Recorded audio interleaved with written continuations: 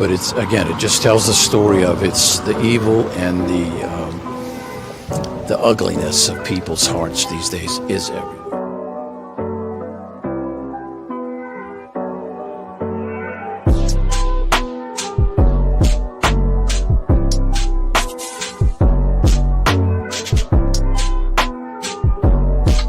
This is Frankie Rose's Think Tank. Here's your host, Frankie Rose. Good morning, guys. Welcome back to the Think Tank. So we've got day 2 of the Jose Ibarra trial. He has been charged with 10 different, let me see here, 10 different felonies. So we have malice M, 3 counts of felony M, napping with bodily injury, egg ass with intent to R, egg battery, obstruction or hindering a person from making an emergency telephone call, tampering with evidence, and peeping Tom. So that's where he is right now.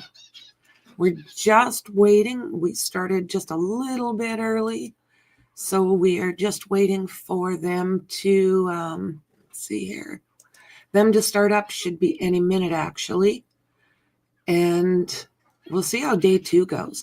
I have a feeling that today could be the last day as far as the prosecution goes. And possibly I could see closing arguments coming up soon. There's not a lot for the defense to say, so we're going to have to play that part by ear. Jose Ibarra. Now, he comes from what I've heard from Venezuela and somehow landed in Georgia through his travels. He has a brother that is fairly close, and that is where he stayed while he was, when this crime happened, that's where he was staying. Now, I don't know if the brother has anything to do with what happened here. I'm not thinking that he does, but as we know, there's always a possibility. His DNA did show up in the hat and possibly in small amounts in other spots. So I'm anxious to see how day 2 goes. Bright and early at 6:30 a.m. in the Rocky Mountains. So grab your coffee, grab your snacks. We're going to have another full day of trial. Now, I'm just waiting. Everybody else is 2 minutes countdown there. And let's see here. 2 minutes countdown over there. So what do you guys think of day 1? What do you think about the shenanigans from day 1?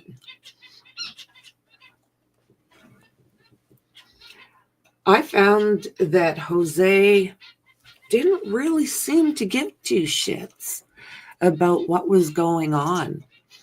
The only time he showed any type of interest is when they were showing photos of the scene. And he seemed to be fairly focused on the screen during that part of the trial. You know, that's the one thing about these guys. You don't know what their reasoning is behind these attacks. Usually they're, for SA purposes. But what is it that leads a guy to decide he's going to go hunting on a university trail? That's a certain kind of broken. Laken, now she was staying with 3 other roommates when this occurred. The reason they were able to find her so fast was the fact that they had all shared their locations with each other on their phones.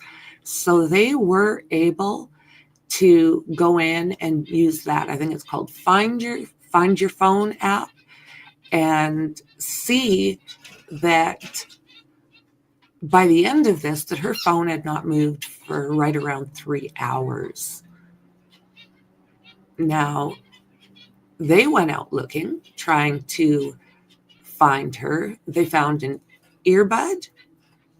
They were unable to find the phone, and they were unable to find the Laken. So they called the cops.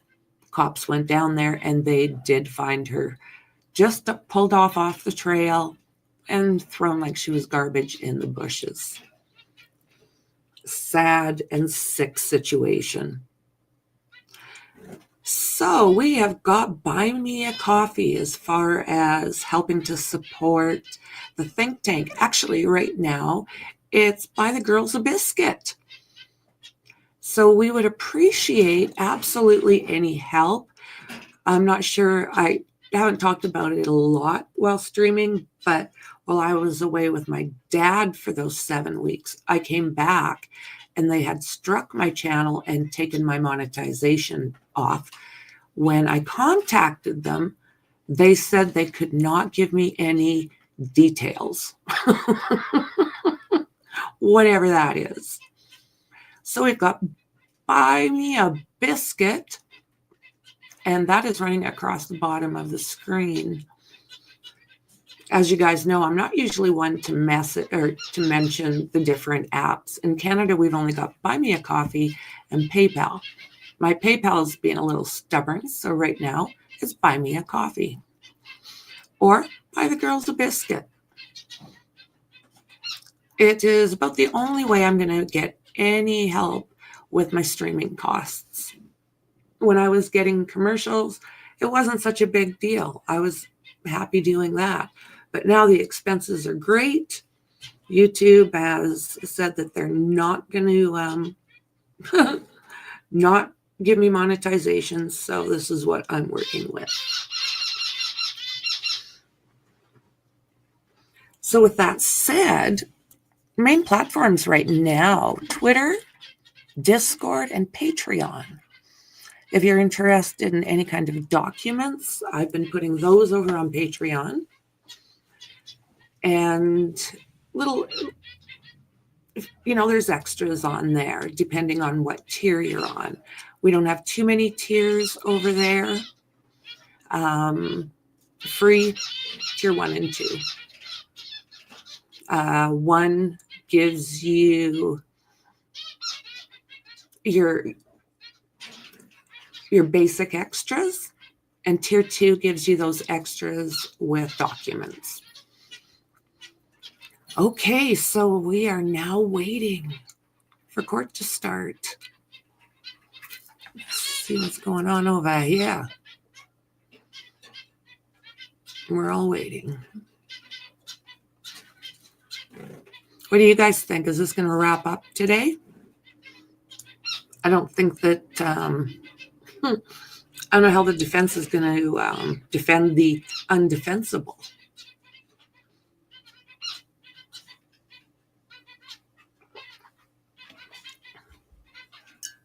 Now, I will have all my platforms and what have you in the description.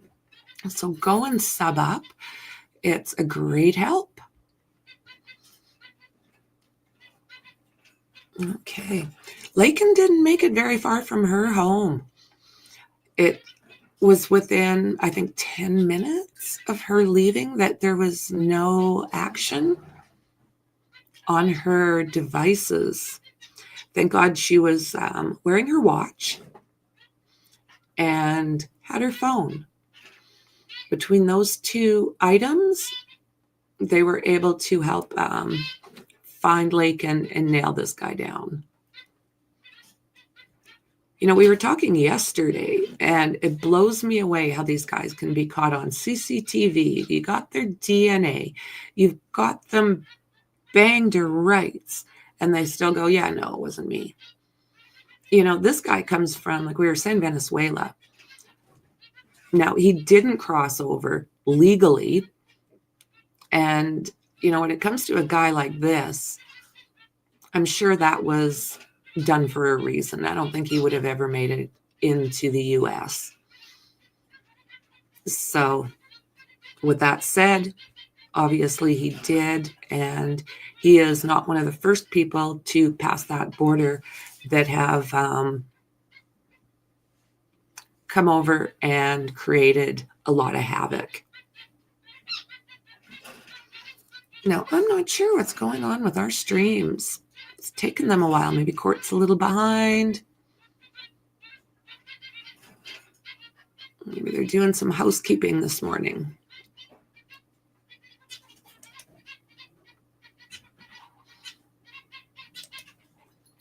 Jose Ibarra, let me see here.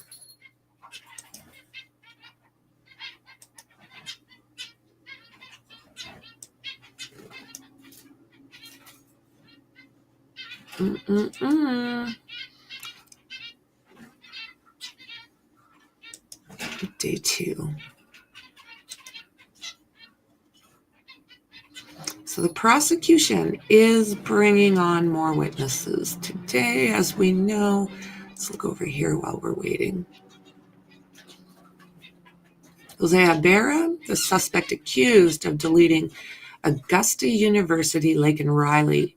Now, this was just last February while she was on a morning run. I'll share that with you, actually.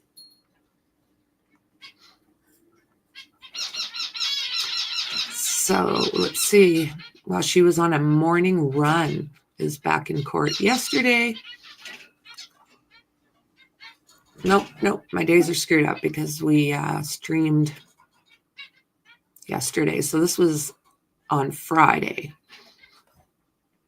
Today is the second day of trial. Security guards escort Ibarra, who was wearing a striped shirt and black pants with handcuffs around his wrists, into the Superior Court Judge Patrick Haggard's courtroom at the Athens Clarke County Courthouse Monday around 7:15 a.m. Prosecutors say Ibarra, a 26-year-old illegal immigrant from Venezuela, attacked and deleted Riley, a 22-year-old nursing student, while she was jogging along trails near Lake Herrick on the University of Georgia campus in Athens on the morning of February 22nd. The suspect is charged with 10 counts total, including 1 count of malice M, 3 counts of felony M, 1 count of napping, 1 count of aggravated ass with intent to R, 1 count of aggravated battery, 1 count of hindering a 911 call, 1 count of tampering with evidence, and 1 count of being a peeping Tom. And of course, he pled not guilty to everything, as they do.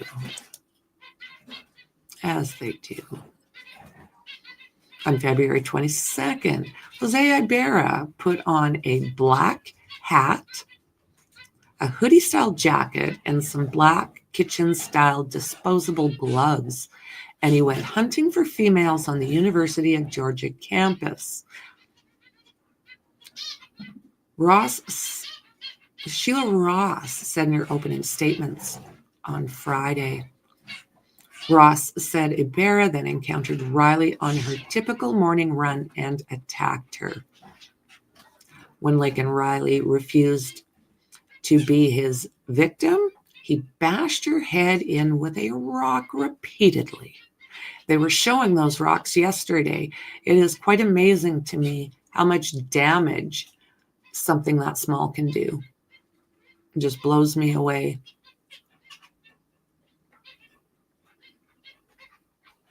The evidence will show that Laken fought. She fought for her life. She fought for her dignity. And in that fight, she caused this defendant to leave evidence behind. She also marked her deleter for the entire world to see. The forensic evidence that he left behind in this fight is his DNA and only his DNA. Yeah, she got him. You could see when they were doing some of the pictures taking some of the pictures of him while he was in the process of being booked. She got him on the neck, she got him on the back, she got his arms, she got his legs. Sadly, not the eyes, but she definitely got enough to point everything back to this one guy.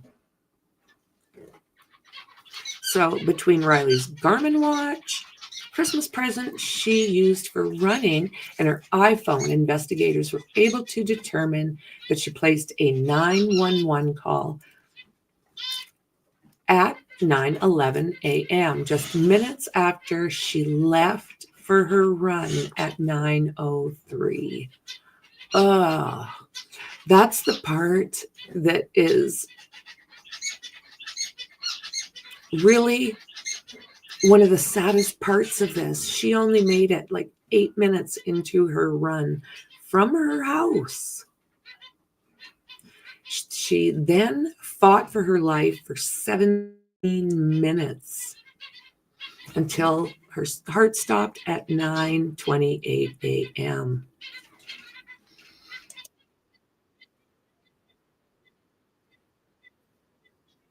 Okay, what's going on over here? There's no volume?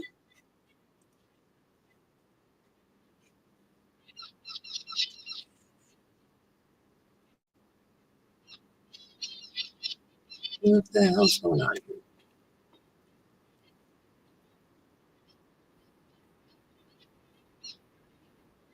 Hmm.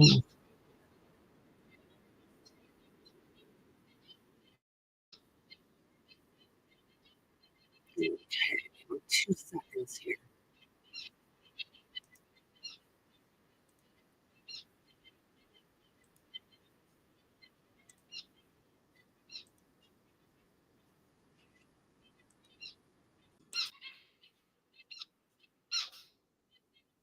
Right.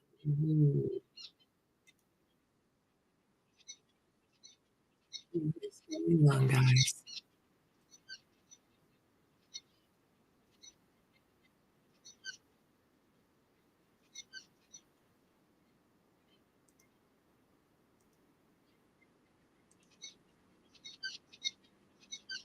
Houston, we seem to have a problem.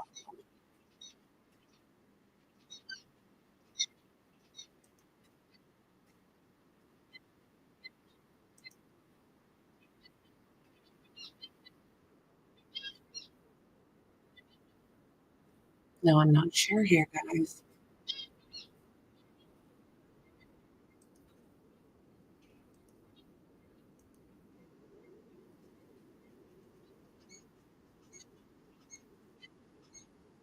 Okay, maybe they're just waiting here.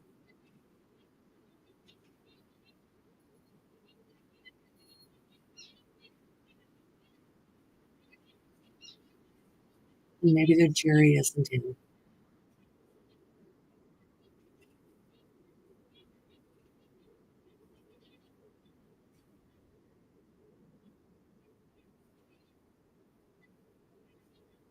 I'm looking over at another streaming.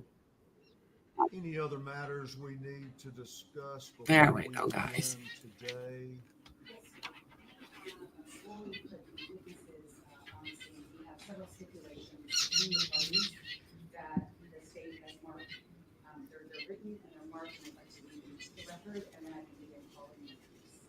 right, that's fine. Before you do that, while you're getting ready, for purposes of the record, let me announce that based on the motion by the defense at close of testimony on Friday, I have asked that media remove the camera that was directed to the defense table as well as the microphone. So the only media camera, video camera Jesus. is located in the back of the courtroom. There is still a still camera to my left. And all the other orders and requirements that I have put in place remain in effect, including 2 more that I signed this morning that I don't expect are going to come into play today.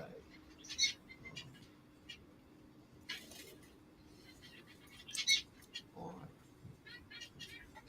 And have these orders that you signed distributed to everything? They have been, he was doing that while I was giving the view, but I don't know if media in here got them yet. What they cover will not be any of the six. All right. You may proceed. Thank you, Your Honor. At this time, there are several stipulations between the parties. State's Exhibit 236, and we have marked in between that so there will be numbers in between it, is a stipulation of fact regarding GDI GFI, which is Digital Forensic Investigator Garrett Morton. And that just states that the Digital Forensic Investigator Garrett Morton at the GBI Cyber Center conducted a forensic enhancement of both the UV video from the residence at B32, also known as the dumpster video, and the video from UGPD trail camera located outside of Building S. The enhancements have been admitted. One hasn't been admitted yet. One has been admitted, so I'll fill that out as we go. And I'll circle back to the court, but both enhancements were, one has already been admitted, and you saw that as part of a global thumb drive with Detective Norris, where the UV video from the dumpster has been slowed down, and I'll put that exhibit number in here. Trail cam video is coming up this afternoon, and I'll put that in here to complete this record. So that stipulation has been signed by counsel for the defendant and counsel for the state. The only thing that I would add to that is that subject to our objections prior. I think that's just about the enhancement to prevent the witness from having to come in. Previous objections to it. The next stipulation of fact is a stipulation of fact regarding Special Agent Thomas Haas, and that's H-A-A-S, of the Georgia Bureau of Investigation. This stipulation is marked State's Exhibit 239, and that stipulation is that on February 22nd, 2024 at 10 p.m., Special Agent Haas delivered a thumb drive marked and entered into evidence in State's Exhibit 242 at trial, so that's in my right hand right now, and I'll move to admit 242, to Sergeant Tim Stewart of the Athens-Clarke County Police Department. This thumb drive has 24 digital images of photographs taken by Special Agent Daniela Stewart of a latent print impression seen on Laken Riley's cellular telephone. These digital images started with DES 566 and ended with ended with image DES 589. Furthermore, on February 23rd at 2024 at 4:21 p.m.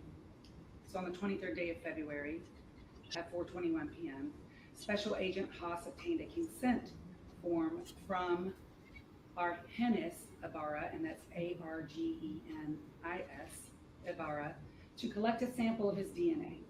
Special Agent Haas swabbed Argenis Ibarra at the Athens-Clarke County Police Department and then sealed the swabs.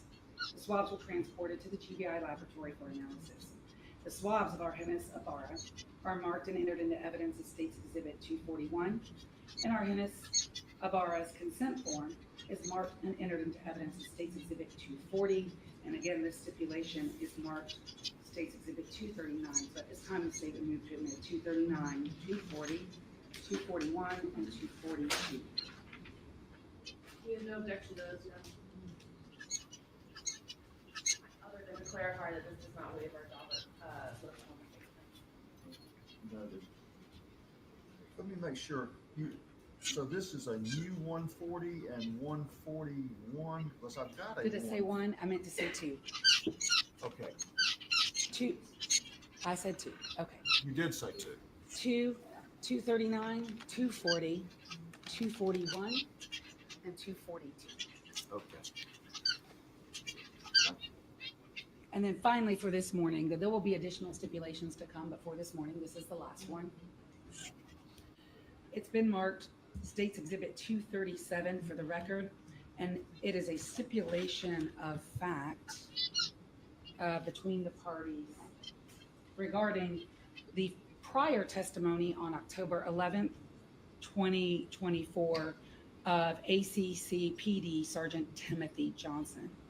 Sergeant Timothy Johnson testified on October 11, 2024 at the motions to suppress in the above referenced case.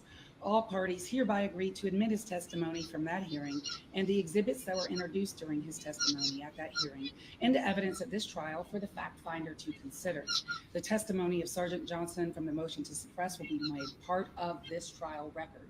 Signed by counsel for the defendant, signed by the state, and we would move to admit states 37. 237. Behind states 237 is states exhibit 238.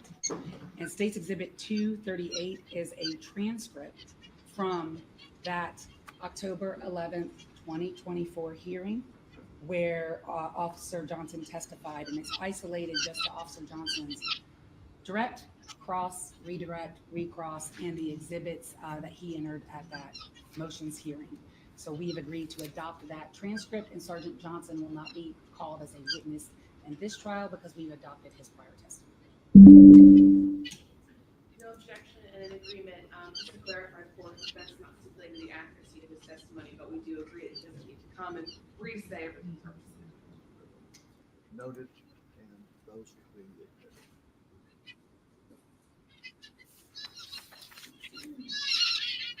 State calls Sergeant Joshua Epps.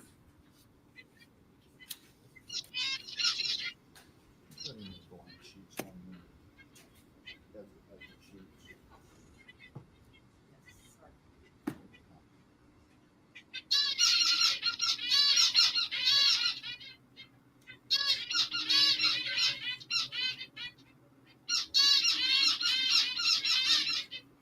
Raise your right hand, please, sir. Do you swear or affirm the testimony you will give today in the matter of the state of Georgia versus Jose Ibarra will be the truth, the whole truth, and nothing but the truth, self you got? Yes, ma'am.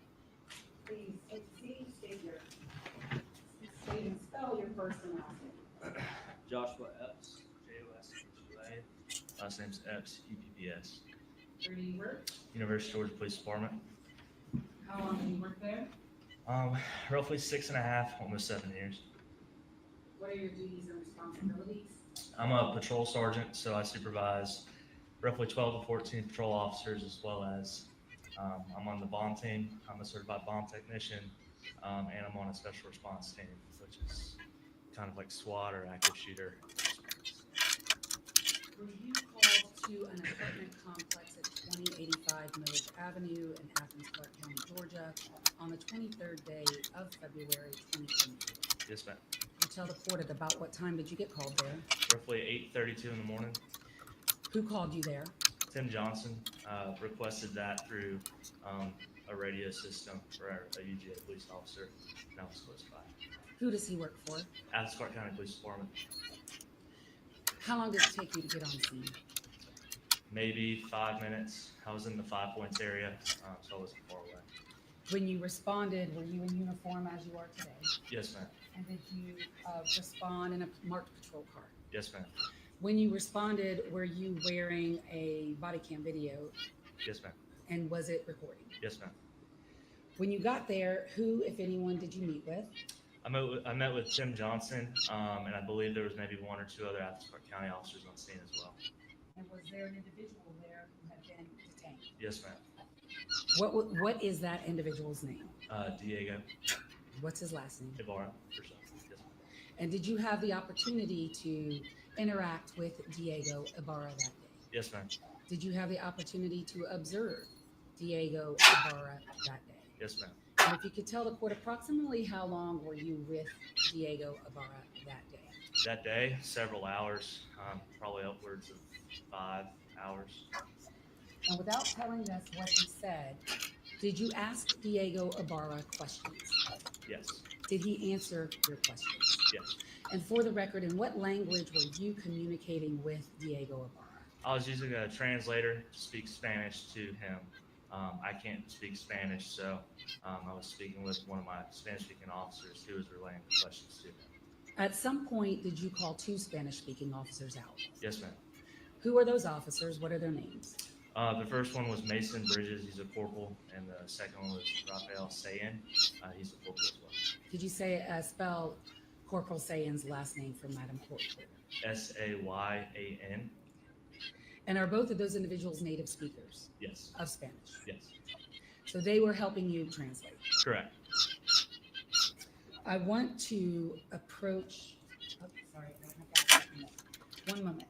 I'm going to approach and hand you what you first. I'm going to hand you what's been marked for identification purposes. It states Exhibit 177. Do you recognize 177? Yes, ma'am. What is it? My body camera footage. Have you seen it prior to today? Yes, ma'am. Is a fair and accurate recording of your body cam footage on 23rd day of February 2024 at the apartment complex that we just discussed? Yes, ma'am. State would move to admit states 177 and request permission to publish parts of it. Your Honor, I'm gonna have to object to this thing. Unlike other body cams in this video, we have, I would say, a contested witness, Jose Ibarra, and then later our Jose Ibarra giving statements. To the extent that those statements are on the body cam, we have to object. What we could do, Your Honor, we don't intend to offer the statements, content of those statements until and after those witnesses testify. So at this time, we can play those portions of the body cam on mute, so that we are just offering this part of the body cam for the images that you see, and you don't have to play the audio. The only time we intend to play a part of the audio for State's Exhibit 177 is with the next witness who's going to talk about statements made by this defendant. See, he is statements made by the defendant, which is not yours. We admitted that those restrictions this time. And so I'll mute it when we're talking to the other two residents. The audio will come back in when this officer enters the residence. So if at any time, if you feel like I have violated that stipulation, I'll just ask you if you can take my name subjections. Yes. Thank you. Handing you what's been marked as State's Exhibit 178 through 194.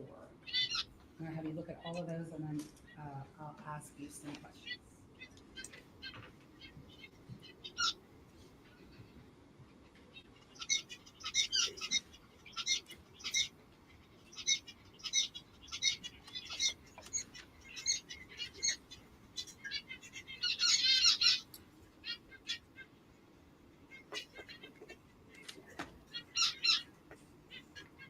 Do you recognize those documents? Yes, ma'am. What are they? They're photos that were taken on scene that day of different individuals on scene. Are those photos that you took that day of, first of all, Diego Ibarra? Yes, ma'am. Is there also a photo of our Jose Ibarra? Yes, ma'am. And are there photographs of Jose Ibarra? Yes, ma'am. And do all of those photographs, State's Exhibit 178 to 194, do they all accurately depict those three individuals as you saw them on February 23rd of 2024? Yes, ma'am. State would move to admit states 178 through 194, request permission to publish. No objection. They're admitted, you may. I'm gonna play part of states 177, and for the record, Sergeant, and for counsel and for the court, we are going to use the timer at the top right corner of your video to discuss any timestamps on the video. Is that timer in UTC? Yes, ma'am. And what is UTC? It's 24-hour time. And at 13:36 is when your video starts. Would that be what time in Eastern Standard Time? 13:36 would be 1:36, I believe. Right, so that's UTC. Right. Oh, So what time did you get on the seat? okay, sorry, 8:32. Okay. Yes, ma'am. So 13:36 UTC is 8:36 8:36. a.m. in Eastern Standard Time, right? Yes, ma'am. Okay, just so we have that straight. Your Honor, if you could toggle over, we're going to play a little bit of 177, and for the record, it's going to be muted, so there'll be no sound for the first parts of it until this officer enters, and I'll clear the record up for that. Oh, you know what? It's not plugged in. So it is.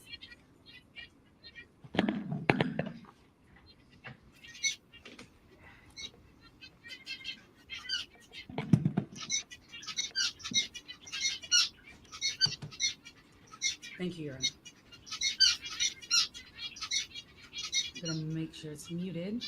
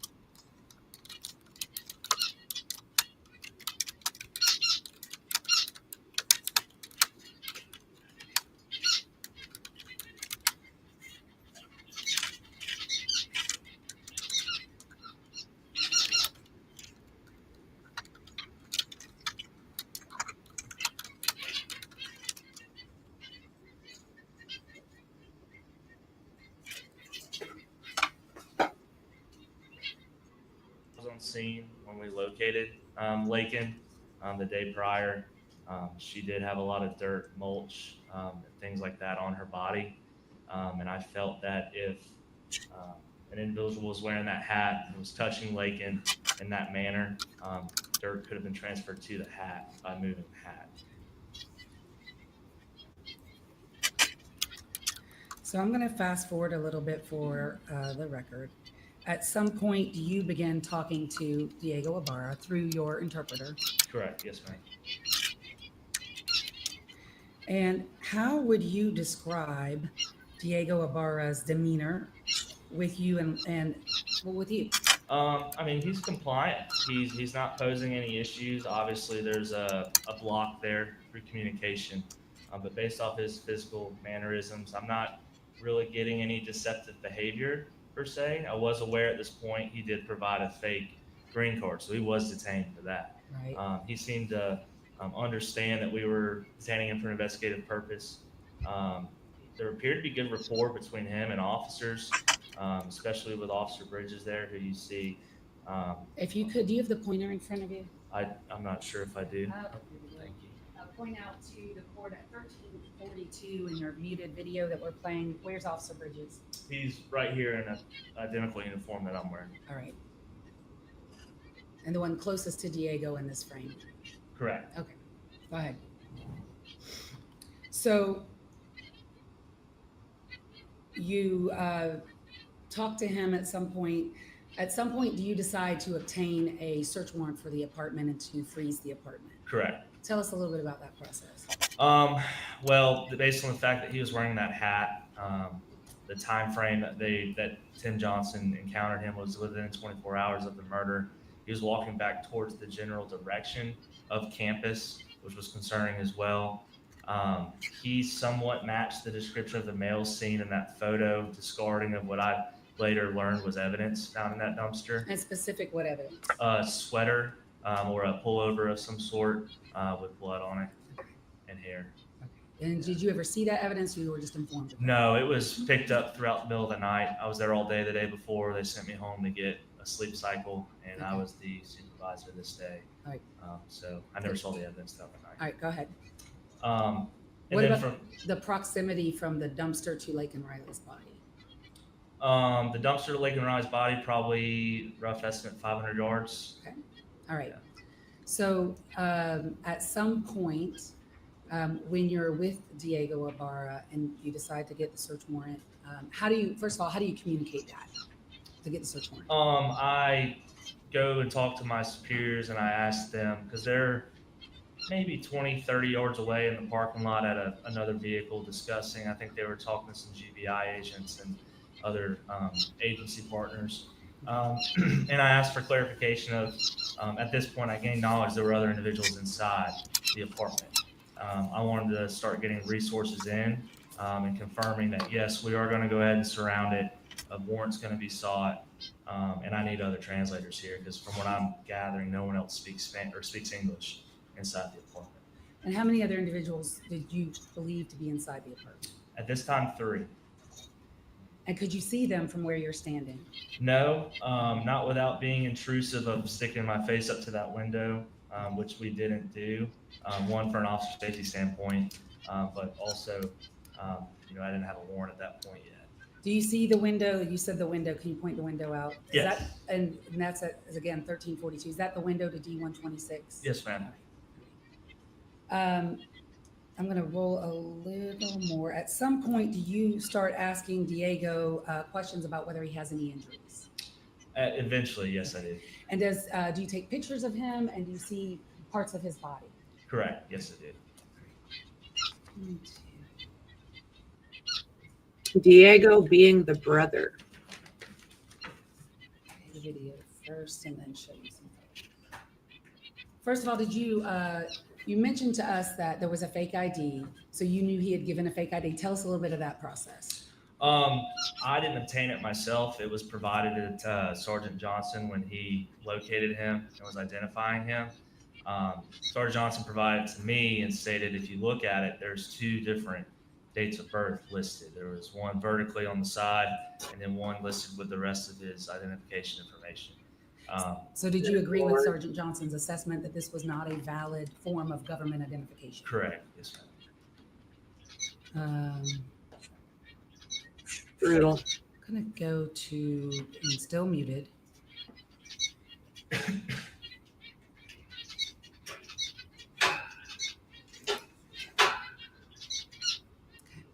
About 1358 on States Exhibit 177.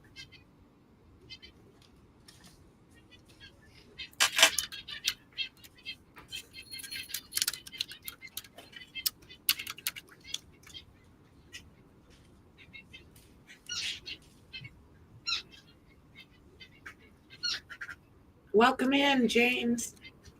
Good to see you.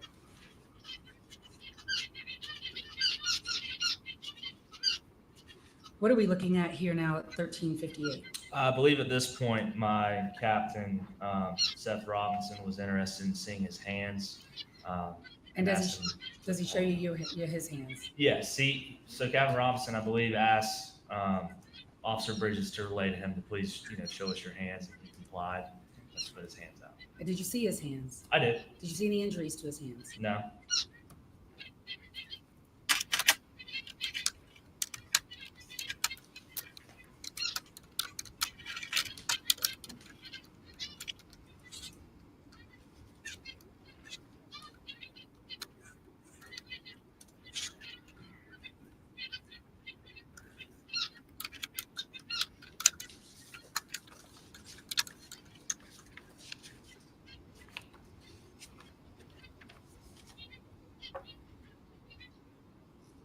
So is that Diego? I got lost there. At 1359, what are we seeing Diego Ibarra do? Yes. He was asked about, I believe they were asking this, if he could take his jacket off, and they were looking at tattoos as well as trying to make observations of any other potential injuries. And go ahead. And he takes his jacket off and becomes, I don't know exactly what he says, starts kind of ranting a little bit, and pulls his shirt up and shows us his stomach and his side tattoo. And do you see any injuries on his stomach? From my vantage point, no, I did not. And if you had seen any injuries, would you have documented them? Yes. What do you guys think? Does this guy know what his brother did? Man. States 178, what are we looking at there? That is a picture of Diego. And do we see the hat he's wearing in this image? Yes. Is that the black Adidas hat that you've already described? Yes, ma'am. States 179. Well, who is that? That's Diego. And on his face, does he have any tattoos? He does. He has a teardrop tattoo on his Right right eye. What the hell? Kind of off to the side there. It's a little hard to see if you zoomed in, but we identified as potential gang affiliation tattoo. Can you point to that on Yes. the right side for 179? So what that image is, or that mark on his face that states 179, was that an injury? No, it's a tattoo. All right, thank you. States 180. Again, it's Diego. And do you see a tattoo on his neck? Yes, ma'am. Bounces the border and straight into a gang. 182. Diego again. Okay, does he have tattoos on the back of his neck? Yes, ma'am. Could you please point to those? 183.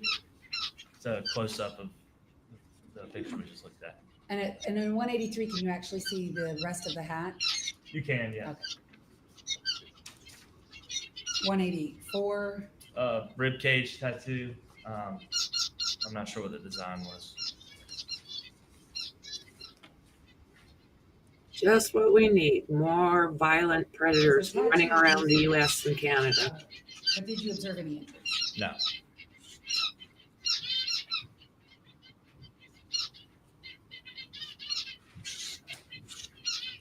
At some point while you are there, Sergeant, and approximately how long are you at this apartment complex at? All day, from 8:32 in the morning, and I don't think I was released till probably 8 or 9 o'clock at night. Wow. All right, I'm gonna go back to a different section of your video. And again, it's played on mute.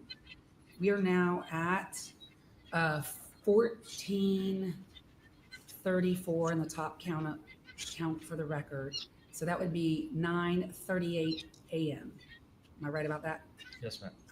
At 9:38 a.m., we see an individual in a yellow shirt. Can you please point to that person first of all? And who is that person? That is a brother Arhenis, either Arhemis or Arhenis Ibarra. And how did this person appear in this video? What happened? He, while speaking with Diego and waiting for resources and other things, he walked out with a trash bag, like a 5-gallon plastic white trash bag that you would buy at Kroger. Was he detained as well? Yes. And did you photograph him that day? We did. And I don't need to toggle over, but states 185. Who is that? That's Arhenis.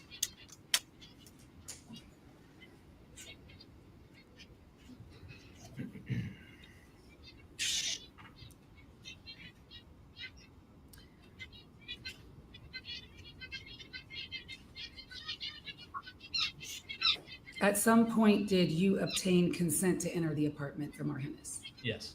And did you in fact enter the apartment? I did. What was your purpose of entering the apartment? Well, he informed us that something was on the stove and that he was very adamant about going in to turn the stove off, I believe because of a fire hazard. So that was what we asked for consent to do. And prior to going in, did you look to see if there are residents inside? I did what we call a threshold evaluation. So I kind of peeked around from an angle because the door was already open. When Arhenis left, he left the door open. So I could kind of see what the environment inside looked like. And when I didn't see any obvious threats, that's when I got closer to the doorway. In states 177, we're now playing the second video for the record, and we're at 1442. Could you show the court where the open door is Yes. in the frame?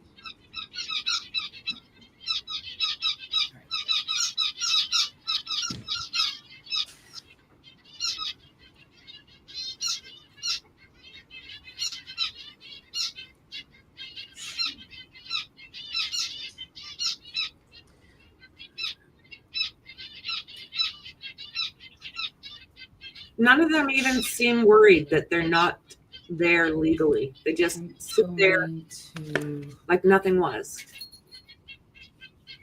Fast forward a little bit I'm not sure if this is an to the intense time where you made entry. gang area or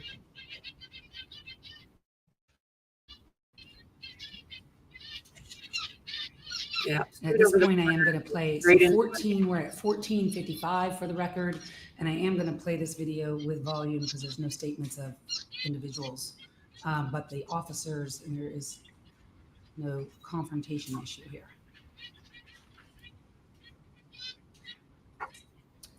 Like round them all up. Our audio is not working. Why do they not round him up?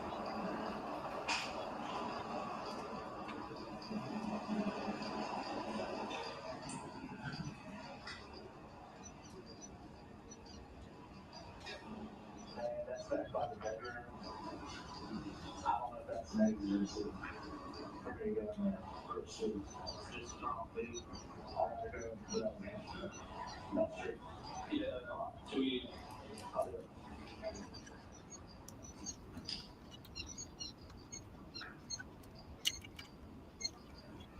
There's a guy right here.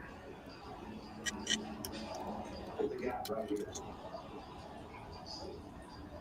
Yeah.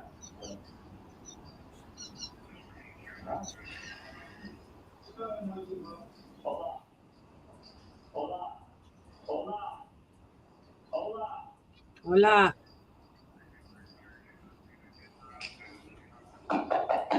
Hola. Esposa cerveza, por favor. Hola. Policia. Hey. Policia, vamos. He said he left something on the stove, so I'm going to try and cut it off. Hey, I need you to translate one at a time. Come here. Come to me. Come here. Okay. For you. Tell him I need to see his hands. I need to see his hands. Tell him to slowly get out. Ask him to get anybody else. So what? Is this going to be Jose?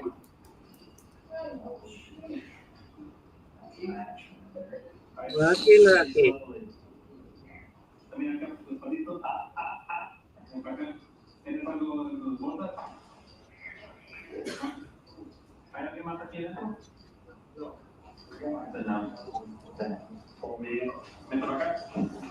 There he is. There's nobody else in here? No. He said no.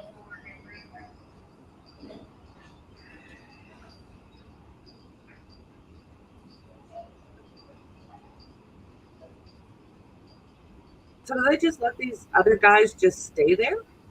Or do they send them back? Trying this bitch on.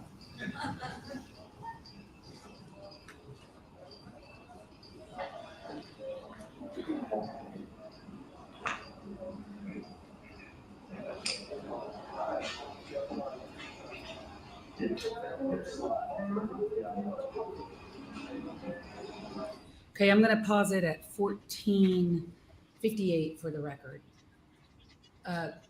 Who is that? Were there people inside the apartment? Yes. How many? 2. What were they doing? Laying in bed. Could you see their hands or their bodies? No. Exactly. You had Bridges translate for you at some point, and when you went in, we could see a light. Were you holding a flashlight in your hand? Yes, ma'am. Were there in fact beans on the stove? There were in a Okay. crock pot, the ceramic part of a crock pot. And you turned those off? I tried. The individual, first of all, the 2 individuals was one male and one was female. Correct. The female, what was her name? Her name was Rosabelli, and I can't remember her last name. That other male that was in the apartment, what is his name? Jose Ibarra. And do you see that person that you pulled out of the apartment at 14:58 in this screen? Yes, you do. And what color clothing is he wearing? Red shirt, black shorts, and like black and red sandals.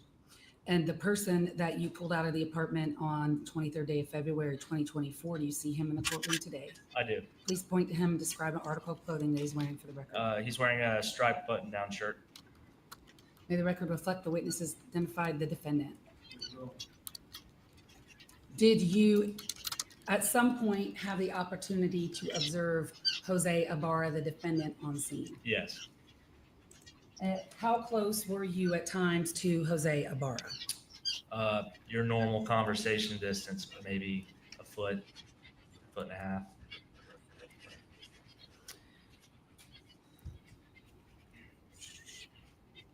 Did you observe any injuries to Jose Ibarra? I did. What injuries did you observe? While speaking to him, I noticed on his right arm his bicep, there was a scratch, which identified Bingo. as potential defensive wound. On his left arm, he had a forearm scratch that was very similar, which in my mind, looked like fingernail scratches to me. While he was sitting there speaking to us, I also noticed on his left wrist, just below the palm, he had a puncture, maybe a half an inch wide, that through my experiences of playing sports in high school and receiving the same injury from fingernails in football, I could see like wet flesh, like almost like it was fresh. It wasn't very old, possibly still irritated. And as he moved his wrists, when I was looking at them closely, I could actually see the liquid, or I guess body fluids that would be in that cut, kind of reflecting with light. Nothing worse than Did you observe? I'm going to publish a few of the photos. Court, would you please talk a little bit, Your Honor? States 186. Who is that? That's Jose Ibarra. And pathetic. how would you describe his beard and mustache situation? It's thicker than Diego's, if I remember correctly. Not well maintained. He had sort of a neck beard. Wasn't very long, but it was definitely an established beard. I wouldn't consider it like a 5 o'clock shadow. Did Jose Ibarra have any tattoos on his neck? No. As far as height and weight differentials, you were with both Jose Ibarra and Diego Ibarra? Correct. How would you describe their height and weight differential? Jose at the time weighed more through my observations and was shorter. And when you say at the time, does he look thinner in court today? He does. Is that the way he looked on February 23rd as far as weight? When I say he, I mean Jose. No. States 188, what's that? That is the back of Jose's head. 187? That is a close-up picture of Jose's mouth and lips. We were concerned. It looked like his lips were red and irritated. 189? A side profile picture. That's the right arm with a scratch. 191? That would be the left lower wrist, forearm area with a scratch, as well as the palm. 192? That is his left palm that had some bruising on the thumb palm area. And if you kind of look below that area, you'll see an irritated red area, which is where I saw that fingernail puncture mark. Okay. The one that was pussing or oozing? You said? Yeah, it was. Could you please point to that in 192? At the middle of the screen, thank you. 193? That's another picture of his right arm with a tattoo, but also you can see the fingernail scratch. And 194? That is a scratch on his forearm.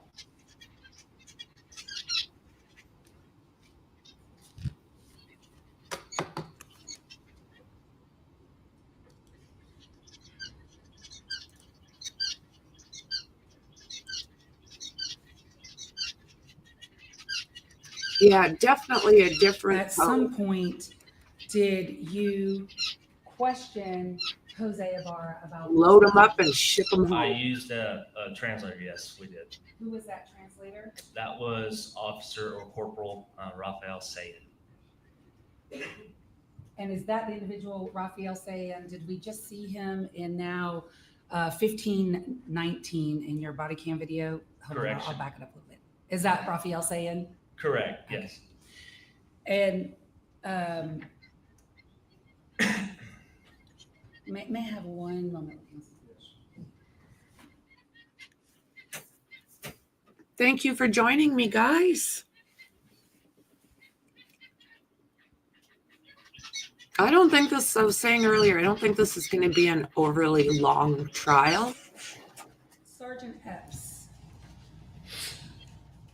At this point in your day, how would you describe the legal status of Jose Ibarra? He looks He's detained. forward again. And in that detention, did Officer Sayin, and did you ask Officer Sayin to advise him that he had been detained? Correct. Yes, we did. And did you ask Officer Sayin to advise him that he was not under arrest? Yes, we did. And did you ask Officer Sayin to advise them that you were obtaining a search warrant for their apartment? We did. Okay. So during this detention of the defendant, first of all, tell me, were they allowed to move freely around in y'all's presence?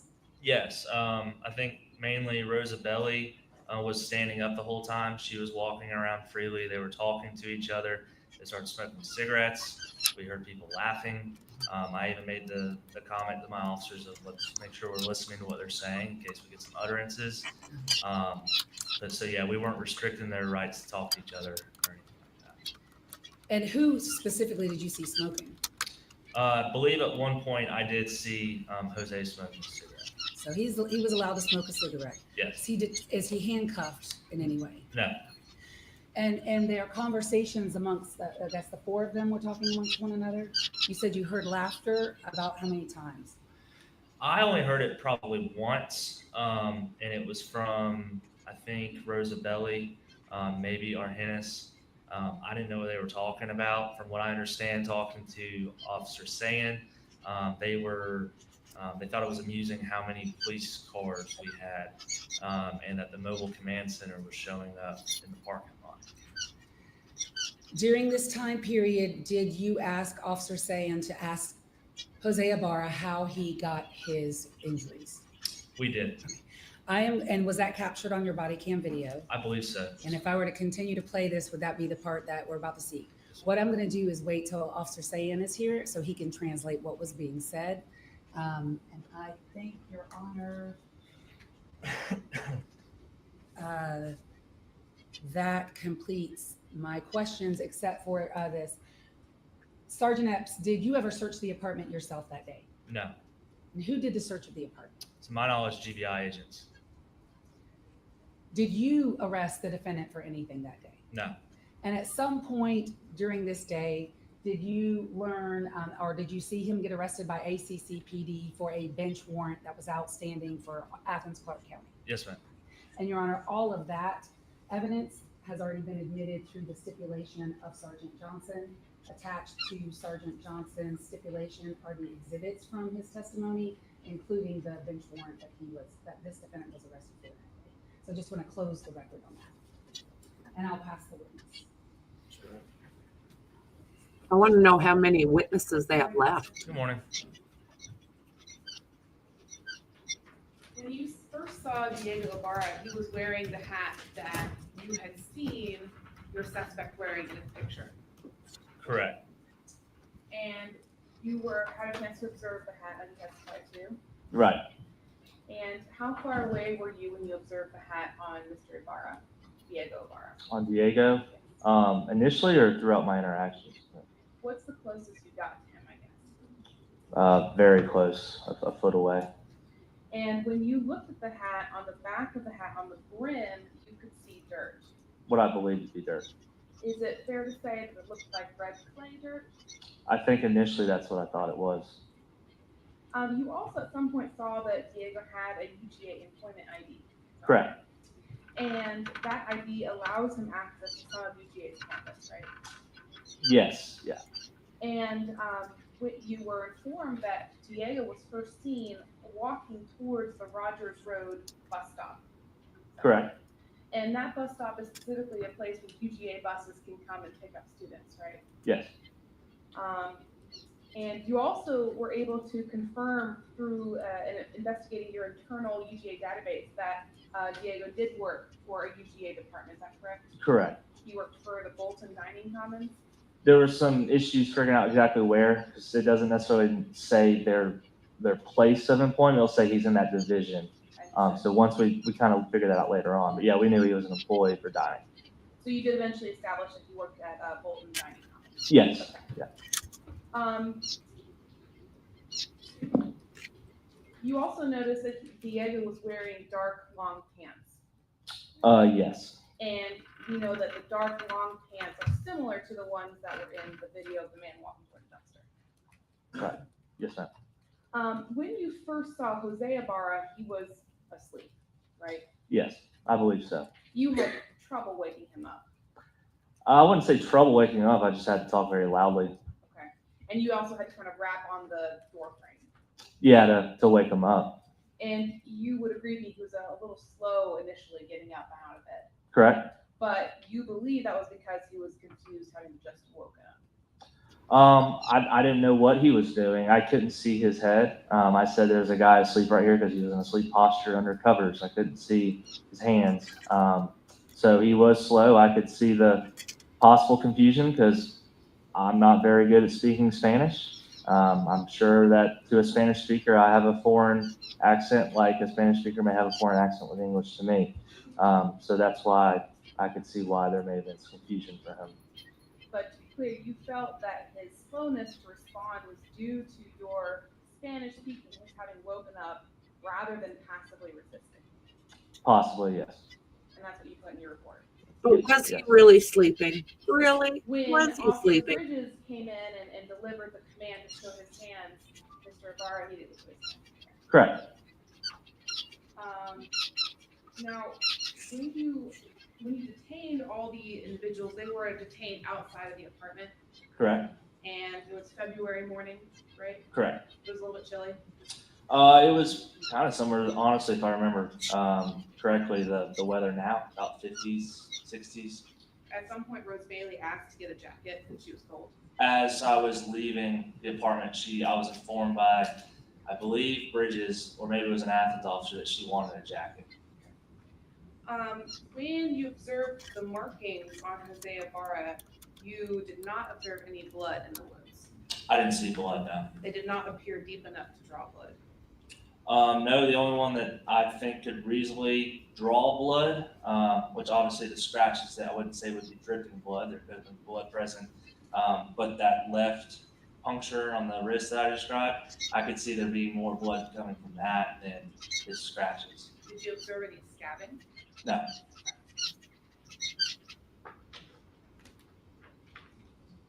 Why would there be? Is my question. Why would there be scabbing? They're fresh.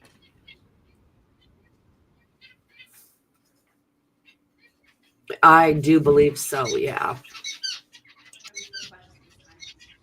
Redirect. Yep. No, sir. Yes, sir. I pile through the witnesses. We call your next witness. State calls Raphael Sayan. What do you think? Will they be finished up today?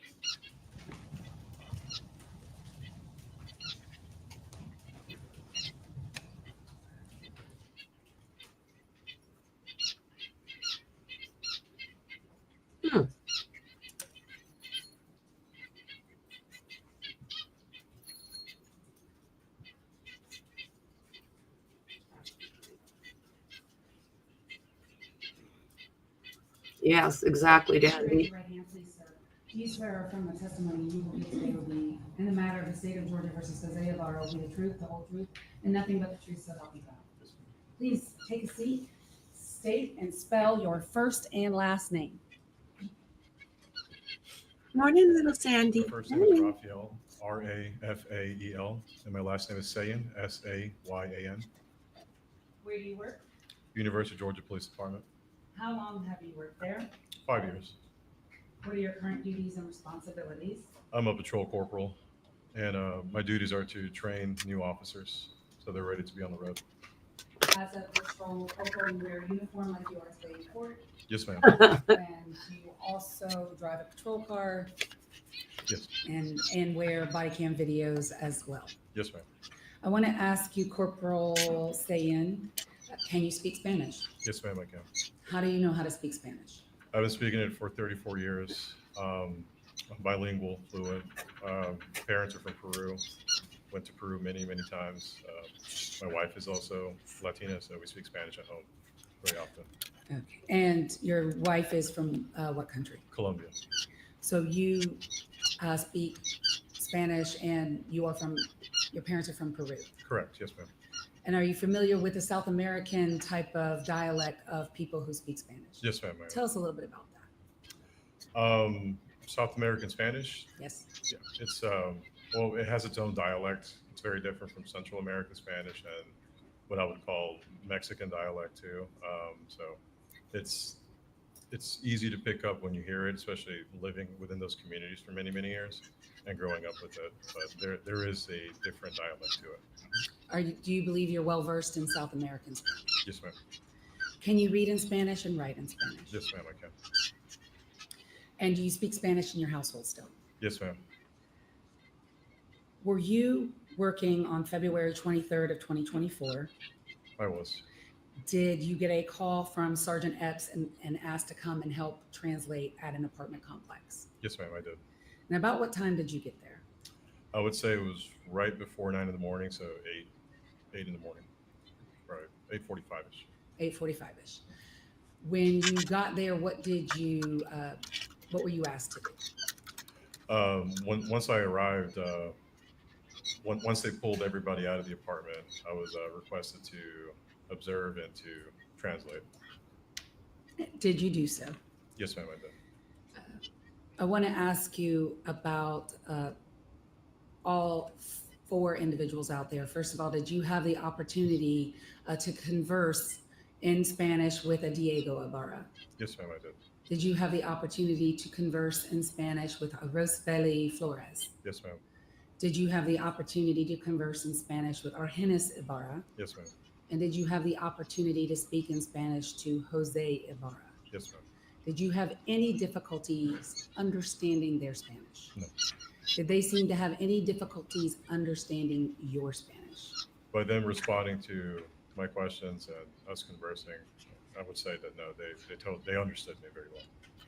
The person named Jose Ibarra, did you question him that day and ask him some questions about injuries that were observed on him? Yes, ma'am, I did. What language did you ask him those questions? It would be in Spanish. And what language did he respond back to you? In Spanish. And at this point, before we get into the statements, Your Honor, just for the record, Defense Counsel has not filed for a Jackson Veno, and I'll let her take it from there. We will not be raising Jackson Veno. When you were conversing or speaking with Jose Ibarra that day and asking him about injuries, about how close were you to him? I would say roughly between 3 to 4 feet. And prior to, and if you could sit a little into that microphone, thank you. Prior to you asking him questions about his injuries, were the 4 residents of that apartment allowed to kind of move around, and were they talking to one another? Yes, ma'am. Yeah, they were speaking to one another, laughing. Yeah. And how would you describe the vibe between them and what was going on at this time? It seemed very relaxed. There was a lot of laughing, giggling, especially when they were talking about how they were woken up, pulled out of the apartment, smoking. So I would say the vibe or the atmosphere was very relaxed. They were giggling. What? I'm showing you what's been already admitted as State's Exhibit 177. And have you seen it? And you know what? It's already admitted. So I'm going to show you something from it. Sorry, it's had it. But you have seen 177? Yes, I have. And what is it? It's going to be axon footage. From your conversation with Jose Ibarra? That's correct. Yes. On the 23rd day of February 2024? Yes, ma'am. And it would be Sergeant Epps' axon footage. So you had footage and he had footage, right? Correct. And do you see yourself in this footage? I'm going to publish the 3rd video in States 177. Do you see yourself right there? Yes, ma'am, I do. Oh, I'm sorry. We got to talk over.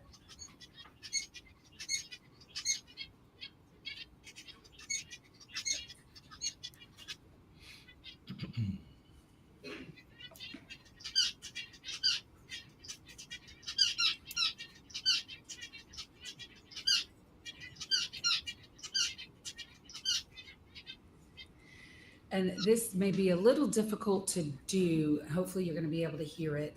But what I would like you to do for the record is translate to us exactly what you asked him and exactly what he said back to you. And if you have problems hearing it and you need to hear it again, just let me know and we'll rewind it. Yes, ma'am. Thank you.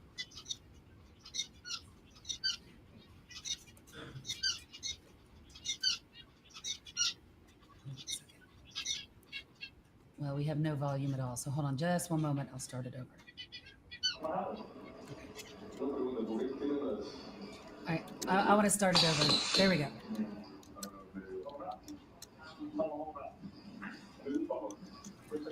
My friend, can you do me a favor? All right. Let's say that again. My friend, can you do me a favor? Okay. So you said, my friend, can you do me a favor? And why did you ask the question in that manner? It's just my mannerisms when I speak Spanish. I'm very respectful to folks. It's just the way I was raised, and it's Latin American culture. All right.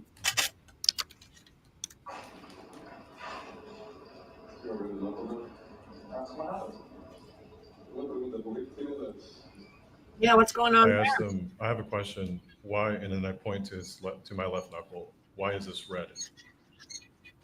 Brutal. Hey, Ruthie. Good He morning. responds by saying that because of the cold. Because of the what? The cold. Oh, the cold scraped up his knuckles.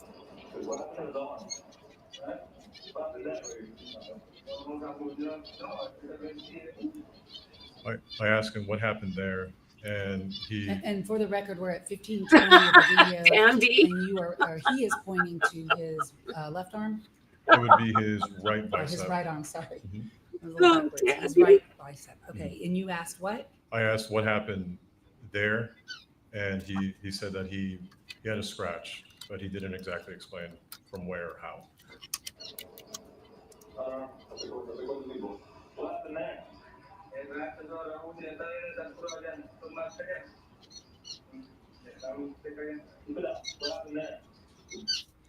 I asked him about another scratch on his where his left wrist meets his left forearm.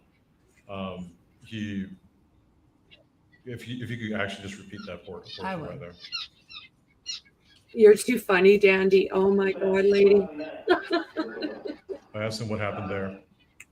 Okay. What you said what? What happened there? What happened there? It's the Pause it, cold. please.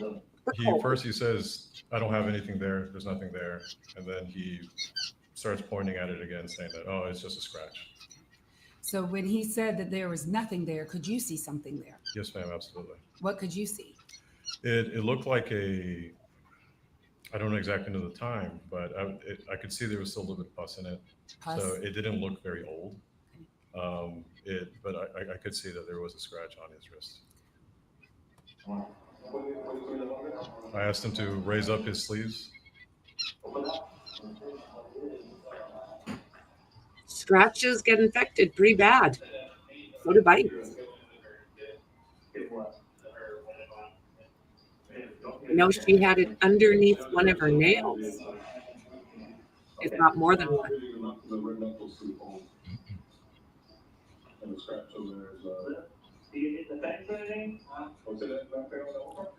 I asked him, were you struck in the mouth? She got him in the mouth. He responded to me that no, he was not struck in the mouth, and that it's the cold air on his lips, that he uses chapstick. I asked him to raise up his hair. I also asked him to raise up both sides of his hair. What did you observe when he raised up his hair? I could see that there was a red mark going across, like as for if he her. had been wearing a hat.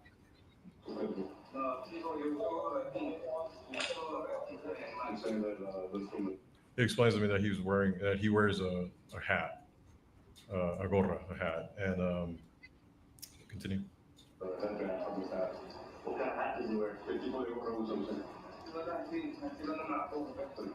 I then ask him what type of hat, and he motions over to Diego, who's sitting to the right of him, that it's a hat very similar to that one that was on Diego's head.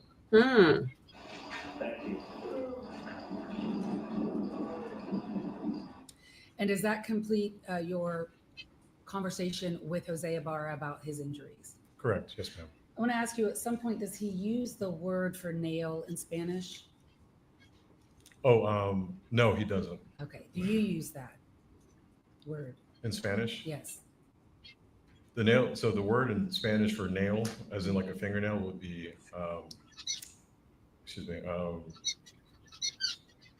Sorry, I apologize. I'm drawing a blank right now. Yeah. but it would be Uña. But I didn't hear that. He didn't respond back to me. He did not. Mhm. What was the question that you asked with Unya that he did not respond back to? Well, I had asked him how did he receive those scratches, and he didn't give me a clear answer at all. Hmm. Do the crime, do the time. These guys just blow me away. It's not me. Was not me. I know that my DNA was under her nails. I know there's video of me. Wasn't me. Oh, these guys. I just can't. I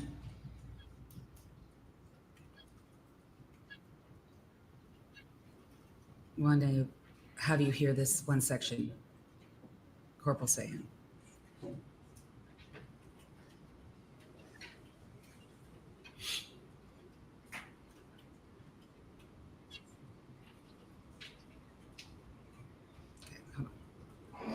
Okay.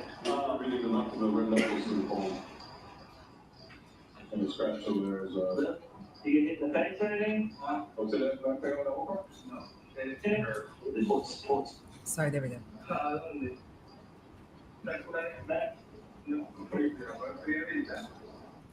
We're back at 15:19. If you could just listen to this again.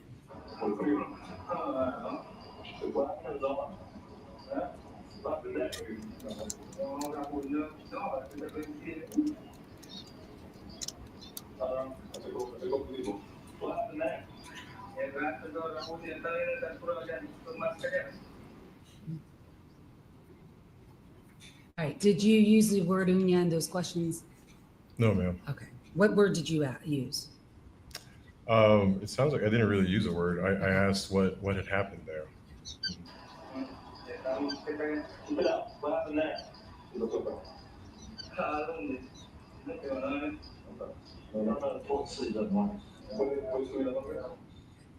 And his answer to the specific one about the left wrist was what? Well, first he said where. Okay. The way it looked like he was acting as if there was nothing there, but I could clearly see there was a scratch. At first, that's what he said, where, and then what? And then he pointed at it, and again, he doesn't really tell me how he got it. Yeah. One moment, Your Honor. By the girls of biscuit. The phrase in Spanish, yo tengo. What does that mean literally? Yo tengo would exactly translate to I have. That's all I have. Thank you, sir.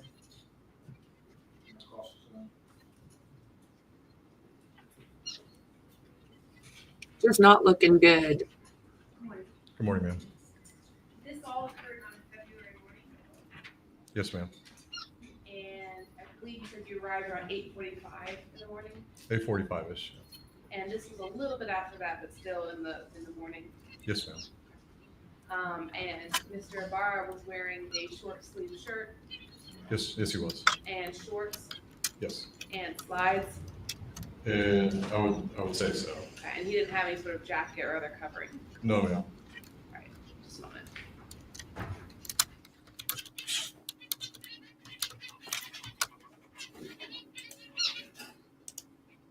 And when you asked him about a hat, and he gestures towards, Mr. Diego Ibarra, he doesn't say, I wore that hat. He says, I was wearing a hat like that.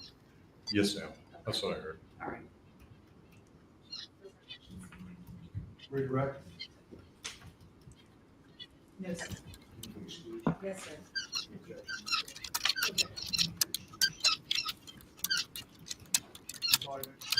State clause, special agent Dean Woman.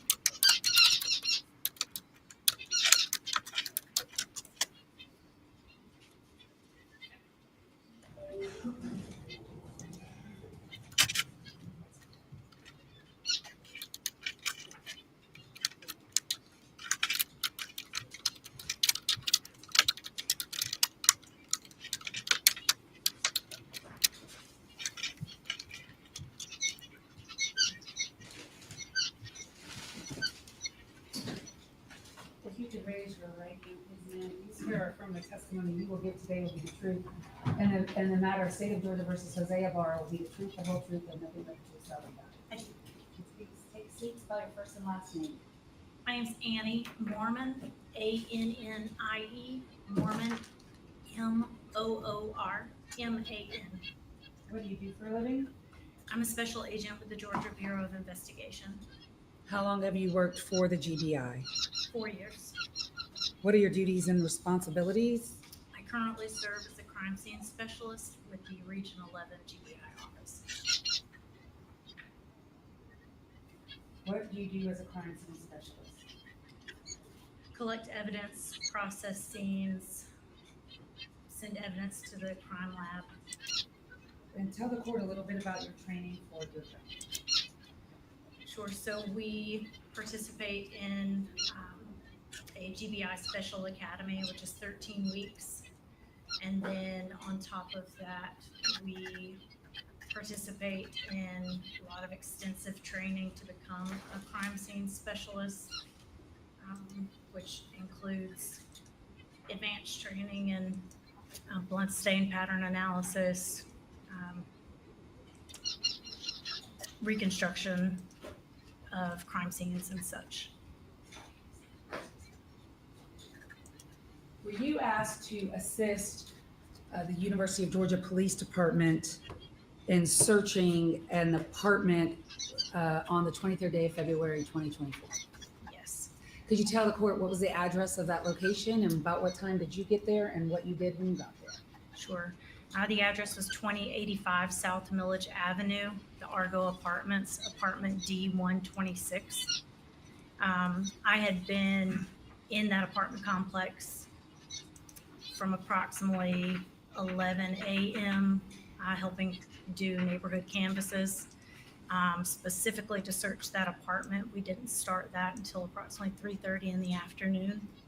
Tell us a little bit about the canvassing process. What was going on with the canvassing of the apartment and about what time did that start? I believe it started around 10:30 or 11 a.m. There were many GBI agents on that property, probably somewhere between 40 and 50 of us. We had broken down into smaller groups to speak to each individual apartment occupant to try to get any sort of information we could. And then at some point you turned your attention to searching the apartment. Yes. Prior to searching that apartment, was a search warrant obtained? Yes, it was. Tell the court, first of all, in general terms, describe the apartment, D126. Sure. The apartment was approximately 700 square feet, maybe 20 by 35 feet. It was one room, essentially. It was kind of an open space living area that had 2 beds and a couch with a small closet, a small kitchen in the northwest corner, and a bathroom in the northwest corner. When you searched the apartment, did you take photographs? Yes, I did. And did you also do a crime scene sketch or a sketch of the apartment? I did. I'm going to hand you a series of photographs. They are marked for the record as states 195 through 235, with the exception of states 209 through 215 and 225 and 226. Those numbers will not be used. So handing you this stack, and then I'm going to ask you some questions. Okay?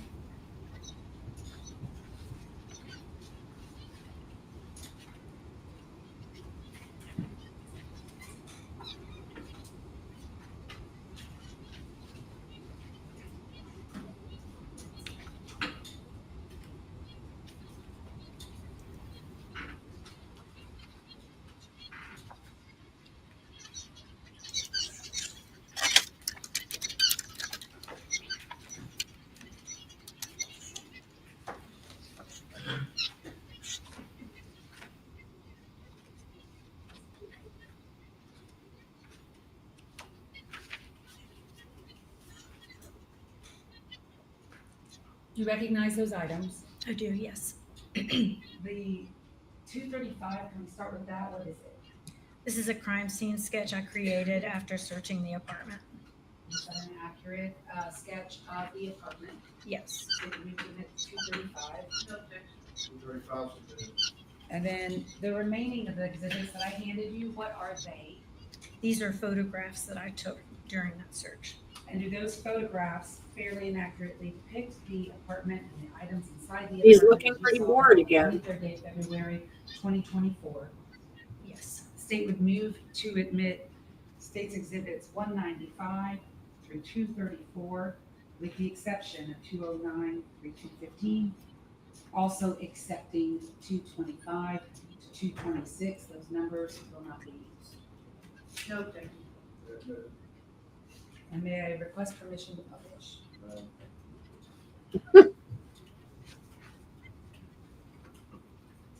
I've set some gloves in front of you. I don't know. I don't think you're gonna need them. I don't know. Just in case, if you need to use them, go ahead. First of all, in searching the apartment, let me come back and grab those exhibits. And I'll give you these if you might need them. Okay. And yeah, it's starting first with 235. Could you tell the court what we're looking at here? Sure, this is a sketch of the apartment, D126 that I searched that day. How many beds were in that apartment, and did you note them? There were 2 queen-size beds along with a sofa. Where are they noted for the record? If you could use, there's a pointer. There should be a pointer next to you.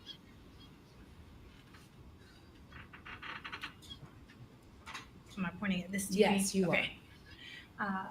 Sure. So this is the west wall. There was a queen-size bed here with the head towards the kitchen. And then there was another queen-size bed located on the south wall here with the head towards the west wall, and a sofa here between the closet area and this bed. Where's the front door in that image, 235? The front door is here. It's catty-cornered in the apartment. The bottom of the Yes, the exhibit? the southwest corner.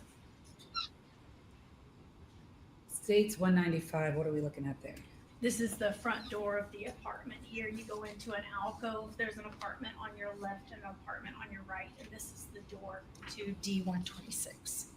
And that's the blue door that we see in States 195 for the record. Yes.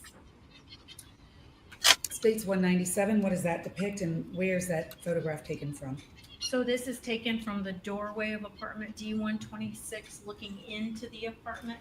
This is the bed located on the west, the head of the bed is located on the west wall there. And this is the front of the apartment to the south. 199. So this is looking into the apartment.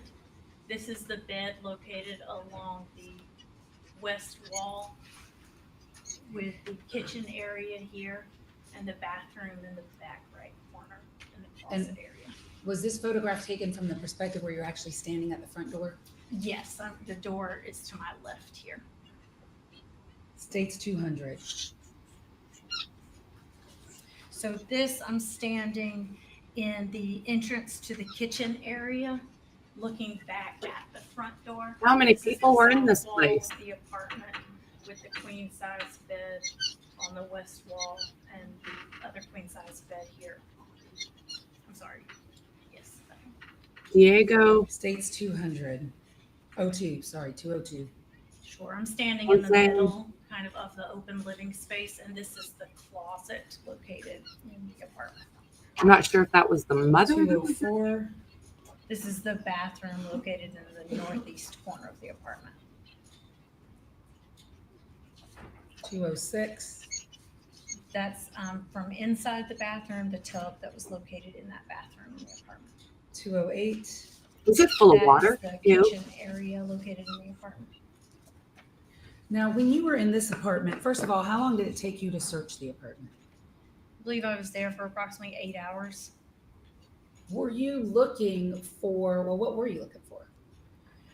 A number of things that were listed on the search warrant, specific clothing, any sort of blood, any sort of blunt object that could have been used to create Ms. Riley's injuries. For blood, how did you search for blood? So we visually search for blood, anything that looks like it may be blood, or even if it doesn't necessarily look that way, if it just looks odd, then we can do tests to see if it is blood. Did you find Wow. any items with blood inside that apartment? No, we did not. Did you at Like some tub water? point seize some gloves? We did. Tell me about the gloves and where were they and why did you take them? So in the search of this kitchen area, specifically this left-hand top drawer, there were located 3, I guess what I would describe as utility type kitchen gloves, plastic in nature, looked like restaurant style, like you would use in a kitchen gloves. Showing you 216. There they are. So upon opening the drawer, the gloves were located here. It's kind of dark, but you can see the outline of the gloves there. Same gloves as they Why found were those gloves of interest to you? in the trees, I'm thinking. Earlier in the day, officers had located gloves that had been described as looking sort of like these from a bush at the apartment complex.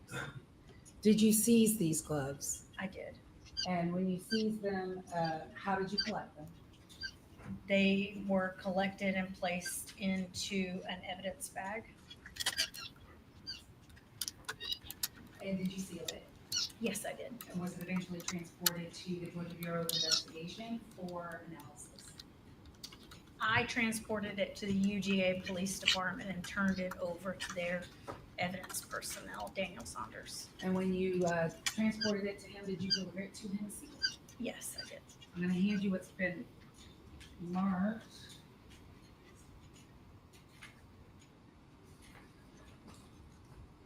Right here. So, State Exhibit 244 for the record.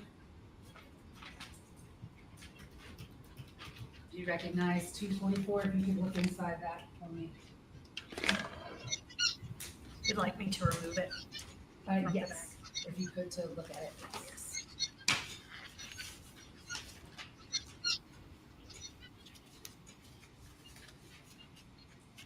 So these are a little different than the latex gloves the person uses. These are more of a plastic.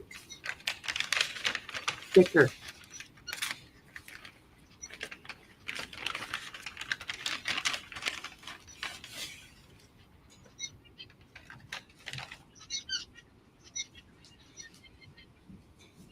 Do you recognize those items inside the bag? Yes. What are they? These are the gloves that I collected on the night of the 23rd. Excuse me. The statement states 243. What is it? Sorry, 244. And we're That's there. 244 is admitted.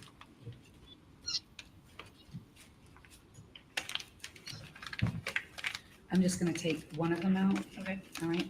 And I'll put the rest back in. Those are the gloves. Boom. At some point, did you observe or see any electronic devices in the apartment? I did, yes. How many? I believe there were 2 tablets and 7 cell phones that we seized. Whoa. I want to talk to you specifically about State's Exhibit 219. What does that depict? So those were 2 cellular devices that we found and seized. On what bed were these 2 devices? And I'm going to go back to your clandestine sketch for that. So the 2 devices that we see in State's Exhibit 219, going back to your crime scene sketch of 235, what bed were those devices seized from? So they were on the bed along the west wall here at the head of this bed near the kitchen. Thank you. And while you were searching this apartment, were 2 of the residents who resided inside that apartment outside? Yes. Who are those two individuals? Rose Belly, Flores Bello, and Argenis. If you could adjust your microphone a little bit so more sorry. closer, yes, just if you could scoot up a little bit, because Sure. when you speak, I'm having a hard time hearing you. I And still I need to make wonder sure what they can hear you over Diego here as could have well. had to do So with those it. two individuals were who? Rose Belly, Flores Bello, and Argenis Ibarra. And those individuals were outside. At Yes. some point, did you gain permission from them, and did you identify electronic devices that belonged to both of those individuals? Yes, we did. Rose Belly and Argenis. Yes, And were those devices inside the apartment as well? they were. With those devices, what did you do with the two devices that belonged to Argenis and Rose Belly? I wonder how they plan on explaining all of the evidence that they have collected. Once again, why do these guys insist on going to trial when there is this much stacked against them?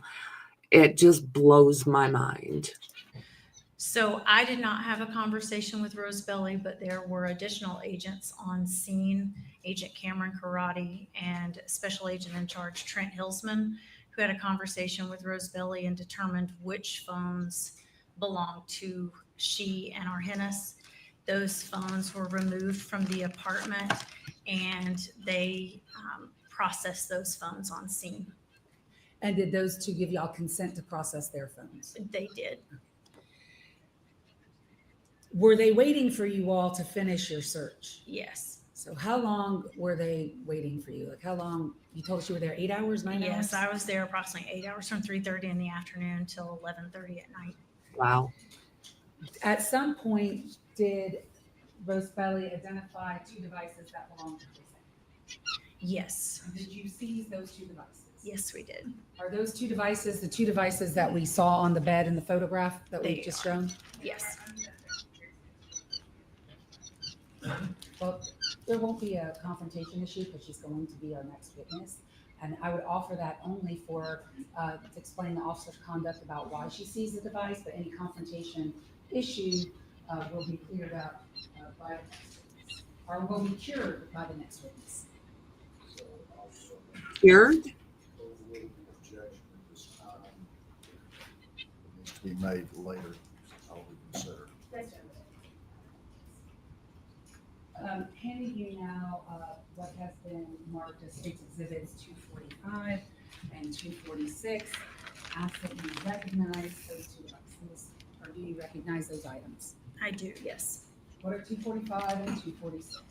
These are the cell phones that were located on that bed on the west wall of the apartment. And are those the cell phones that you seized that evening? Yes. What did you tell us about the seizure of those two devices? But before I do that, I want to move to admit 245 and 246. Your Honor, we're still maintaining our objections that have already been heard, motions to suppress, but those objections will not be noted. Those objections are noted, and I will admit it. 245, 246. Tell us about the seizure of 245 and 246, these two cell phones. So they were located, like I said earlier, on the bed along the west wall. We believed that exigent circumstances existed to seize those, even though they were not specifically written within the search warrant. We believed we would be covered because we would not be searching those at that time. We knew that search warrants would be obtained later to search those. We were fearful that had we left them, the phones could be destroyed in any type of manner. Mm-hmm. We were also worried about Exactly. the evidence located on those phones possibly being disturbed.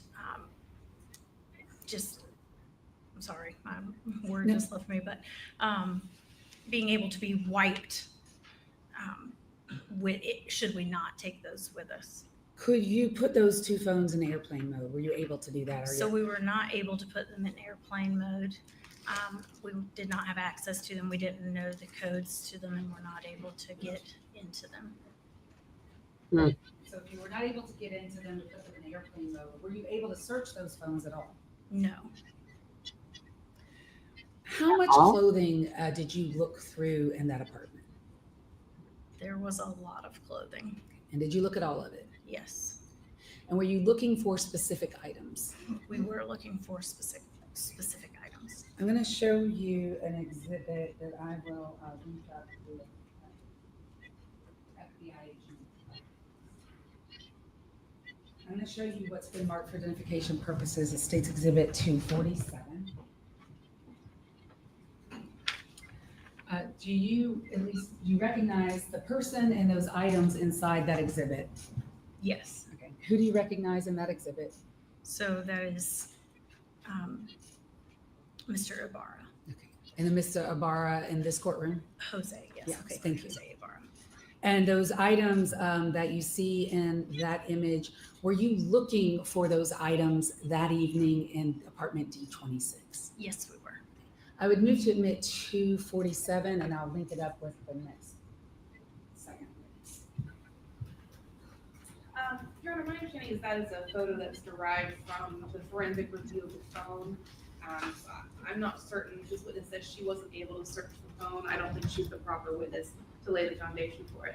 Well, that's why I'm going to complete the loop with Special Agent Hipkiss, but she's at least identified the defendant and the clothing that she was looking for. So I believe it's a proper thing to ask her about, and then I can, when Special Agent Hipkiss testifies, I can complete the loop of this photo.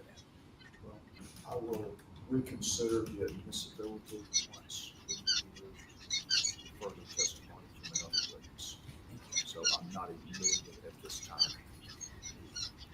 The items that we see in States 247, Jose Ibarra carrying and wearing, did you ever find those items inside your search of the apartment D126? No, we did not.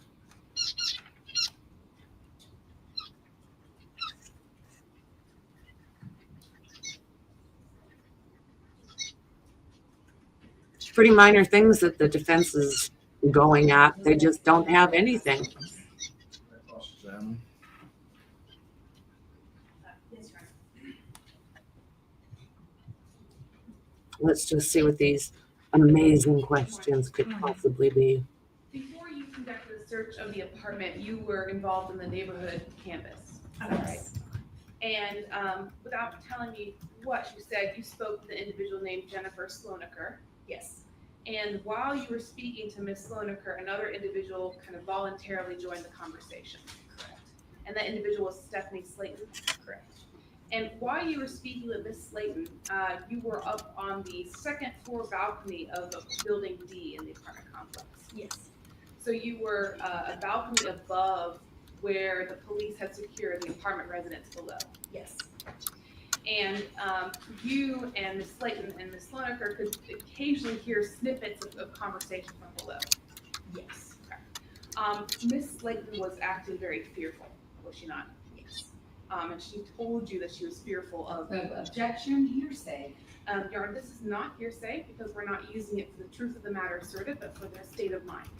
Whose state of mind? Not of the declarant who's not present. It's for the effect on the listener, Ms. Slayton, her state of mind. But that Ms. Slayton is not present, so that makes it hearsay and not relevant what her state of mind is. Until they get the declarant here, that is hearsay. Both. Sustain the objection. Okay, Your Honor. Hold on. There you go.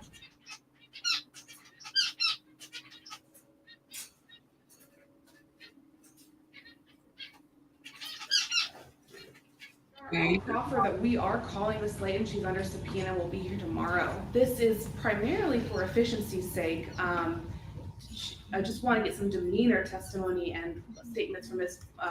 Agent Mormon, so we don't have to recall her. The demeanor questions are appropriate. Anything that Ms. Slayton said, I maintain is hearsay. If Ms. Slayton takes the stand and denies saying those things, then they will have to recall this witness. But that's just that does not make these statements admissible. They have to call the declarant first. The objection is still open, but I agree that the demeanor questions are appropriate. Okay. So after Ms. Slayton acted fearfully, you ended up moving her across the street. No, we did not move her across the street. We finished our interview with her there and then conducted a secondary interview when we found her across the street at the gas station. And this was across the street from the apartment complex? Yes, And it was later that same morning? yes. There you When, go. now let's turn to the search of the apartment. Basically, all of the apartment is one room, right? Essentially barring the bathroom, And you would agree with me that it was pretty messy when you arrived. fairly. There were piles of clothes everywhere. Yes, The apartment only had one closet, correct, and the closet was partially filled with some boxes and other detritus. correct. And you spent 8 hours, you said, searching the apartment? Yes. At what time into that 8 hours did you notice the cell phones on the bed? I guess we noticed them. I started at the front door with the search. We started at the end of the bed on the right-hand side as you walk in the door. And we were going through there were several pieces of luggage that were filled with clothing that we were going through. So it wasn't until I finished the search of all those clothes that we ran into the first cell phones on the floor next to that bed. And what, was that an hour into your search? Can you estimate how long that was? I would have to look at the timestamps on my photographs to be for sure, but it may be an hour or two. And then you mentioned that you did some tests for blood. Can you explain what those tests are? Sure, so it's a presumptive blood test. So it's a phenolphthalein presumptive blood test.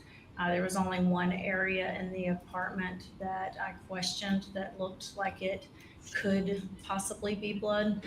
When you take a sample of that substance, you add different chemicals to it, and if it were to show pink, then it confirms that it is an area of blood, and then if it does not turn pink, then it's not, and it did not. Now, in the apartment, you would agree with me that there were 3 units somebody could sleep on. Sure. There was the couch on And the two right, beds. and 2 beds. And you were aware that there were 5 residents that lived in that house. 5 of them. It's only aware of 4. Were you aware that the queen side bed on the left side of the apartment was being shared? On the left, are you talking about the west wall? Yes. Where we found the funds? Yes. I did not know if it was being shared.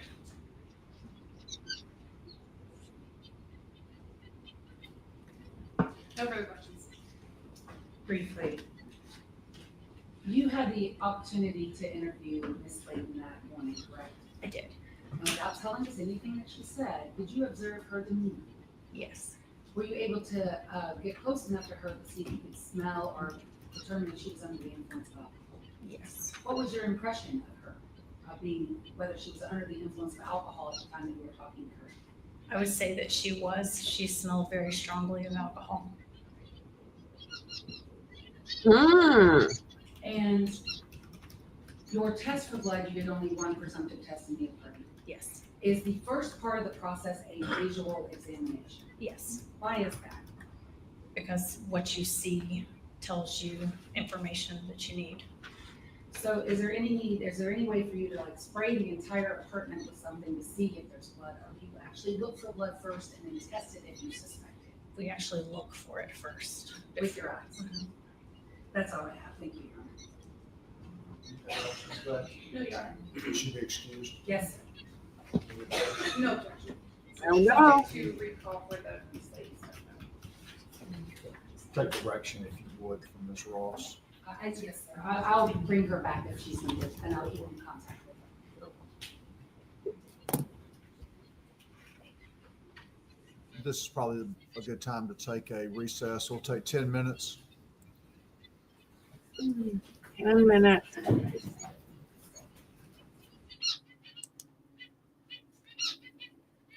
Okay, we'll do it that way.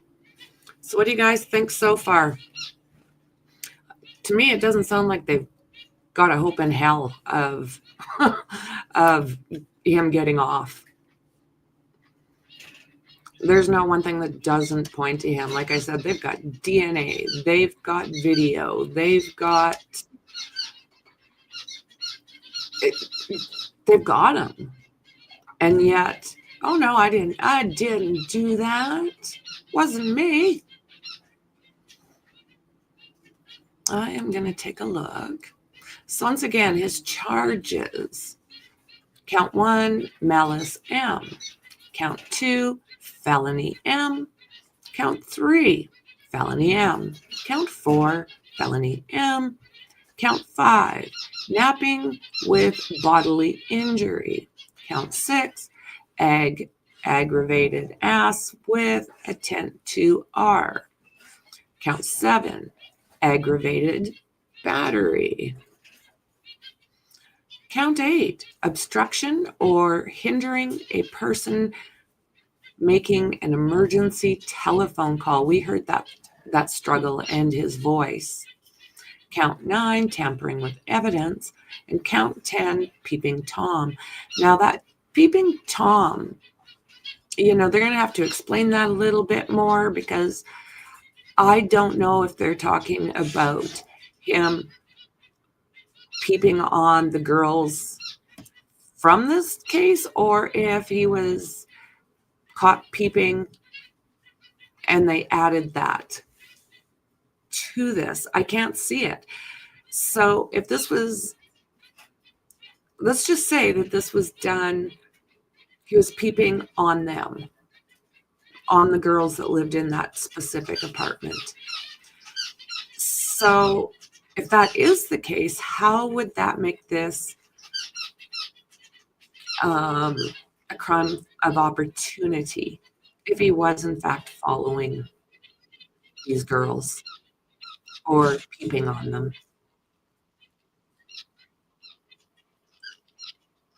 I did put the indictment in Patreon if you want to see the documents. It is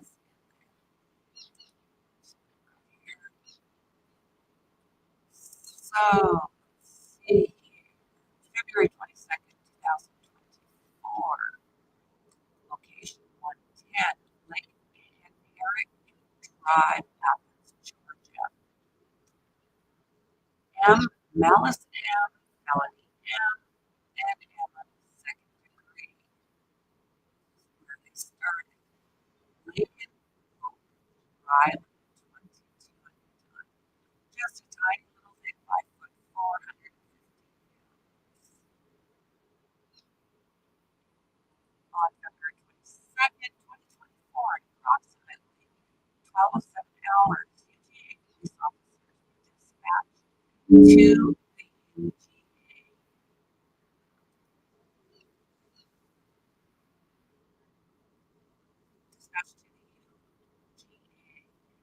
Intramural fields. In reference to a report of a missing person identified as Riley.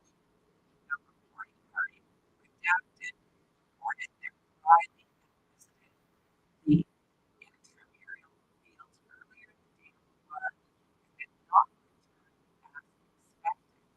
I responded to the scene to help gather information and to begin the search for Riley.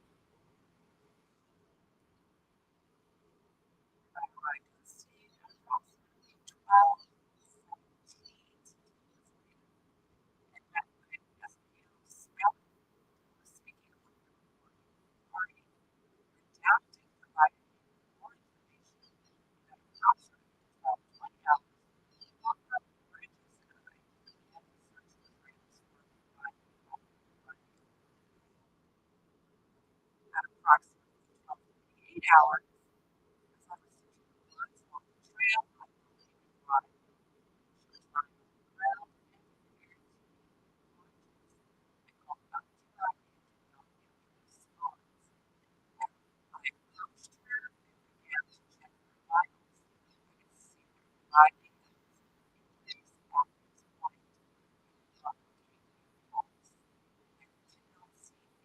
obvious signs that she was breathing, so I began CPR.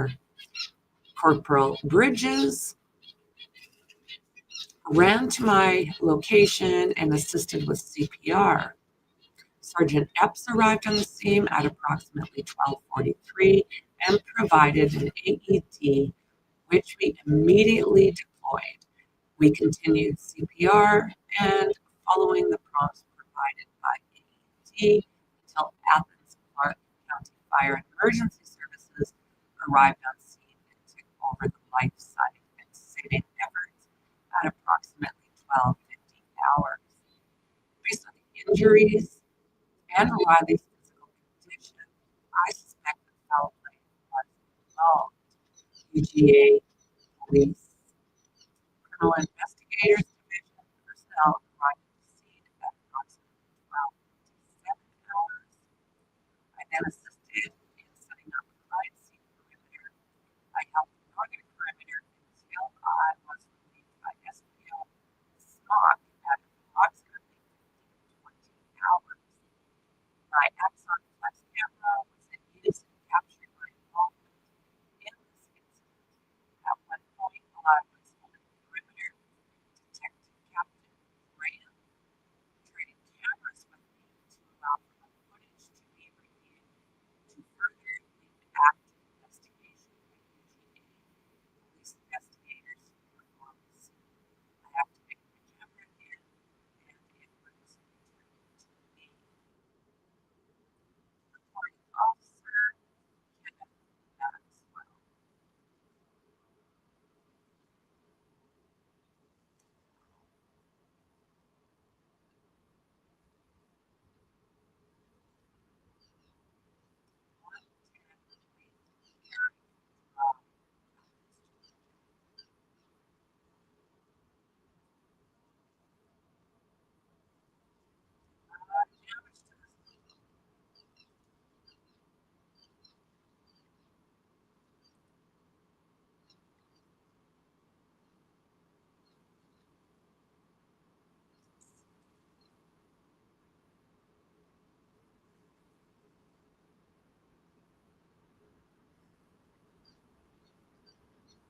Yeah, they do bring it in the whole shebang.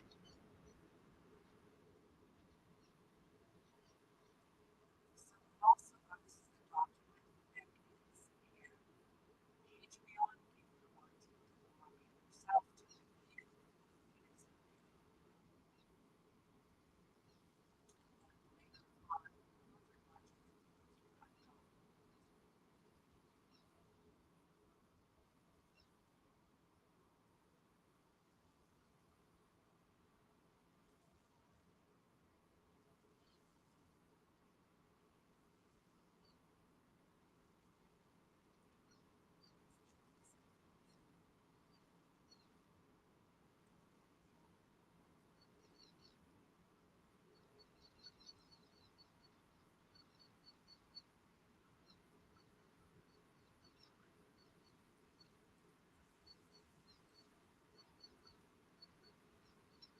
Translate one at a time. Come here. Come to me.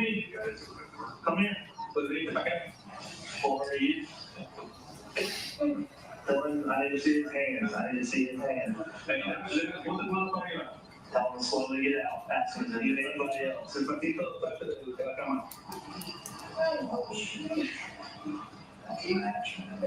Alright, see slowly.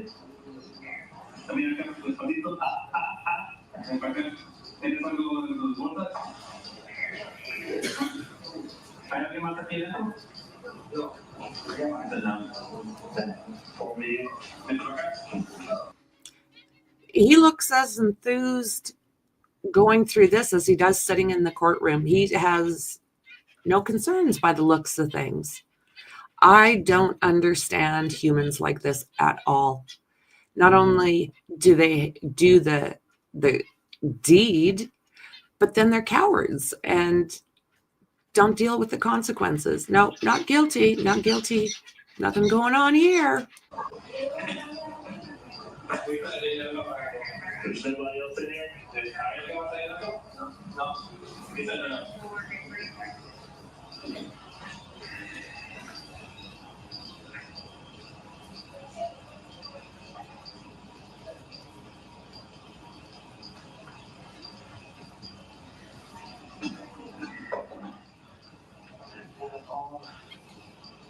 Turn this bitch off.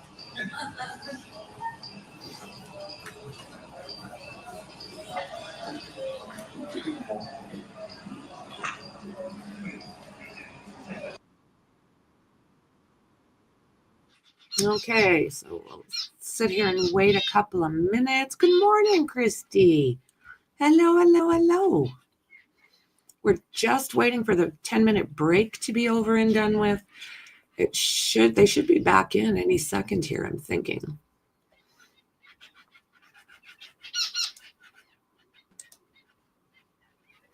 We'll do this again.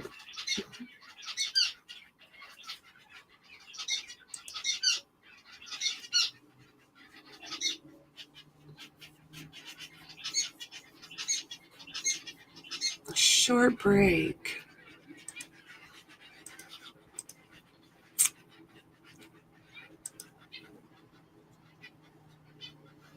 Laken Riley's trial updates. Slain student's mom sobs in court as graphic evidence is shown. Oh, Lordy.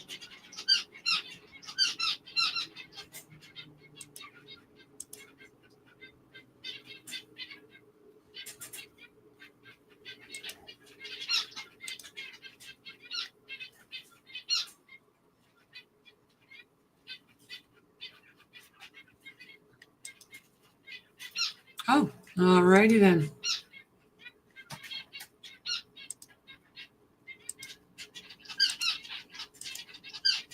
I was looking for some updates.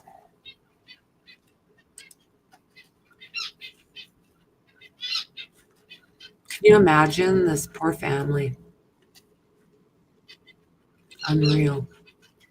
So they have taken one camera out of the courtroom, and that's the one that goes directly to the defense table, so you can watch,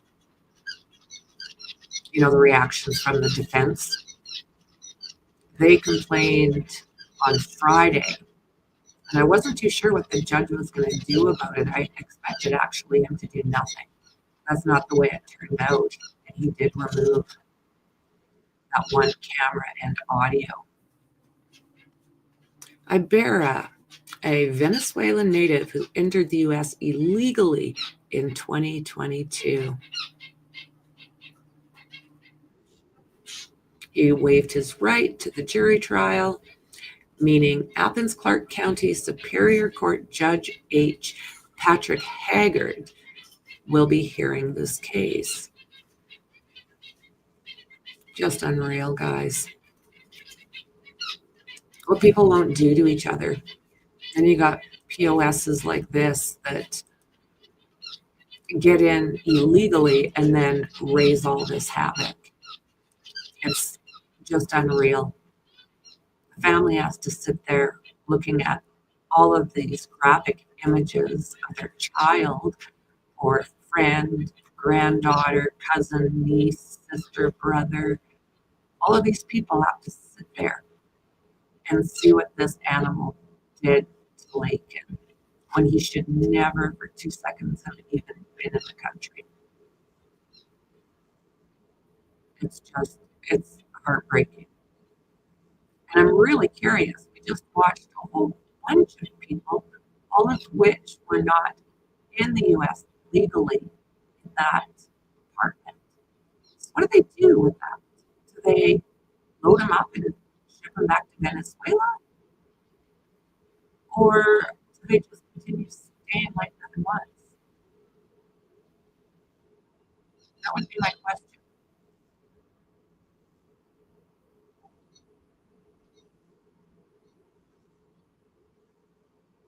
If you have a couple bucks to spare, buy the fur babies a biscuit.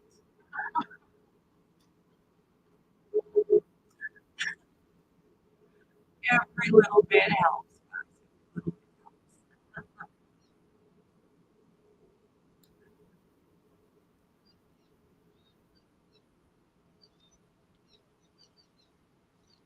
We will go through in there when they take their lunch break, look at some more of updates coming from the different outlets.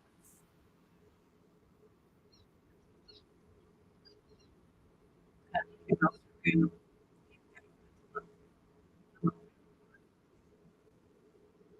long 10 minutes there.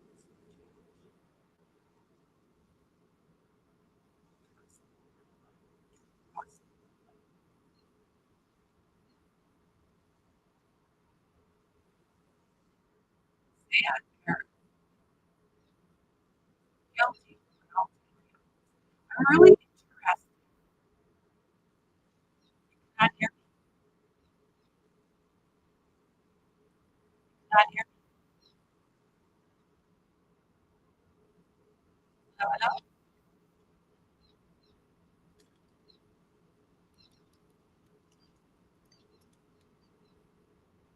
Anybody else?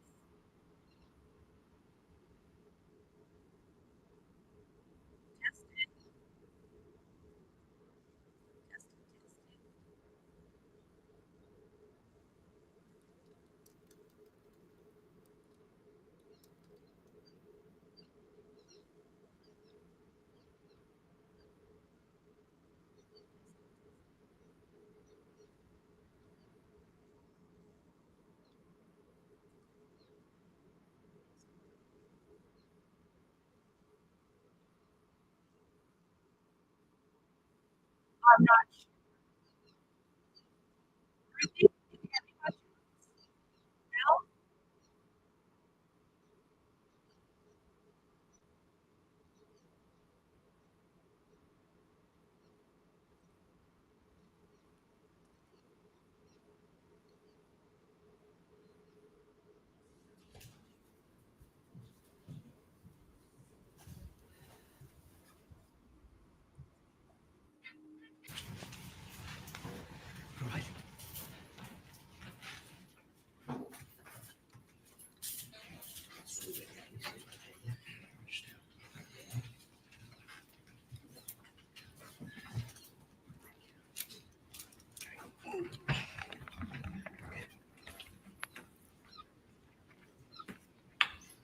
You may have to bend it down some.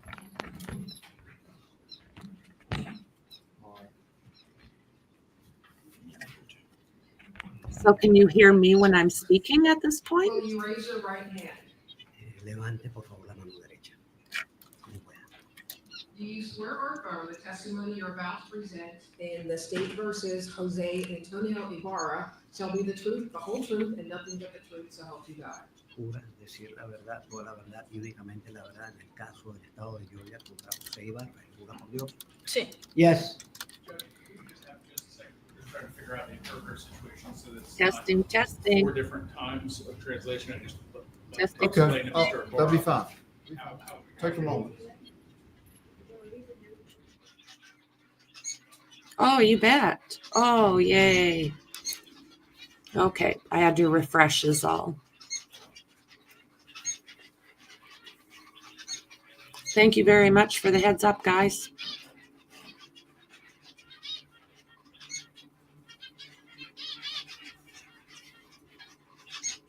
So for Buy Me a Coffee, we now have Buy the Fur Babies a Biscuit. Every little bit helps, my friends. Every little bit helps.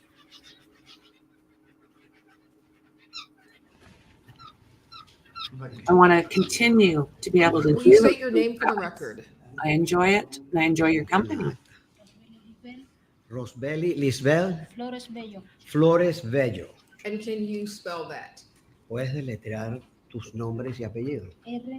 R R O S S B B E E L L I I E E L L I E S S B perdón B B B E A R R Flores Flores Bello. Bello. Rosbelli. Second word Elis. BAR. FLORES. BELLO. And where are you from, Miss Flores Bello? Señora Flores Bello, ¿de dónde es usted? Venezuela. Venezuela. And how long have you been here in the United States? ¿Cuánto tiempo ya tiene en los Estados Unidos? Un año. A year.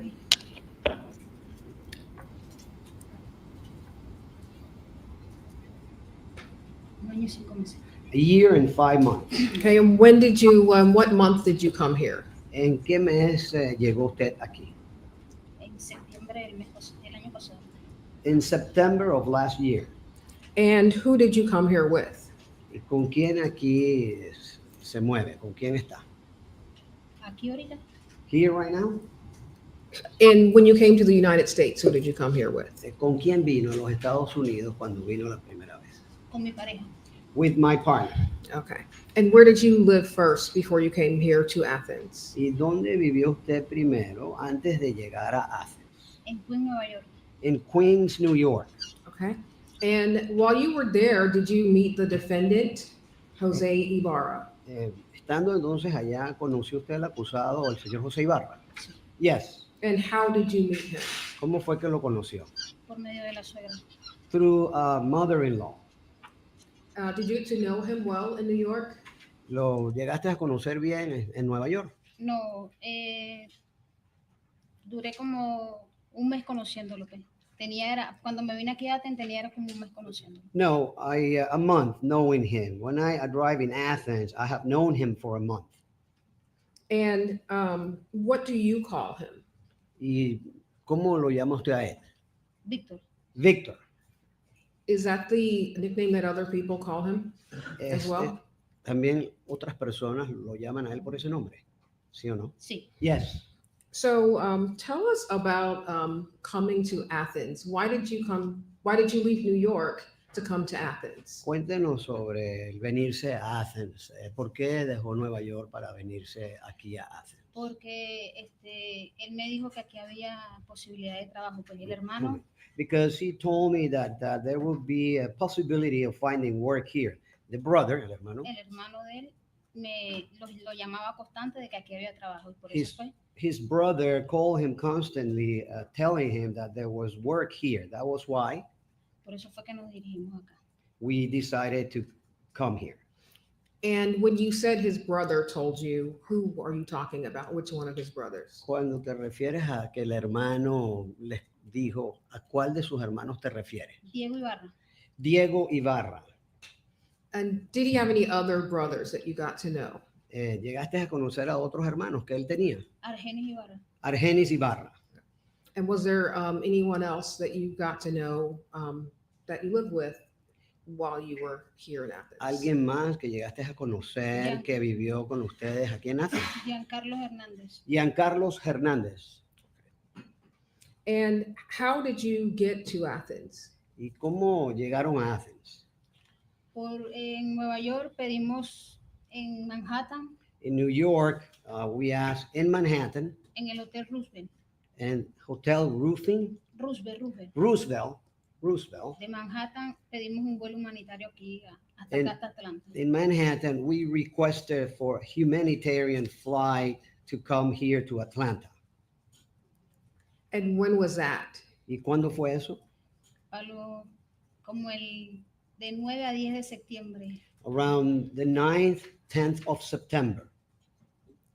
And where did you go when you arrived in Athens? Y cuando llegó a Athens, ¿a dónde fue?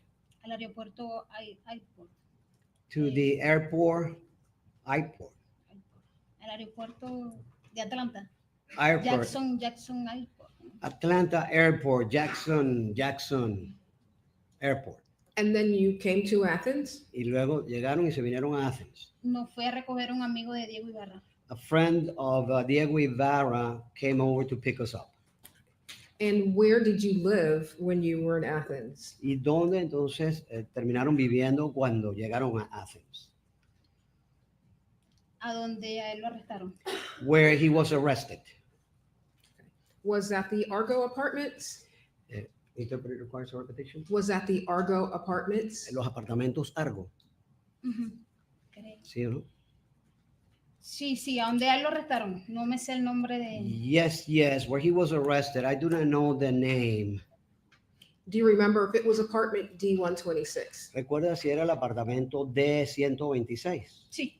Yes. So who got the apartment? Do you know who secured the apartment for everyone? ¿Quién consiguió el apartamento? ¿Quién lo alquiló para todos? Argenis Ibarra, estaba a nombre de Argenis. Argenis Ibarra. It was under Argenis. So when you arrived, when you and Jose arrived to Athens, who was already living in the Cuando usted llegó con José, ¿quiénes ya estaban en Athens en ese apartamento? Diego solamente. Only Diego. Okay. And then when did Juan Carlos join you at the apartment? ¿Y cuándo fue que Giancarlo se unió a ustedes en el apartamento? Como a mediados de noviembre. Like around the middle of November. And did you work while you were here in Athens? Were you able to find work? ¿Trabajó usted cuando estuvo aquí en Athens? ¿Pudo conseguir trabajo? Sí. Yes. And where did you work? ¿Y dónde trabajó? En Wendy. In Wendy's. And how many hours did you work every day? Did you work every other day? ¿Cuántas horas? ¿Trabajabas todos los días? ¿Trabajabas un día sí, un día no? No, en Wendy tenía 2 días libres. No, in Wendy's I had 2 free days. Okay. And that was the only place that you worked when you were here in Athens? ¿Ese fue el único lugar donde trabajó usted aquí en Athens? No. No. Where else did you work? ¿En qué otro lugar En un trabajaste? restaurante coreano. In a Korean restaurant. And did any one of your roommates work with you at the Korean restaurant? ¿Y alguno de tus roommates trabajaron contigo en el restaurante coreano? Sí. Yes. Who worked there with you? ¿Quién más trabajó allí contigo? Argenis Ibarra y José Antonio Ibarra. Okay. Argenis Ibarra and Jose Antonio Ibarra. And you mentioned Jose. Do you see him here in the courtroom? Mencionaste a José, ¿lo ves aquí en la sala de audiencias? Sí. Yes. Can you tell us, can you point him out telling us what he's wearing? ¿Puedes señalarlo, decirnos qué lleva puesto? Una camisa de rayas, A gray striped y shirt un pantalón negro, creo. and I think a black pants. Okay, let the record reflect that the witness has identified the defendant, Jose Antonio Ibarra, as her roommate. And then can you describe the apartment that you lived in? ¿Puedes describirnos por dentro el apartamento en el que vivían? No era muy grande. It wasn't too big. Todos dormíamos en la misma área. All of us slept in the same area. José Antonio compartía la cama con Diego Ibarra, el hermano. Jose Antonio will share the bed with his brother Diego Ibarra. Mi persona compartía la cama con Argenis Ibarra. Myself shared the bed with Argenis Ibarra. Y Giancarlito dormía en un sofá que estaba allí. And Giancarlitos slept in a sofa that was there. And a lot of people in that little area. Where was your bed? What wall was your bed on? Su cama. ¿En qué pared? ¿Dónde estaba su cama? Entrábamos al departamento de mano izquierda. Entering the apartment on the left. That's where I'm sorry, I didn't hear what she said. Repítele que no te entendió lo que dijiste. Entrando al departamento a mano izquierda. Entering the apartment on the left side. Antes de llegar a la cocina estaba su cama. Before making it to the kitchen was the bed there. The largest bed. La cama más grande entonces. Que tenía dos colchones. It had 2 mattresses. Okay. And then who slept on the sofa? ¿Quién dormía en el sofá? Giancarlo Hernández. Giancarlos Hernández. And who slept on the bed closest to the window? ¿Y quién dormía en la cama cercana a la ventana? God, the beard's a little testy. Myself with Argenis. And did you guys, did you use nicknames when you talked about each other or talked to each other? Cuando se hablaban ustedes, conversaban entre ustedes, usaban apodos para referirse a ustedes. No, él me llamaba gorda. No, he called me gorda. Okay. What did they call Diego? ¿Y a Diego, cómo lo llamaban? Diego. Diego. Did you ever hear Diego called El Gocho? ¿Escuchaste a Diego ser referido como el gocho? Ah, sí, sí. Yes, el gocho. And did you ever hear Argenis called Manny? Y oíste a Argenis llamarlo Manny. Manny. Manny. Manny. Manny. Yes. Manny. Manny. And then Juan Carlos, was he called Carlito? Y a Juan Carlos lo llamaban Carlitos. Giancarlito. Giancarlitos. Giancarlito. Giancarlitos. And who were you closest to when you were living in the apartment? Viviendo en el apartamento, ¿con quién tenías más intimidad, más cercanía? Argenis. Argenis. And I'm going to talk about the February 22nd, the day of the murder of Laken Riley. Vamos a hablar entonces del asesinato de Laken Riley que ocurrió el 22 de febrero. Do you remember what time you woke up that day?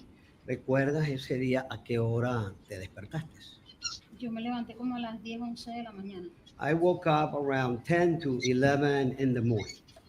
And what did you do? ¿Y qué hiciste? What were you doing that day? ¿Qué hiciste ese día?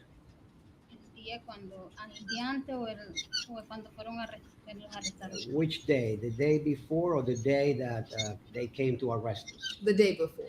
El día anterior. El día anterior, bueno, me paré como a las 10, 11 de la mañana. The day before, I woke up between 10 and 11 in the morning. Ajá. Nos pusimos a hacer, bueno, me puse a hacer comida con Argenis. I began to cook with Argenis food. Nos fuimos al trabajo, Argenis y mi persona. Argenis and myself went to work. Y quedaron Diego y José Antonio quedaron en la casa. And Diego and Jose Antonio remained at the house. Were they awake or asleep when you woke up? Were they awake or asleep when you woke up? ¿Estaban ellos despiertos o acostados cuando? Sí, cuando nosotros nos fuimos a trabajar ellos estaban en la cama acostados. Asleep, yes. When we left to work, they were in bed sleeping. And then where was Carlito and Juan Carlos in the apartment that day? ¿Y estaba Juan Carlitos en el apartamento ese día? No. Okay. And then what time did you return home? ¿A qué hora entonces regresaste a casa ese día? Como a las 10 de la noche. Around 10 p.m. We've got the whole And Godfather who was there when you got home at 10 crew. o'clock? ¿Quiénes estaban allí cuando llegaste? All those names are similar. And at what point did you learn that someone had been killed near your house? ¿Cuándo fue que te enteraste que alguien había sido asesinado cerca de la casa? Esa noche. That night. And how did you, without saying what they said, how did you find out? ¿Cómo te enteraste de lo que había ocurrido? Porque yo siempre cuando llegaba de trabajar me sentaba afuera fumando un cigarro. Because every time I came back from work, I would sit outside to smoke a cigarette. Y estaba un vecino del frente, un puertorriqueño. And there was a neighbor from across, Puerto Rican. Y vi mucho policía. And I saw a lot of police. Y le pregunté yo a él qué estaba pasando. So I asked him what was happening. Y él me dijo a mí, no, hay un muerto. And he said to me, no, there is a dead person. We'll move on. So you, we'll move on. And so you learned that someone had been killed near your apartment. Entonces conoció que habían asesinado a alguien cerca del apartamento. ¿Sí? Sí. Yes. Okay. So then you went to bed that night. And when did you wake up the next day? Entonces se acostó esa noche y al día siguiente, ¿a qué hora se despertó? No, ese día yo entré y le dije a Argenis, le comenté a Argenis. No, that day I came back in and I mentioned to Argenis lo que estaba pasando. what was happening. Argenis o sea, lo dijo en voz alta ahí en el departamento. Argenis mentioned it in a loud voice in the apartment. Right, you can't say what he. Yes. I'll let you. I'll consider that when given instruction, and he'll interpret the instruction. Okay, we'll clean it up. Okay, you can't say what Argenis said. No puedes decir lo que otra persona dijo, ¿okay? Okay, but listening to him, you knew that Argenis knew that something had happened at the apartment. Entonces, the interpreter requires a repetition. Listening to Argenis, you knew that something had happened at the apartment. Entonces, escuchando de Argenis, enteraste que algo había ocurrido en el apartamento. No, no, no, no. No, no, no, no.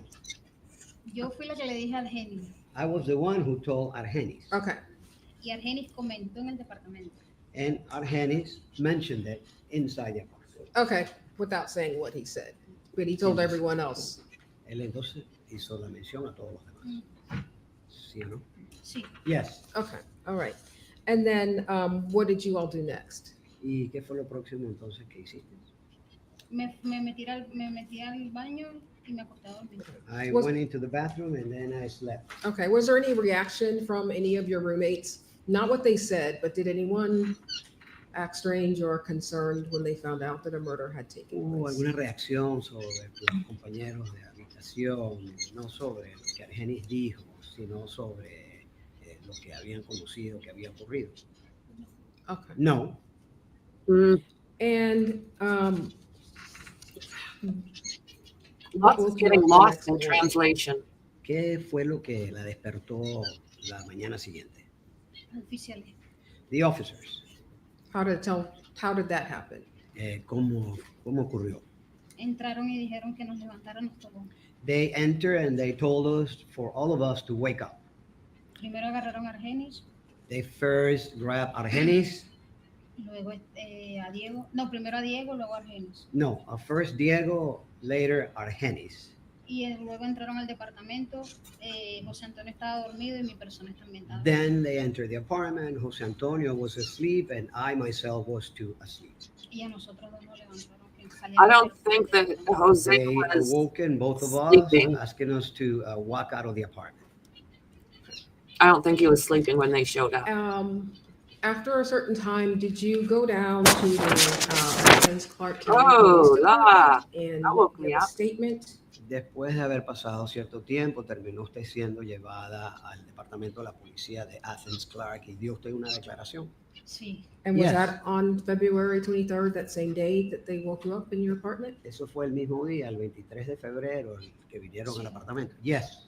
And did you also give a statement to Officer Sayan on March 4th at También, Julio Maldonado's apartment? usted también le dio una declaración al oficial de la policía Sayán el 4 de marzo en el apartamento de Julio Maya. Maldonado. Maldonado? Sí.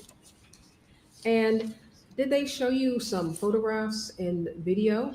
Le mostraron algunas fotografías, algunos videos. And were you able to identify anyone in any of the videos? ¿Pudo usted reconocer en esa fotografía o en esos videos a alguien? En un video. En el video. I'll show you some photographs. Le van a mostrar ahora unas fotografías aquí. So what he's going to First, I'm going to ask you about Point out your and roommates. Son preguntas que ella te va a hacer ahora sobre tus compañeros de la apartamento. Okay. Starting with States Exhibit 179. You can look at the Mostrando ahí screen. entonces la fotografía marcada como 179, prueba de la fiscalía. Do you recognize that person? I think he wears his cap just a little Do you too tight. recognize that person? ¿Reconoce usted a esa persona? Yes. Yes. Okay, who That's- is that? ¿Quién es? Get that mark across Diego the Ibarra. forehead. Thank you. Diego. And is that who you called El Gocho? A él es a quien llaman el gocho. El gocho. El Gocho. And States Exhibit 185. Who is that? Estoy mostrando la fotografía de la fiscalía 185. ¿Quién es él? Yeah. Argenis Ibarra. Okay. Argenis Ibarra. Is that Manny? Ese es Manny. Manny. Manny. There we go. Who is that? Who is that? ¿Quién es él? José Antonio Ibarra. José Antonio Ibarra.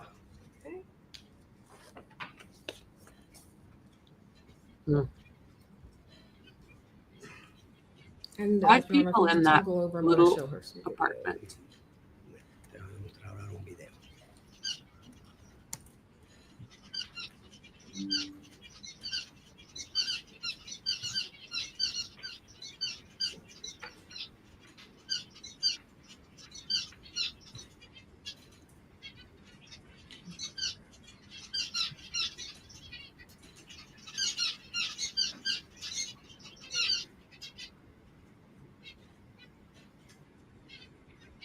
We'll toggle over to, let's see. I'm really curious to see if this guy points him out in videos. Because he was caught on CCTV doing a couple shady things.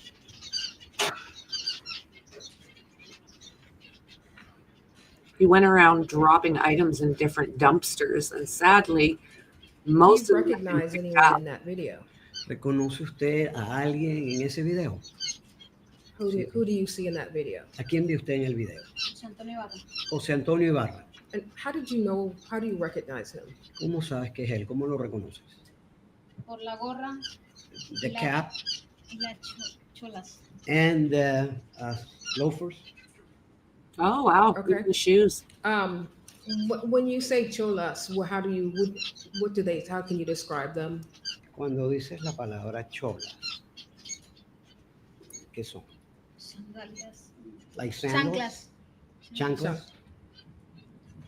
Probably what he was wearing when they picked him up. Chanclas? The interpreter only can translate the word that she is referring to. We got a ton of snow Did you say last the night. word flip-flops? Serían como las chancletas que usan aquí. I will mute out when And a grader is close. do you remember talking to the officers and thinking about something that you saw in that video I just showed you? ¿Recuerdas haber conversado con los oficiales sobre el video y lo que habías visto? How? Did you remember? Oh, let me rephrase my question.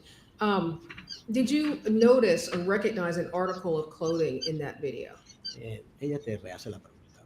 ¿Reconociste algo de la ropa de la persona que llevaba en ese video puesta? Sí, la gorra, Yes. las chanclas. The cap, the sandals. Did you see what he was putting into the dumpster? Did you ¿Viste see an lo item? que estaba poniendo en el contenedor de basura? Good on him. What did you see? ¿Qué viste? Un suéter. A sweater. Okay. And had you seen that sweater before? ¿Habías visto ese suéter anteriormente? Tell us about that sweater. When did you see it? Yes. Dinos sobre el suéter. ¿Cuándo lo viste? Desde que me vine de Nueva York. Since I came from New York. Had you seen Jose Ibarra wear that sweater? ¿Habías visto a José Ibarra ponerse ese suéter? Yes. Did you have any thoughts about him throwing that sweater into the dumpster?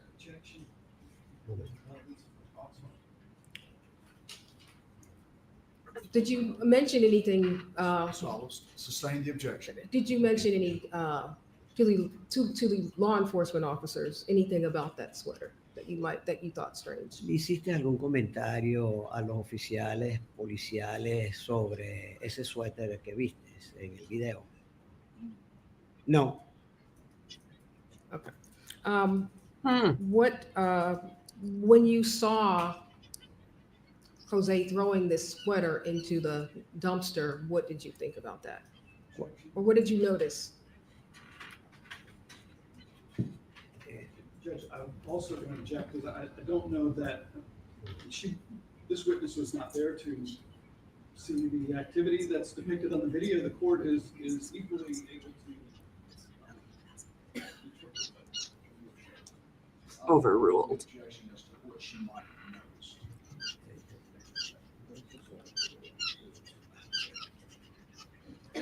Did it seem strange to you that Jose was throwing that jacket away? ¿Te pareció extraño a ti que estaba José tirando esa chaqueta? Sí. Yes. And you called it the item a sweater. Was it worn as a sweater or as a jacket? El suéter se lo ponía a él más que como un suéter, lo usaba como una chaqueta. Okay. Like a jacket. And then talking about the hat, was it unusual for the brothers to exchange clothing? Hablando sobre el sombrero, la cachucha, era Yeah, they're the same size, it looks like. You said, interpreter requires you said. Was it unusual for the brothers to share clothing? Era inusual que los hermanos intercambiaran, se pusieran la ropa. Sí. Sí, se intercambiaban ambos, Diego y José Antonio. Yes, they would interchange it. Diego and Jose Antonio would. Would you they go. would wear each other's clothes? Se ponían entonces la misma ropa. Yes. And Your Honor, for the record, I did want to identify that video as the UFB 32 dumpster video from Exhibit 172. I'm going to show us that video again. And with that, I will pass the witness. Yes, lots of snow melt. Lots of snow. Instruct the witness that she needs to answer out loud, yes or no, not shake head. It's -3 here right now. We're below zero. No responda, es con mover la cabeza. Siempre responde verbalmente, sí o no, siempre. Okay, excuse me for that. Good morning. Le dice, señor, buenos días. Good morning. I want to follow up with just a few questions, please. Quiero entonces hacerle solo algunas pocas preguntas. So you were asked a minute ago about when you first came to the U.S., right? Hace unos minutos le preguntaron cuándo fue que vino por primera vez a los Estados Unidos, ¿correcto? ¿Sí o no? Yes. And am I right that you came in the summer of 2023? Es correcto decir que usted llegó en el verano del 2023. En mayo. In May, May the 3rd. Thank you. And that was, you went directly to New York City? Y fue directamente a Nueva York. No, estaba en El Paso. No, in El Paso I was. Okay. But you didn't stay there long, is that what I understand? Pero yo entiendo que no se quedó allí mucho tiempo. No. No. And so the first place that you stayed for any period of time was New York City, is that right? Entonces es correcto decir que el primer lugar donde estuvo por algún periodo de tiempo fue Nueva York. Sí. Yes. And then during the summer of 2023, you met first Maylene Franco, is that right? Y durante el verano del 2023 conoció usted primero a Maylene Blanco, ¿es correcto? Sí. Yes. And Maylene's daughter is Laken Franco, correct? Y la hija de Maylene es Leili Franco, ¿correcto? Lailín. ¿Perdón? Lailín. Lailín Franco. Lailín, thank you. Gracias. And Lailín was married to Jose Antonio Ibarra. Y Lailín está casada con José Antonio Ibarra. Yes. And I'm just trying to establish how you met Jose Antonio. Yo solamente estoy tratando de establecer cómo fue que conoció usted a José Antonio. Okay. But it was first through his mother-in-law, Maylene Franco, right? Así que primero fue a través de la suegra de él, Maylene Franco, ¿correcto? Yes. And the way I understand it, your friend and Lailín lived in a hotel that was turned into an apartment for immigrants. De la manera como lo he entendido es que usted y Lailín vivieron en un hotel que luego fue transformado allá como en un complejo de apartamentos. No. Where was Lailín living at the time? ¿En dónde vivía Lailín? En el Crown Plaza. En Crown Plaza. Queens. Crown Plaza, that had been a hotel but was now an apartment. It was used to as a place for migrants to live. El Crown Plaza, que después fue transformado como un lugar de apartamentos usados para entonces darle vivienda a los inmigrantes que llegaron. Sí. Yes. And at some point during that summer, you and Jose Antonio, well, first of all, let me interrupt. Did you call him Jose Antonio or did you call him Victor? Entonces, en algún momento en ese verano, usted y José Antonio, discúlpeme que me interrumpa, ¿usted lo llamaba a él José Antonio o usted lo llamaba a él Víctor? Víctor. So at some point during that summer, did you and Victor end up living in a car for a few weeks?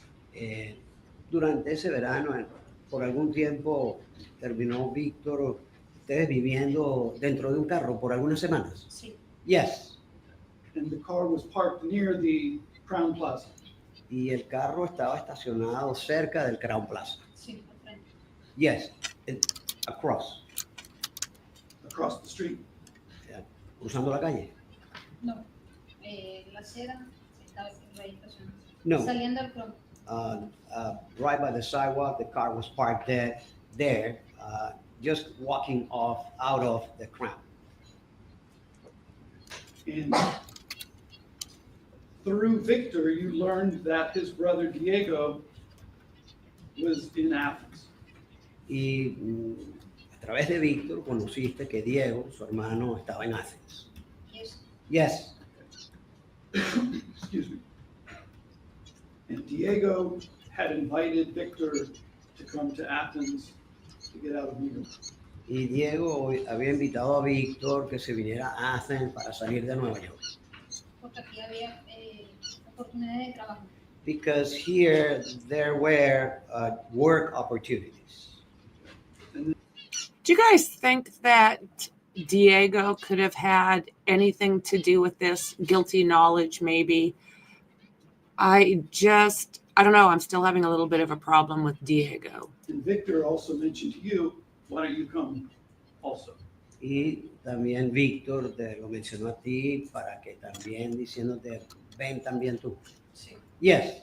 So that's how the two of you ended up flying down to Atlanta and then getting a ride over to Athens. Así que así fue como entonces terminaron volando a Atlanta y de Atlanta consiguieron una carrerita hasta Athens. Sí. Yes. And at that time, in D-126, it was just Diego there at the time. Y en aquel momento, para interpreter requires a repetition, you mentioned a date. It was only Diego who was living in the apartment when you first arrived? Diego, entonces era la única persona que vivía en ese apartamento cuando llegaste allá. Sí. Yes. Argenis was living in Florida? Argenis estaba viviendo en Florida. Yes. Yes. How was your English? ¿Cómo He's doing era pretty tu good. inglés? He's doing pretty good. Muy poco. Very little. So that you got a job at Wendy's at first? Y tu primer trabajo te lo dieron en Wendy's. Yes. Yes. And Don't have a Victor Wendy's? also- What day here? Víctor también. Yes. Yes. Argenis came maybe in October, September, October. Argenis se vino como en octubre, septiembre, octubre, Noviembre. November. And then Argenis, the three of you got the job at the Korean restaurant. Y los tres de ustedes consiguieron trabajar en el restaurante coreano. Yes. Yes. Was the name of it Utachi? El nombre Utachi. En realidad no recuerdo. In reality, I don't remember the name. Queda quieto eso. It's right behind What do you guys think of Diego? And you didn't use any gloves when you worked there, did you? ¿Tú no utilizabas guantes cuando trabajaste allí? No. No. And then it was a little bit later after Argenis came to live in D-126. John Carlos came. Un poquito después de que Argenis llegó a vivir en el apartamento de 126, llegó entonces Giancarlos. No, primero llegó Giancarlitos. No, Giancarlitos first arrived. Después bajó Argenis de Florida. After Argenis came from Florida.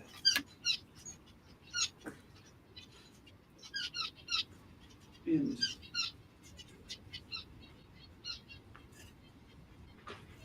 is Giancarlitos? I think so Is he too. related to the brothers? Giancarlito está relacionado, tiene parentesco con los hermanos. Bueno, que se conocían desde donde vivían en Venezuela. Only that they knew each other from where they all are from in Venezuela. More from them, I do not know. Diego, you identified Diego in a picture, but let me just ask you, he is a little bit taller than Victor, correct?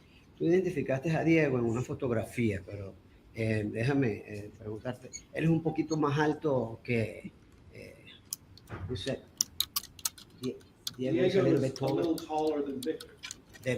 Más alto que Víctor. Sí, un poco. Yes, a little bit.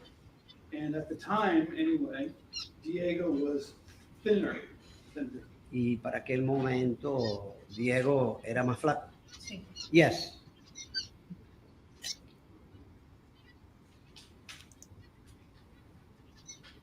And that morning, you testified that Thursday morning of February 22nd. Esa mañana de febrero, jueves 22 de febrero. You woke up after 10, but before 11, does that understand?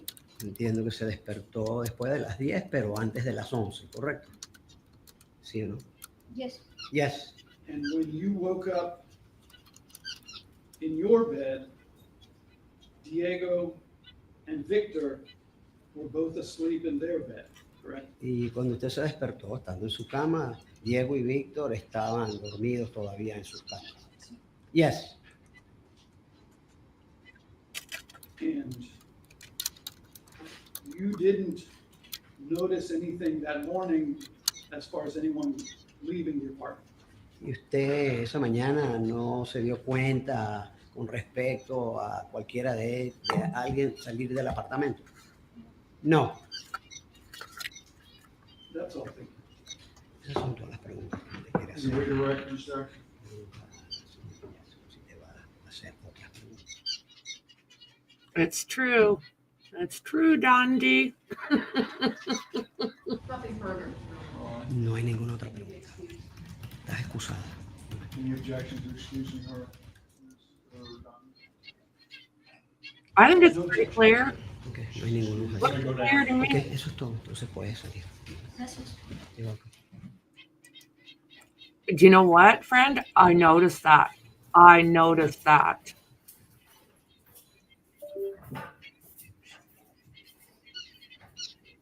Here we go, inching our way up. Now call your next witness. Say call Special Agent Jenny Hitt.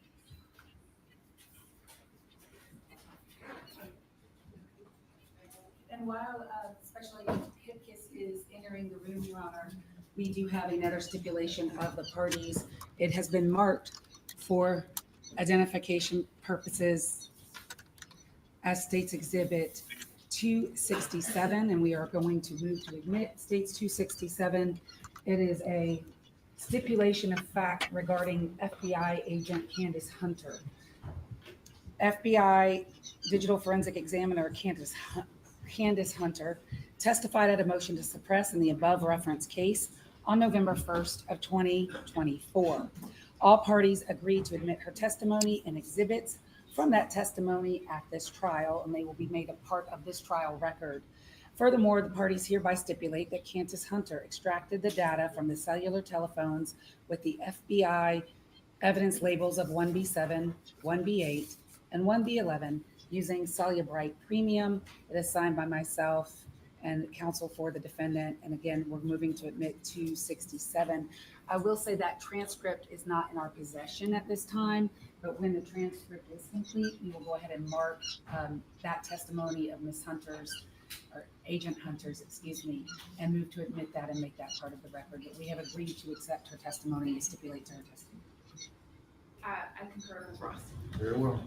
It's admitted based on the stipulation. Raise your right hand, please, sir. Do you swear or affirm the testimony you will give today in the matter of the state of Georgia versus Jose Ibarra will be the truth, the whole truth, and nothing but the truth, so help you God? I do. You could please state, spell your first and last name for Madam Court Reporter? Yes, ma'am. My name is Jamie, Jamie. Last name is Hipkiss, Hipkiss. What do you do for a living? I'm employed by the Federal Bureau of Investigation as a special agent, and I'm assigned to the Athens, Georgia office. How long have you worked for the Federal Bureau of Investigation? It'll be 11 years in February. At the Athens office, what do you do? What types of crimes do you investigate, and what do you do there? I'm assigned to the Middle Georgia Safe Streets Gang Task Force. That's a task force comprised of several different agencies, Really? FBI, obviously, as well as the GBI, the Athens Clark County Police Department, the Oconee County Sheriff's Office, and the Georgia Department of Corrections. Interesting. As a member of that task force, our primary mission is to focus on investigations that involve violent criminal activity or violent gang activity or major organized crime investigations. So as a part of that, we oftentimes assist our state and local law enforcement partners with investigations such as this that involve violent crime or a murder or armed robbery or something of that nature. When and how did you get involved into the investigation into the murder of Laken? I got involved on the day that it occurred on February 22nd, 2024. I was actually contacted by another member of our task force, who's a sergeant with the Athens Clark County Police Department. When the incident happened, I was actually in Atlanta dealing with another matter, and I was informed by Sergeant Frost, who's on our task force, that he was involved and had responded to the murder of a college student that had occurred on the University of Georgia campus, and advised that he would be meeting with other law enforcement partners to obtain information to see if there was any assistance our task force could provide. Did you at some point provide assistance to the local authorities in this case, and specifically, what was the focus of your investigation? Yeah, so initially on February 22nd, there were no suspects when the incident occurred. So at that time, we took the role of helping out with some cell phone analysis. We did what's called tower dumps in the area, or I assisted with that, and writing search warrants to essentially capture all cellular devices that were in contact. So with this guy having a seat here, I'm really curious if we are going to find out that there's gangs. All of them are involved in gang activity. I'm talking about the younger people, maybe not so much the older generation, but possibly the younger ones. Just a thought. With the towers that served the area where the crime scene was located at. So that was our initial involvement. From there, it evolved into other technical assistance. Once University of Georgia Police Department, the GBI, and Athens Clark County Police Department had identified a suspect and executed a search warrant. They had collected a total of 11 electronic devices. At that point in time, they asked for the FBI's assistance in downloading those particular devices. And is that when you got involved? Yes. For the devices. So specifically, did you review the downloads of devices 1B7, 1B8, and 1B11 in this case? Yes, I did. If you could first tell us what are 1B7, 1B8, and 1B11, why are they numbered that way, but whose devices are they? 1B7 and 1B8 are devices that belong to Jose Ibarra, the defendant, seated at the table over there in the gray dress shirt. And may the record reflect the witness has identified the defendant. 1B11 is a device that was collected from Jose's brother, Diego Ibarra, when Athens Clark County Police Department encountered him on the morning of February 23rd at approximately 8:32 in the morning. But who extracted data from those devices? Special Agent Candace Hunter, she's assigned to the FBI CART team, that's a computer analysis and response team. She's a certified digital forensic examiner, so the phones were taken down to her in Atlanta, and she extracted the data from all three devices. And then you reviewed that.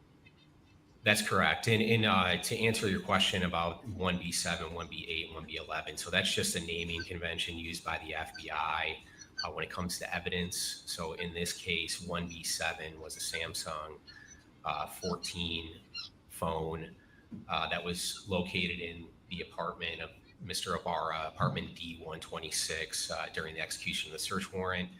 1B8 is a Samsung 13 phone that was also located in the apartment. And then 1B11, as I mentioned, was collected from Diego Ibarra. I'm handing you 3 pieces of evidence. One is marked 263, one is marked 264, and one is marked states 265. Do you recognize all 3 of those items? Yes, I do. What are they? And just take them by number, please. Yes, 1B7 is a copy of the cell phone extraction that was generated by Special Agent Hunter.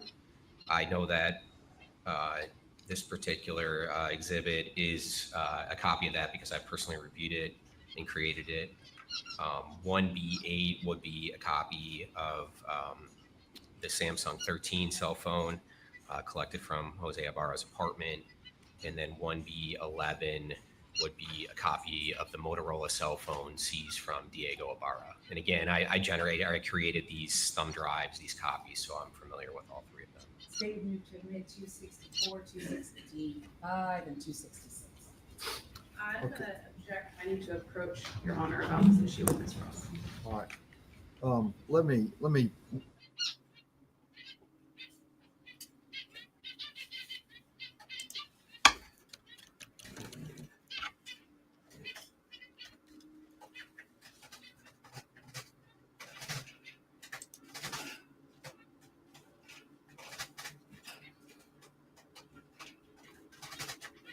I wonder if they're going to finish this morning. I just think that it's going to be straight over to the defense, and that's going to be quick. I just don't see this lasting too much longer. They have so much evidence against this guy.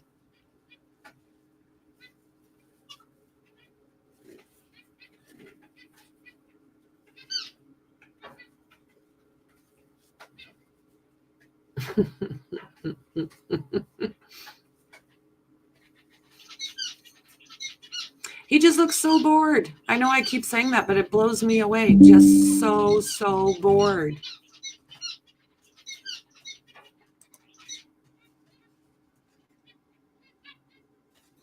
I agree with you. Yeah, I agree with you.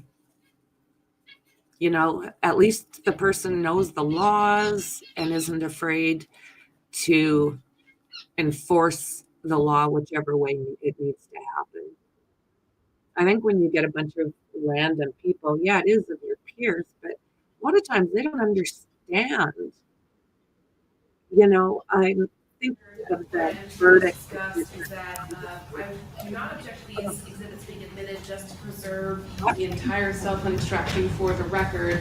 However, we are objecting to the entire. So I'm not saying that Richard Allen is innocent. I just don't know if they had enough. So I like to see this because I don't know if I agree with that jury. That is, excuse me, Your Honor, that is correct. There are many items on these phones that will not be, that we do not want the fact finder to consider in this case.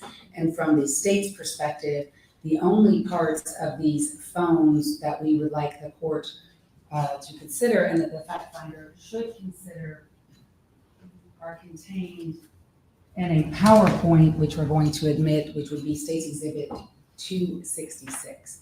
So 266 will contain only the data and information from the phones that the state wishes the fact finder to consider. The full extractions were just admitted to perfect the record. All right. So 263, 264, and 265 will be admitted based on the announcement made for purpose of preserving the record, but I will only review or consider what is going to be contained in 266. Yes, Your Honor. And any exhibit that the defense may produce on those records. Yes. All right. I'm going to hand you a bunch of other items, and we're going to just go one at a time so that the record is clear. Can I have those back? Yes, ma'am.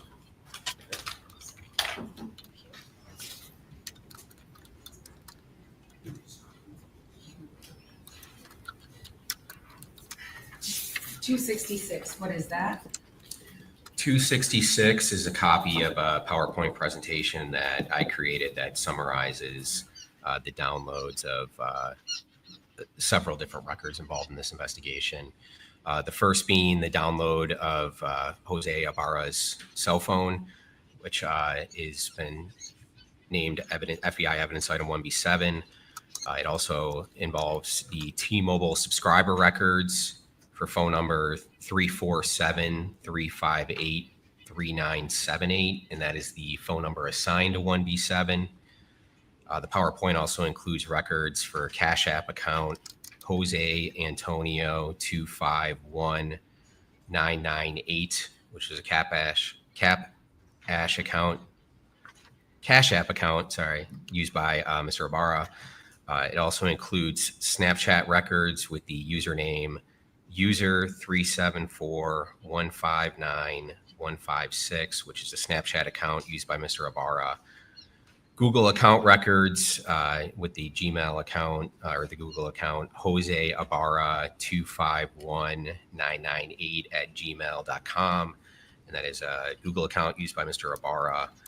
Additionally, the PowerPoint includes records from TikTok for account Victor Franco 4, as well as a summary of the download of FBI evidence item 1B7, which is a summary of the Motorola cell phone collected from Diego Ibarra on February 23rd.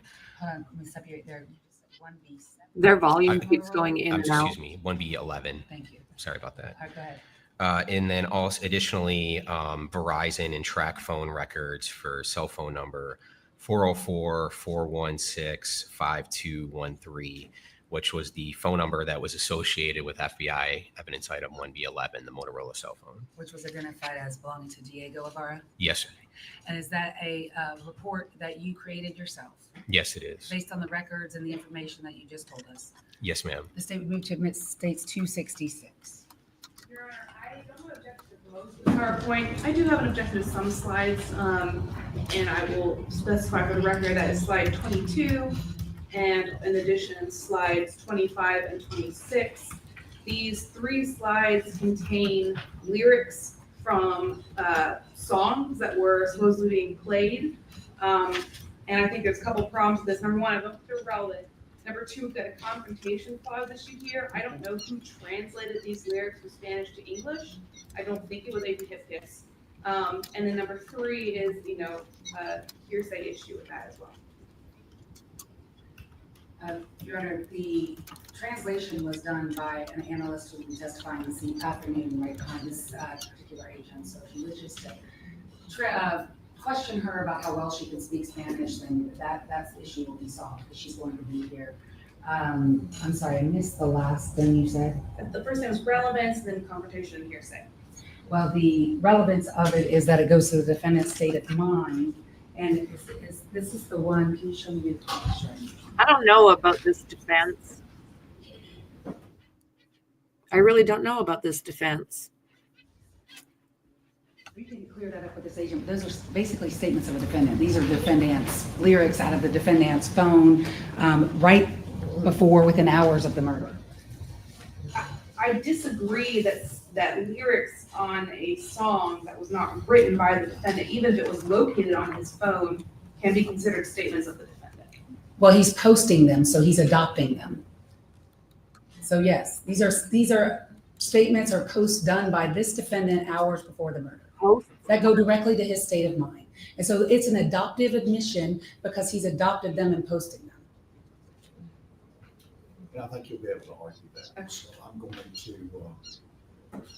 Can't hear the judge at all. On confrontation and relevancy, and I will continue the objection on the matter related to translation. I'm going to approach again with a bunch of the documents that you mentioned are in states 266. And now that 266 is in, I'm going to take that back. And we're going to publish 266 on the Elmo, Your Honor, if you could toggle over and do it from the PowerPoint slides one at a time. But before we get into the publication of 266, horrible audio from the court. Other documents to show you. So states 248 through 259 let's start with those. Look at those for us. Christy can't hear shite.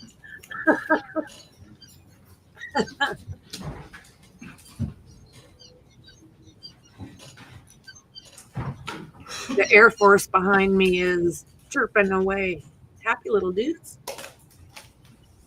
That's a really good question. Yeah.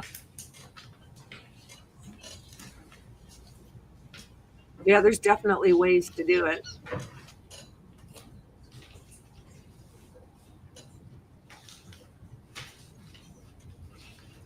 If you're sorry, don't be sorry. You recognize those items? Yes, I do. And in general terms, what are they?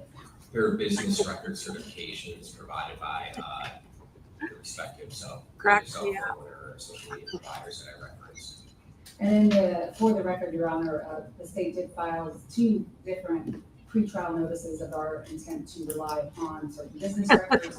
Those business records, those are the certifications of those records that the state provided pretrial notice on, not all of them, but the ones that are at least contained within states 266, which is Special Agent Hicks' report. So we would move to admit the certifications at 248 through 259. I don't have objections other than preserving my objections from the motion to suppress, Your Honor. 248 to 259, admitted. Objections noted. States 260, what is that?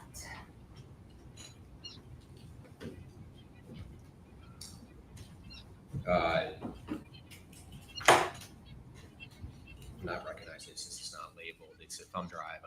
I'm assuming. Okay. That's your label on the back? Oh, yeah. Yeah, that's from some. Yeah. Is that your label on Yes, the back? yes, okay. This is going to be a thumb drive containing Snapchat, TikTok, Google, and Cash App records that accompany the business record certifications that we just discussed. And are those records that you obtained pursuant to your investigation? Yes, In this case, and did you obtain all of those records with either search warrants or subpoenas, yes, either state or federal, yes, depending on what the record was? yes. Okay, the state would move to admit states 260. Similarly to earlier, Your Honor, I don't think everything on these records is relevant or admissible, but if they're just wanting to publish the part that are the slideshow right, that they entered for the record. She's correct. We do not believe everything in these records would be admissible for the fact finder to consider. They're to preserve the record of what all the records that were received by the FBI and this agent. And what we would like the fact finder to consider are only the records that will be talked about in states 266. So the 260 will be admitted with that reservation. 261 and 262. What are those items one at a time? Government's Exhibit 261 is a thumb drive containing Verizon records that are associated with the cell phone, the Motorola cell phone that was seized from Diego Ibarra. And the state would move to admit that. 7 phones in that place. States 261. What's that about? Sorry, just one moment.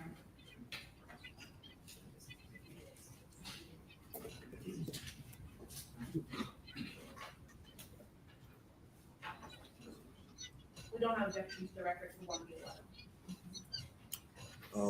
Which is 261. Well, those are actually just the records, the CDRs from 1B11. 1B11 itself is a different exhibit. Yes, we don't have objection to CDR from 1B11.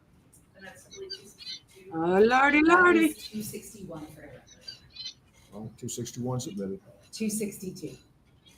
Government's Exhibit 262 is a thumb drive containing the CDRs for the phone number, as well as location information for the number that was assigned to FBI evidence item 1B7, so Jose Ibarra's Samsung 14 cell phone. And say we move to admit states 262. How do they get all this fancy stuff? So that objection, 262 is admitted. And for the CDRs, first of all, what is a CDR? A CDR is call detail records, so that is information that's provided by the respective cell phone company that essentially breaks down the details related to a call. So for instance, if it's an incoming call, it's going to say the time that the call occurred, what number called the target phone number, at what time, and how long the duration is. what is timing advance data, and did you obtain timing advance records from Verizon, who was the provider for the cell phone 1B7? Yes, we did. So we obtained records from T-Mobile and Verizon. So timing advance records are essentially engineering data that's captured by the cell phone provider. So on top of timing advance, we will get cell site records, right? So a lot of people are probably already familiar with those because they've been around for a long time. And so cell site records, each tower is generally broken up into 3 sectors. And so the cell phone company is able to tell us, pursuant to legal process, hey, the respective phone that you're looking at is hitting this particular tower and it's located within this sector, which is generally like a pie shape. Timing advanced data takes that a little bit further. Like I said, it's engineering data collected by the phone company. And the purpose for the phone company collecting this information is to essentially like make a better signal for the user. And so it sends a signal from the tower to the phone, and then from the phone back to the tower, and the cell phone provider captures that information. And based on the time that it takes for the information to be sent to the phone and then back to the tower, they're able to further narrow down that pie shape to essentially, we call it like a hot dog or a rainbow shape. So it's more precise information on the location of that phone than the traditional cell site information. Did you obtain timing advance data for the cell phone number associated with Jose Ibarra, also the cell phone number associated with 1B7? Yes. And who was the provider for that particular timing advance data? T-Mobile. And is that the data that was contained or is contained on stage 262? Yes. Okay, thank you. So now let's turn to your exhibit 266. And I apologize, we're just having a little PowerPoint issue, so you'll have to bear with me. Can you see it? Yes. Okay.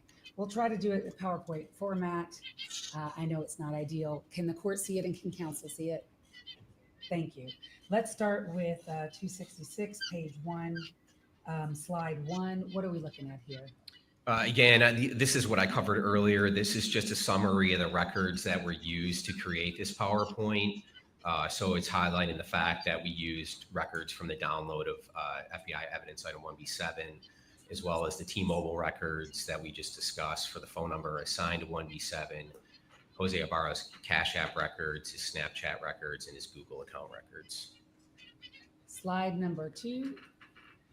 Again, this is just further information related to the records that are contained within this PowerPoint presentation. This is showing that we also use TikTok records for Jose Ibarra's account with the screen name Victor Franco 4, as well as records from the download of Diego Ibarra's phone, evidence item 1B11, and additionally the Verizon track phone records for the phone number that was assigned to 1B11. Did Jose Ibarra use a different name at times in social media? Yes, he did. A common alias that we saw Mr. Ibarra use was Victor Franco. And how do you spell Victor Franco for the record? Victor is VICTOR. Franco is FRANCO. So now looking Victor Franco, where the hell would you get that name from? That's just a highlight to the court for 1B7. So the Samsung 14 cell phone seized from Mr. Ibarra's apartment that was used by him. The records, when they were produced and then when they were extracted from the phone, they are in UTC time. So this is just showing to the court how you would translate UTC time to local Eastern Standard Time. And on February 24, 2024, the day that the murder occurred, as is highlighted in this slide, you'll see that you have to subtract 5 hours from what's shown in the record. So for example, this particular text message is showing February 22nd. Why don't they all just go with PM. That would translate regular timing, unless you are in the military? They've got their own thing, but what are we looking at there? This is just highlighting the device identifiers exactly associated with Mr. Ibarra's 1B7 phone. So as I stated, it's a Samsung Galaxy phone 14 with the actual model number being SM-A146U. It was assigned cell phone number 347-347-3 358-3978, as well as IMEI or a device identifier of 35295-824-449-1604. What is an IMEI? It's an international mobile equipment number, so that'll be specific to the actual cell phone itself. It's essentially like the equipment number, so it's essentially like a serial number related to the cell phone. Oh, wow. And we see that sadly, the PowerPoint that we have, a copy of it is in black and white, so we can't see the colors. What color you've seen the color image of this? Yes. Of this photograph that we see on slide 4? Yeah, so since it is in black and white, I can provide further description. So the actual image. Objection to this. I sympathize with the state's technical issues, and I'm happy to take a break for them to fix it. But I think rather than having the witness describe the content of the photos, the court should just see the photo. I think it is best for the court to view the photos so we can take a break to fix our technical issues. But for the best evidence rule, that's why the records are in. So the records themselves are in. So that the records are part of the record. But if you could give us a moment to try to fix our issue, perhaps it would be better for the court and everyone to see the images in color. All right. I don't know the nature of the problem. Is this something? So we're missing, 5 minutes? it's 5 minutes. We're missing one thumb drive that was recopied this morning, and I think I have the old version of it. I need the new version of it that was recopied. And so if you could give us 5 minutes to either find it in our, again, 17,000 thumb drives that we have, or we can recopy it very quickly, because I know he has it, and so he can give me a new copy of it because the recopy version is lost. I'll let you do that. Thank you. Maybe we Okay. should step down. I was wondering why she was looking around the floor. That can't be great. Looking for evidence on the floor. He just, again, sits there like he doesn't give two shites. Bored, just bored. Okay, then. So it makes me wonder, are they going to be going on lunch now? Because it's only 10 minutes.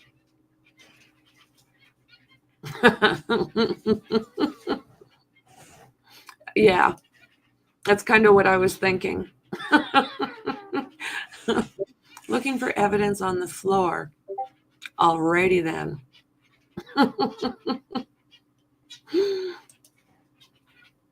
I have a feeling that we are on lunch.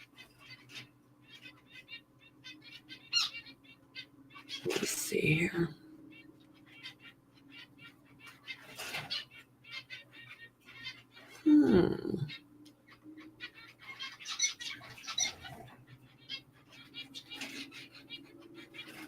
I am looking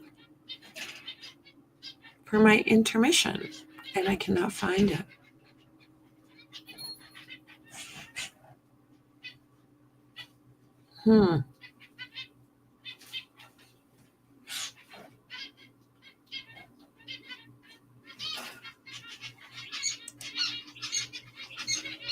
Let's give me a second here.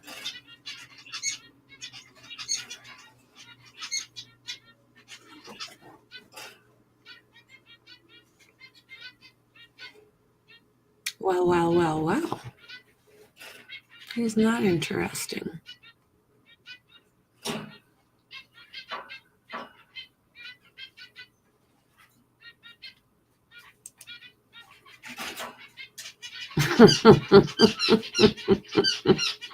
Yeah. Okay, well, I will come join you guys.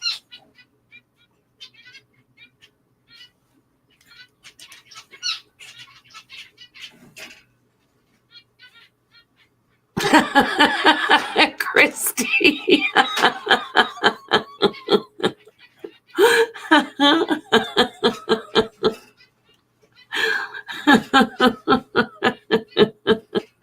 Oh my word. All right.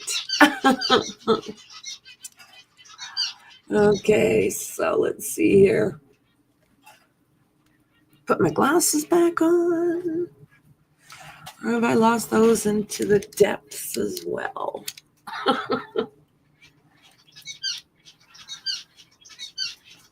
All right.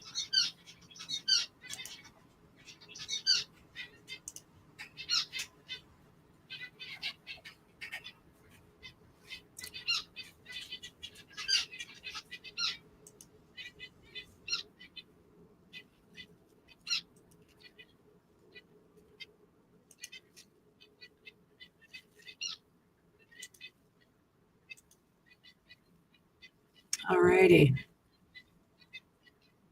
So, Annie Mormon, crime scene specialist with GBI, provided crucial testimony in the case. Hold on.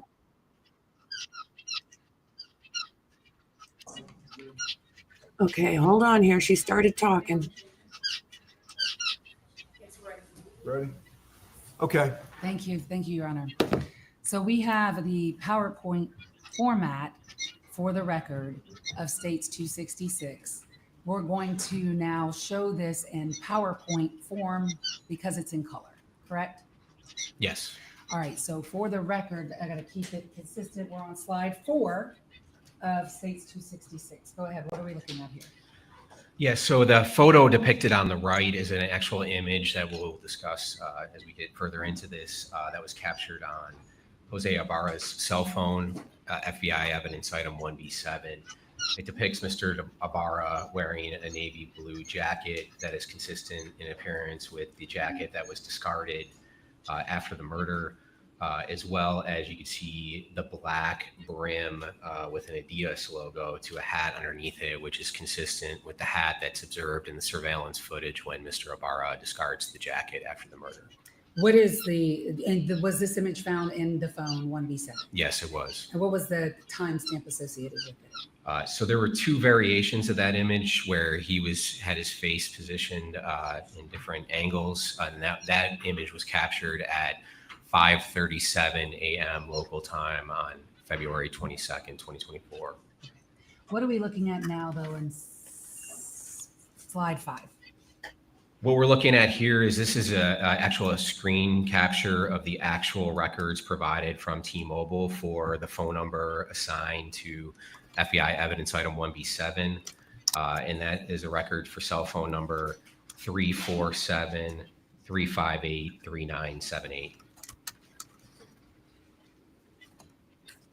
And so I'm just highlighting here various things on the record. So, again, the first thing that popped up was the phone number that's assigned to evidence item 1B7.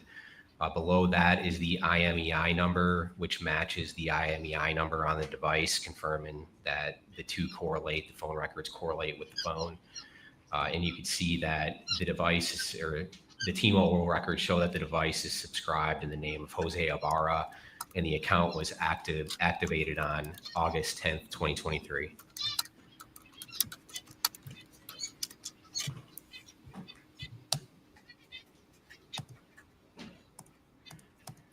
Did you make a determination whether Jose Ibarra was the user of 1B7?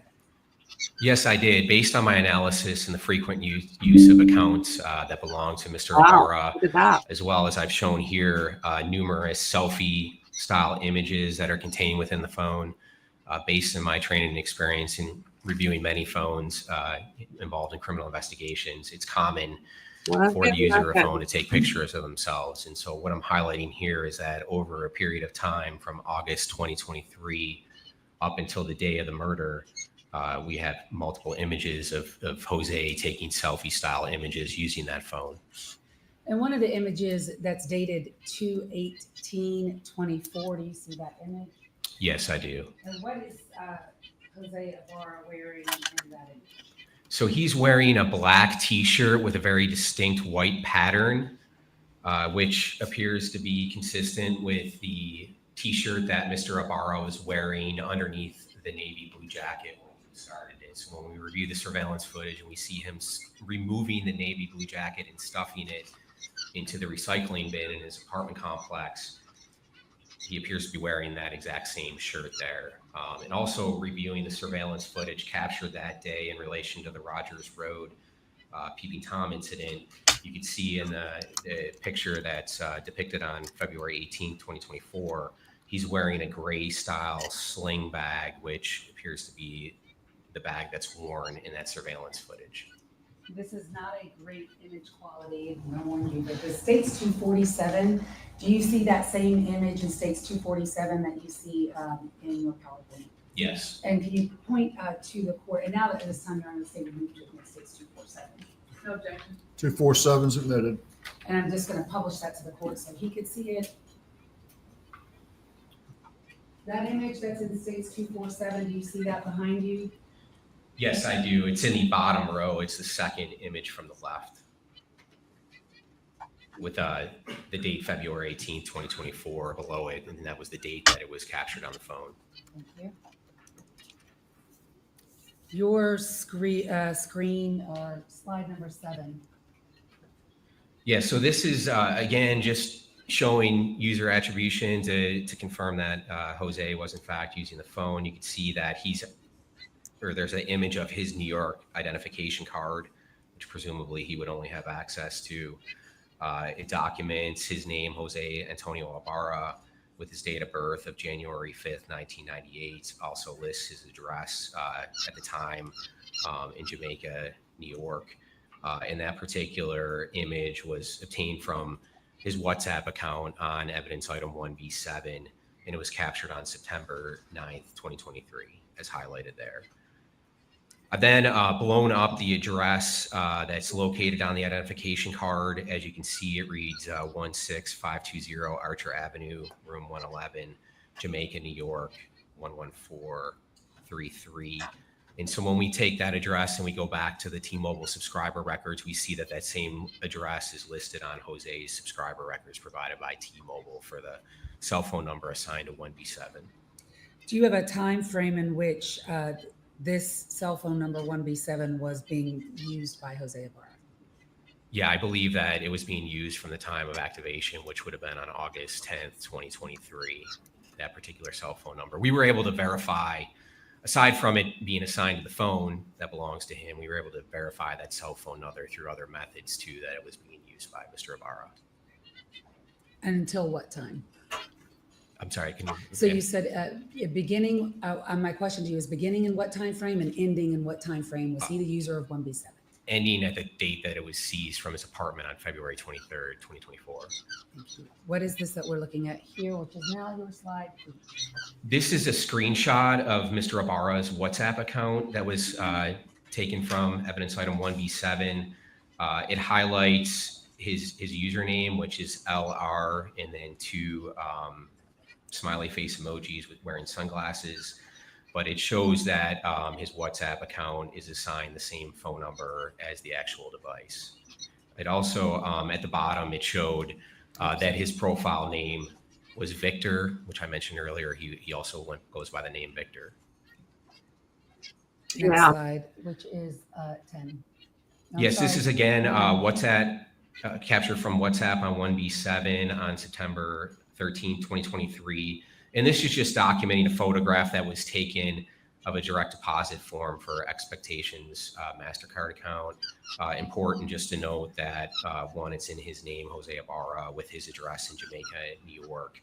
And it captures the routing and account number, which will be important in the next slide. What is WhatsApp, by the way?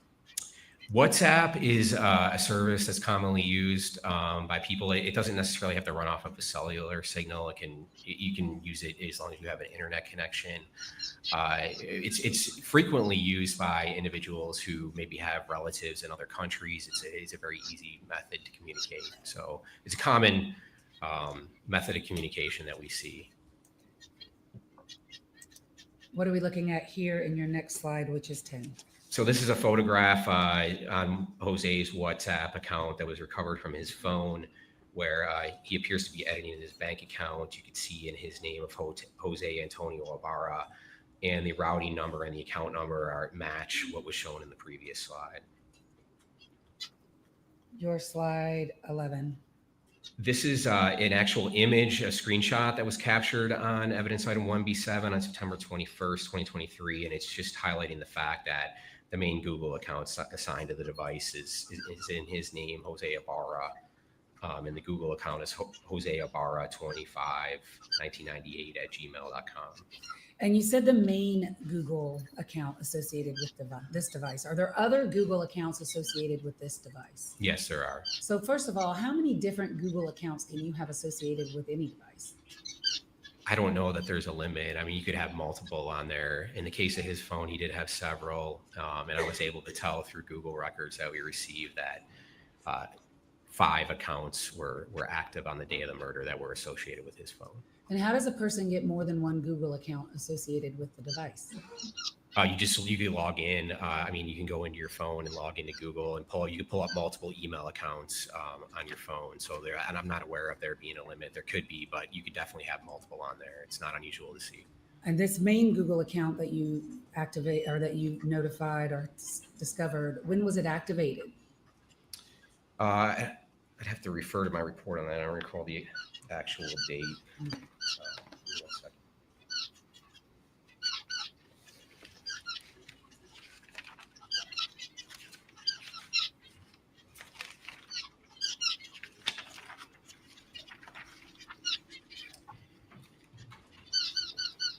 This particular account was activated on August 27th, 2023. And did you find in the 1B7 device another Google account that was associated with Diego Ibarra?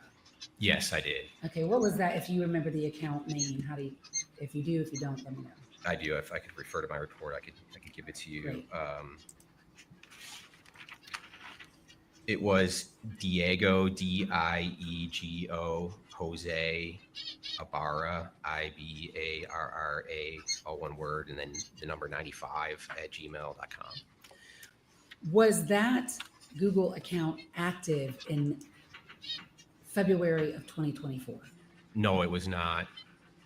When tell us about that Google account. When was it deactivated? So we received records related to that particular account because it did show up on 1B7 with no other activity associated with it in the extraction.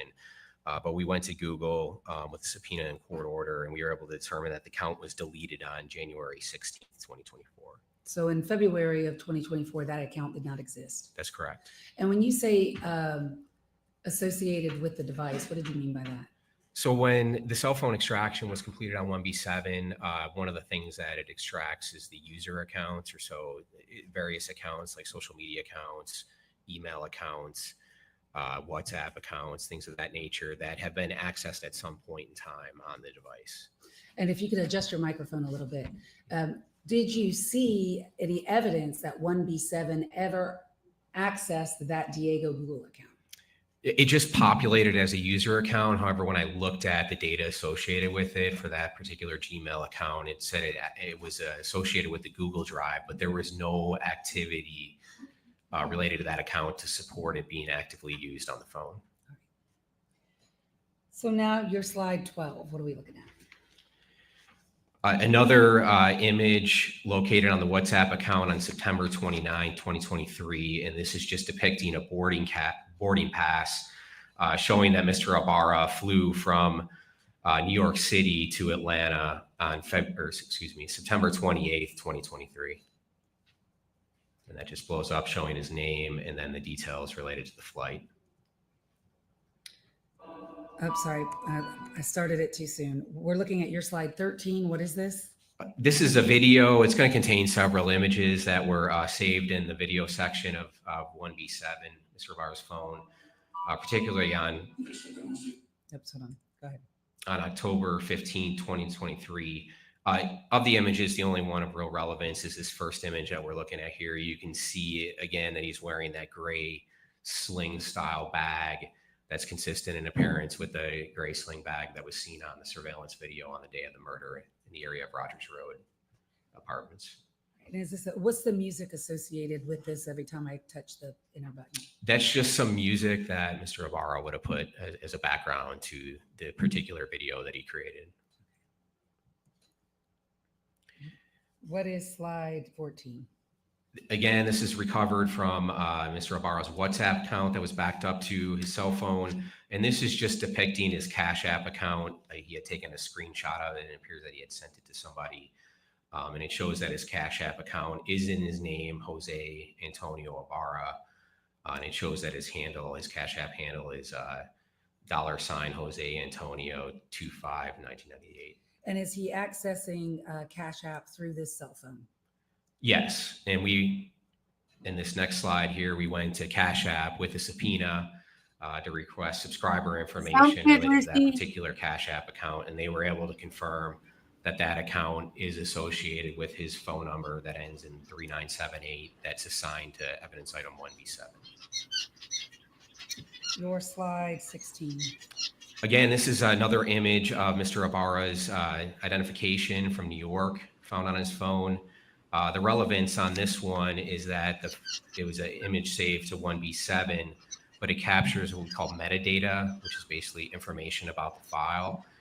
In this particular instance, if you see below in the metadata section, you could see that it lists Samsung and then the model, which matches 1B7. And it also provides geolocation information, meaning it gives us a latitude and a longitude where you can map out where that image was taken. Amazing. So we look to the right, and this is from the phone itself. That was the phone plotting where the particular image was taken. And based on my knowledge of the area, it's in the area of his apartment on 2085 South Millage Avenue. Next slide 17. Again, this is the image we discussed earlier from February 18, 2024. This is an image of Mr. Ibarra wearing that distinct black with white patterned shirt that he appears to be wearing when he discards the jacket on surveillance video following the murder, and again, the gray sling bag. Oh my God, just styling. Your slide, this would be 18. This is, so the phone sometimes will capture money transfers that occur. In this particular instance, this is on February 21st, 2024. This occurs on the evening before the murder. And it's just showing the fact that at 9:30 p.m., there was a charge made from Mr. Ibarra's account at Tall Boy Beverage, which is a liquor store and it sells liquor, wine, and spirits. And that's a picture of it there. That's located walking distance from his apartment. And what is the date and time of that? That was on February 21st, 2024 at 9:30 p.m. Thank God for stupid criminals. I'm moving on to your slide 19. So now we're getting into information as it relates to the date of the murder on February 24th, 2024. Here in this slide, I'm depicting from his call log a missed call that was placed by Mr. Ibarra using his WhatsApp account to an account used by his brother Diego Ibarra. And as you see below, it'll I don't know about second, Diego. you can see I that know. Diego Ibarra's uses the WhatsApp screen name Gocho Hermano. Gocho was an alias that he used. Hermano translating to brother, so essentially Gocho, my brother Gocho. And when we recovered evidence item 1B11 and downloaded that, we were able to tell that that same WhatsApp account that ends in 965 was in fact being used by Diego on that phone. So then this would reflect. He pops up everywhere. That This slide would reflect Jose Ibarra calling through WhatsApp Diego Ibarra on the 22nd day of February 2024 at 2:31 in the morning. Yes, and the call was not answered. What is it that we are looking at the next slide, 21? Yes, so this is the phone documents in this instance when an image is uploaded from the phone to his Snapchat account. So this image here is showing that at 4:30 in the morning on February 22nd, 2024. 4:30 in the morning? This particular image to the left is uploaded to Jose's Snapchat account. It's particularly interesting to us because he's wearing the Adidas hat, which appears to be the same Adidas hat that is worn by the subject or worn by Mr. Ibarra when he discards the jacket in the dumpster. It also is him wearing that same T-shirt that he appears to be wearing under the navy blue jacket. Okay, I want to go back really quickly because the image that we just looked at on your slide 21, the hat looks blue, correct? Well, it does to me. My eyesight may be a little different, but you've seen this image in the returns that are No in better, the slides, Shauna. correct? Yes. No better. What is the color of that Adidas hat? It's black. Okay, let me go back to the very first one. There you go. Morning, So you have Jazzy. several different images of the hat. Would that be right? Yes. At this exact time period, at 4 to 5 a.m. Yes, in the hours leading up to the murder. Some of them would be on his phone itself, 1B7, Morning, and then that Vicky. image was uploaded to Snapchat. Would that be right? Yes. Okay. So in the Snap returns and in the phone itself, what color is Dad's it? not feeling Black. Okay. And is that what we see here on your very first slide, or slide 7? I think it's the second slide. Yes, it's emphasized more in this photo because it's obviously up against the navy blue jacket. But yes, it's black. Thank you. And it's a better depicted, like right here, they're side by side on this slide, 222, 24, 222, 24. Do you see them side by side? I do, and that image to the left was taken at 4:30 in the morning, and then the image to the right was at 5:37 in the morning on the date of the incident. So these two images are separated by how much time? So from 4:30 to 5:30, a little bit over an hour. And in the return itself, the Really? image that we see, just the shirt, not the jacket, the hat is what color? Black.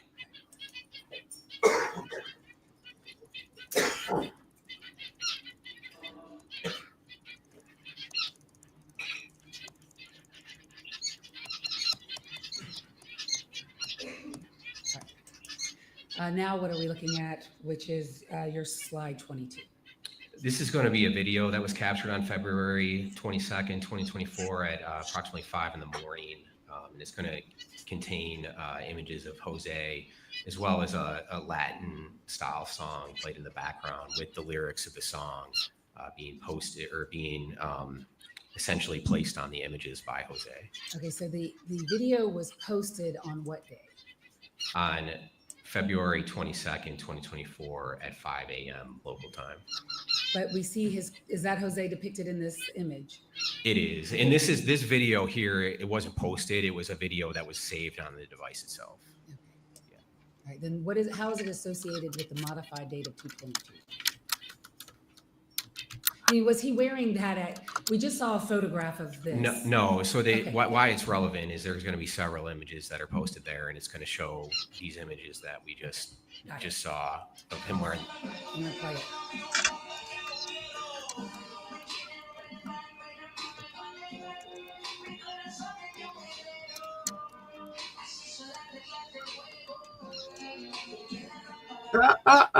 So what is it that we just viewed when we hit that video? So I'm sorry, can you repeat that? What is it that we just saw? If you could just tell us for the record, because we played. Yes, the that is a video that was created by Mr. Ibarra, and he is I taking muted that, guys. obviously that image and another image, and he's created a video, and he's placed words that are essentially the lyrics of the song over the video as it plays. And I'm sorry, so there we go. Lordy. Don't want to give them any more excuses.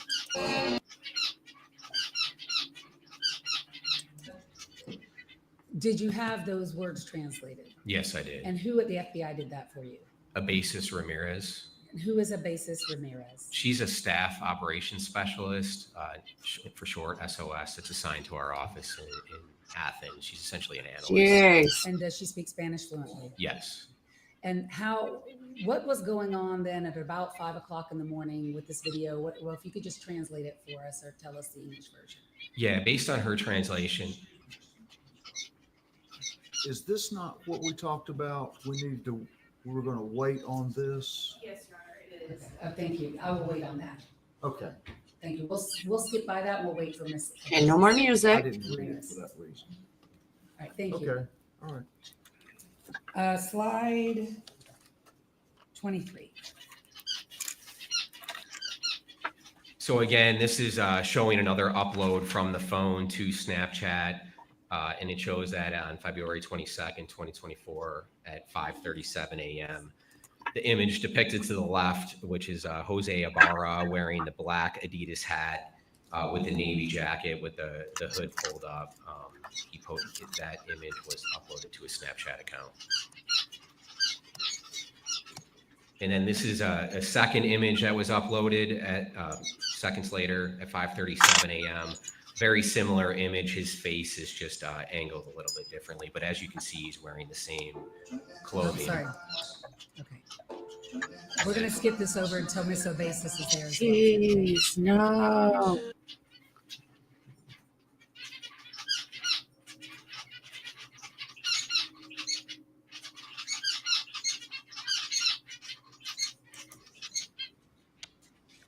Okay. I believe your slide number 27. Last thing I So need is when trouble with Celebrite that downloads the again phone, it has the capability sometimes in for doing nothing. showing the device events that occurred on the phone. So for example, when the phone's plugged in or when it's unplugged. In this particular instance, what we're showing here is that the device was plugged in at 9:58 in the morning on February 22nd, 2024. And why this is important is we have the murder of Laken Riley, and then of course, after the murder occurs, we see Mr. Ibarra on surveillance footage at 9:44 in the morning, discarding the navy jacket that ultimately contained a mixture of Mr. Ibarra and Miss Riley's DNA. We then see him walk towards his apartment and discard some gloves and some shrubs, and then continue on towards his apartment. So that was at 9:44 in the morning, and then 14 minutes later, he's in his apartment, and he's plugged, or we believe he's in his apartment based on location data associated with the phone, and he's plugging his phone in at 9:58 in the morning. Your next slide. So in the next couple slides, we're just going to show the actual user-initiated activity from the device, meaning the outgoing communications that happen on the device on February 22nd, 2024. So the last outgoing message that is sent from 1B7 is a group message. It's a video that had been deleted, so I'm unsure of the content of that video. But at 6:20 in the morning, you have an outgoing WhatsApp message from 1B7. We don't see any other outgoing calls, text messages over social media again until February 22nd, 2024 at 1:55 a.m. And that's when he responds to a WhatsApp message sent at 11:14 in the morning from Laken Mendoza, his wife. He responds to that message at 11:55 a.m. So essentially, we've got no outgoing communications on the date of the murder from 6:20 in the morning until 11:55 in the morning. And that's outgoing communications by the user of 1B7. Now let's talk about the phone itself. If the person is not using 1B7, is the phone still collecting data? Yes. And what is Rubin data? Rubin data is personalization data, and I'll just read what I have written here because it summarizes it. Samsung Rubin data is a service provided by Samsung that collects information about your devices. Oh, really? Such as their settings, status, and stored applications. Who knew? It's designed to log valuable data such as call log, text messages, contacts, and other user activity, including the device's location from your phone, which in this case, we were able to access through our Celebrite Premium forensic tool. So we were essentially able to download this data. And according to Samsung, we spoke with representatives from Samsung to learn more about it. They stated that the user of the device would have to opt in. Yeah, that's okay. There's no objections. Yes, right. You're saying Yeah, I'll cover that with our next Rubin witness who's data. an expert on this issue. Let's go to Snapchat. So, of course, we saw those images that were uploaded from the phone to Snapchat. So then, to be thorough, our next step was to go to Snapchat with a search warrant just to be able to corroborate what we were seeing and get the records directly from Snapchat. And were you able to corroborate the things you saw on the phone through Snapchat? Yes, we were. We were also able to identify other images of importance, again, showing Mr. Ibarra wearing that black and white T-shirt that was on February 17th in the sling bag. And then again, on February 17th, We see that image that we've already seen several times. Yep. And then we're able to corroborate the fact that at 4:30 in the morning, he posted that image to his Snapchat account, which matches what we saw on the phone. Snapchat's able to give us geolocation information associated with that. When we map that out, it appears that the image was posted when he was at his apartment or in the area of his apartment. Again, what we just covered at 5:37, blows the me same away, you images guys. that we're seeing on the phone are in fact in the Snapchat records. And those are the two images of him wearing the navy blue jacket and the black hat. And in both those images geolocate to the area of his apartment D126. And that's what you just told us. Am I going the wrong way? No, Google records.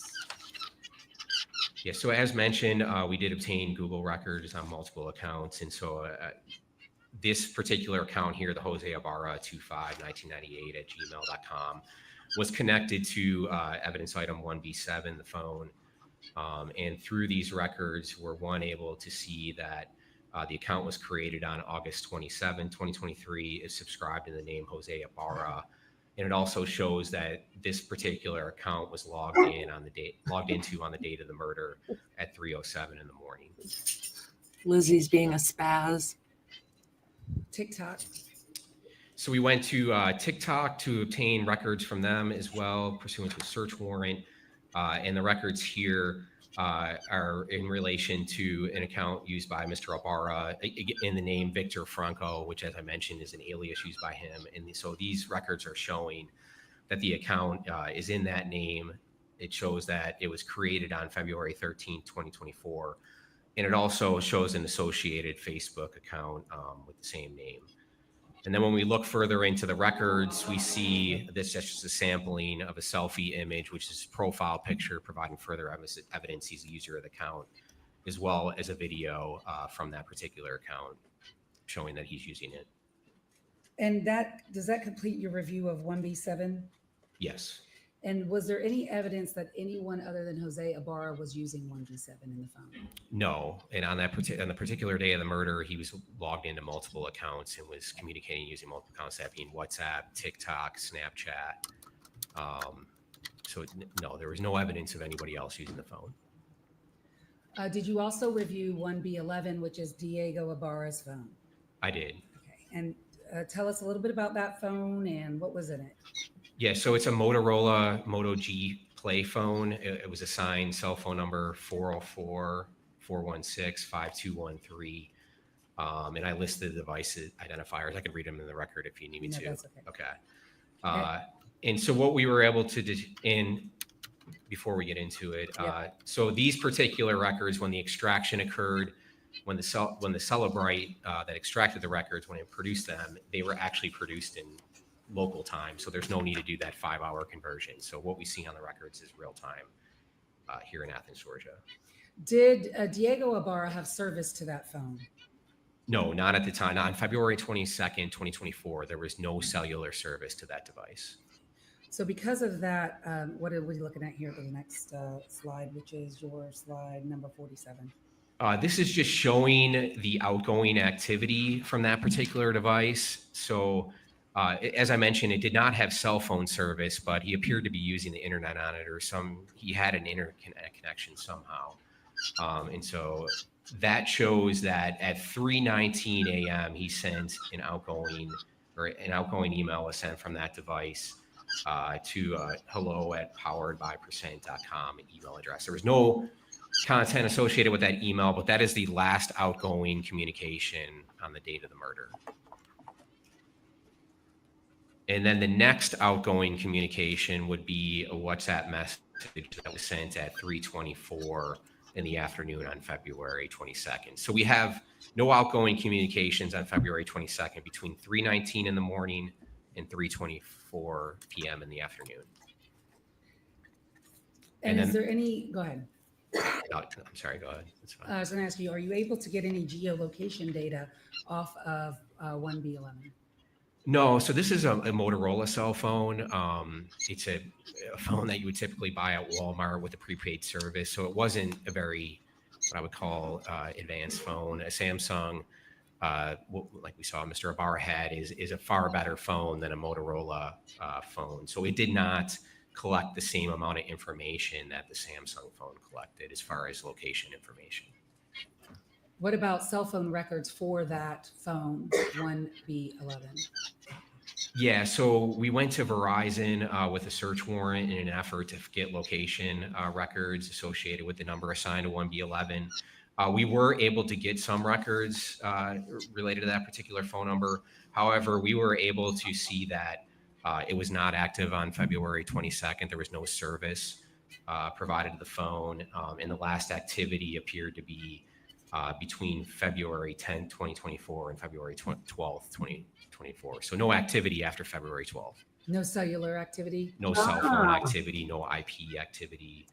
And we also went to Track Phone, because Track Phone is a prepaid service that uses Verizon's network. We went to them, and they essentially provided the same information. Burner phones. Just no service to that phone. Yes. Man, Go figure. Burner phones.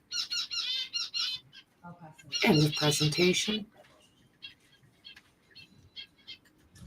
Your Honor, before I begin, I want to enter into the record a stipulation between the parties. This will be admitted as Defense Exhibit 1. The stipulation covers basically how the cell phone data was extracted, how the defense counsel gained access to that data, and it addresses my motion to reconsider and motion to suppress, as well as listing the various accounts that were found on phone 1B7. May I approach and... Motion to suppress. Go figure. Imagine a defense team trying to suppress information. Oh, I guess what? Ann Taylor has made me very much a little more skeptical. I have never seen such a shady ass person. May I approach that? May I approach?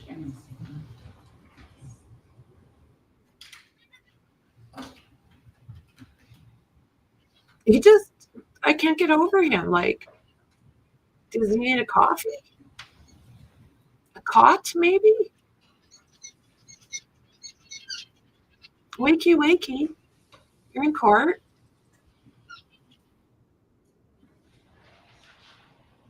Wow.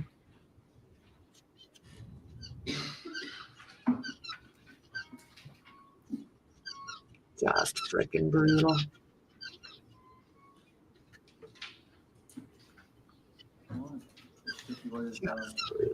Prosecution of the defense, B1 is admitted.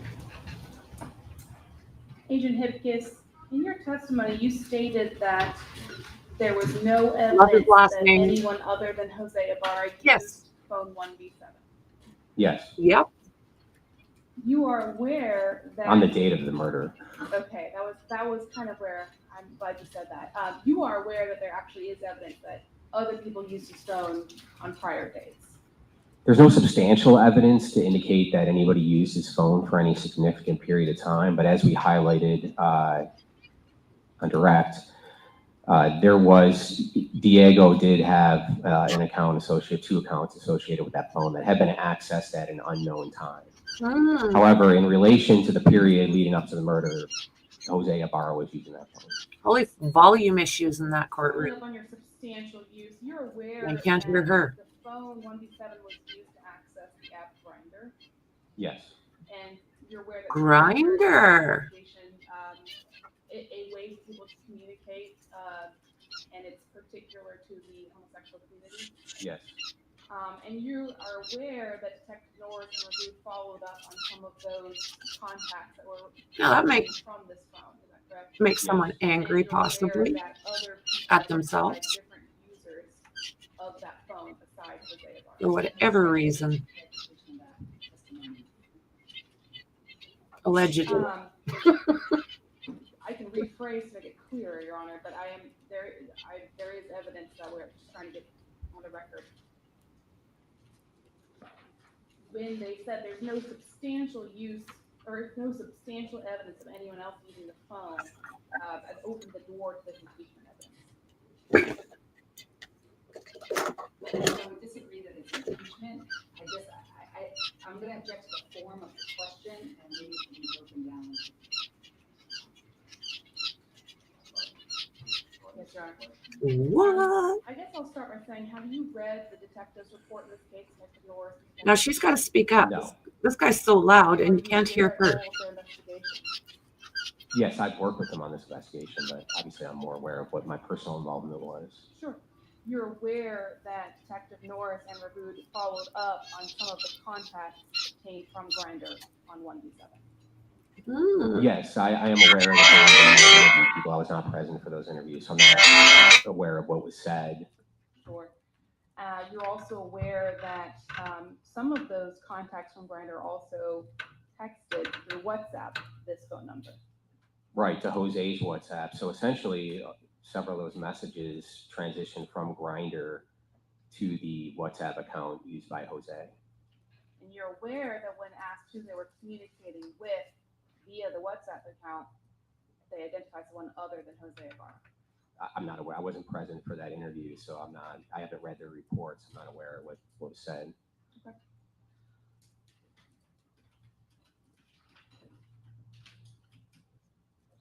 On the list of Gmail accounts that you saw, I want to just kind of talk about a couple of them. One of them was mendomailing26@gmail.com. Yes. And you're aware that Jose's mother-in-law, her name was Mailing. Yes. And for the record, Mailing is spelled Mayling. You're also aware that there was a Gmail account on there, Franco, FRANCO, LOLO529@gmail.com. Yes. And you're aware that Layling, his wife, that was maiden name was Franco. Yes. And Layling, for the record, spelled Layling.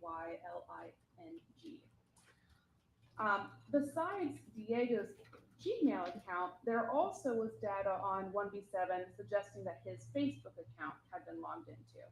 Yes. And he had two separate Facebook accounts that he logged into on 1B7, or that were logged into Diego Ibarra's Facebook on 1B7.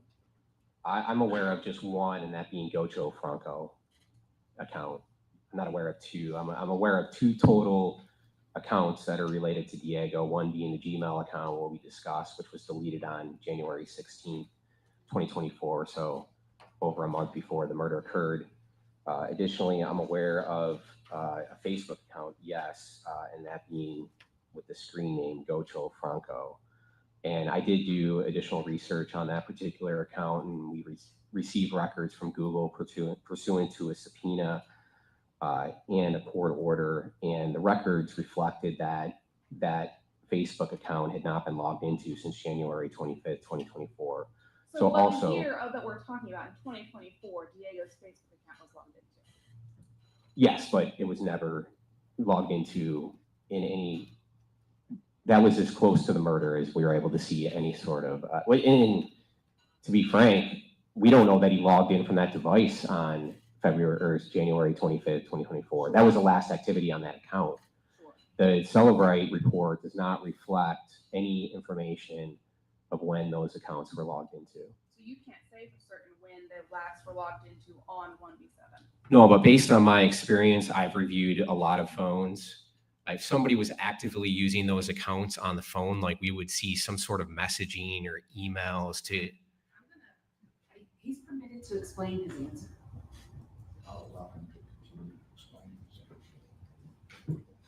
Normally, we would see additional information of those accounts being used if they were being used in relation to the murder. There was no evidence to support that. It just, all that it showed was at some point in time, that device would have accessed those accounts. And again, both those accounts, one was deleted on January 6th, the Gmail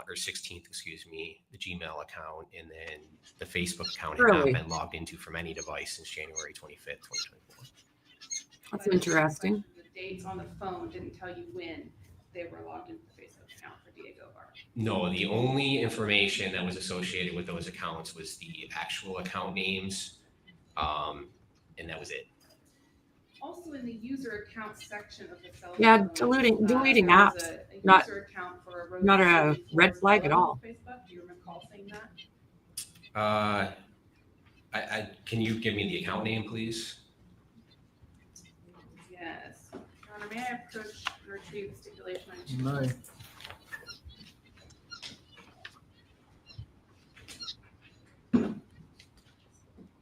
I don't think this guy's got a snowball's chance in hell of not getting convicted. It's not in the stipulation. Do you recall? You can say yes or no. Do you recall seeing? No, I don't recall any account with Rose Valley Flores Bello by that name being on the phone. Me too, friend. Your Honor, I'm going to request consider taking lunch break right now. I do need to print out the information that the agent is requesting to see. I don't have it printed. My apologies about that. You want to be heard on breaking in. I don't know what No, so schedule is or anything like that. So. I'm at course pleasure. That's break now. Sure. All right, we'll go take lunch back in an hour, 1:30. All righty. All right. So let's see here.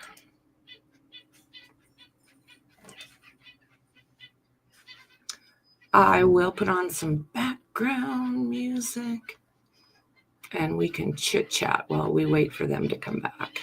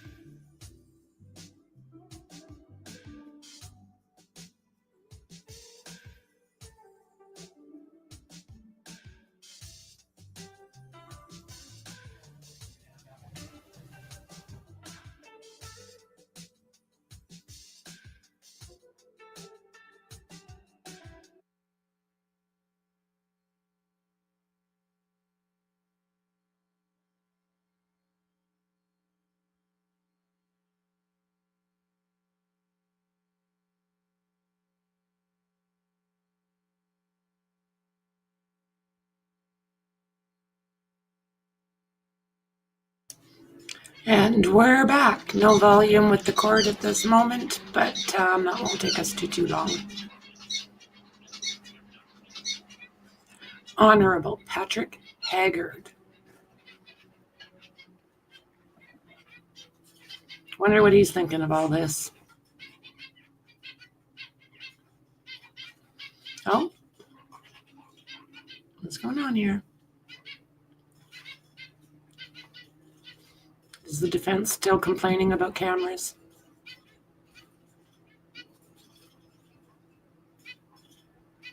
Buy the fur babies a biscuit. Oh. Okay. Nose blown and back to business. Agent Pisk, I'm going to pick up right where we left off. Yes, ma'am.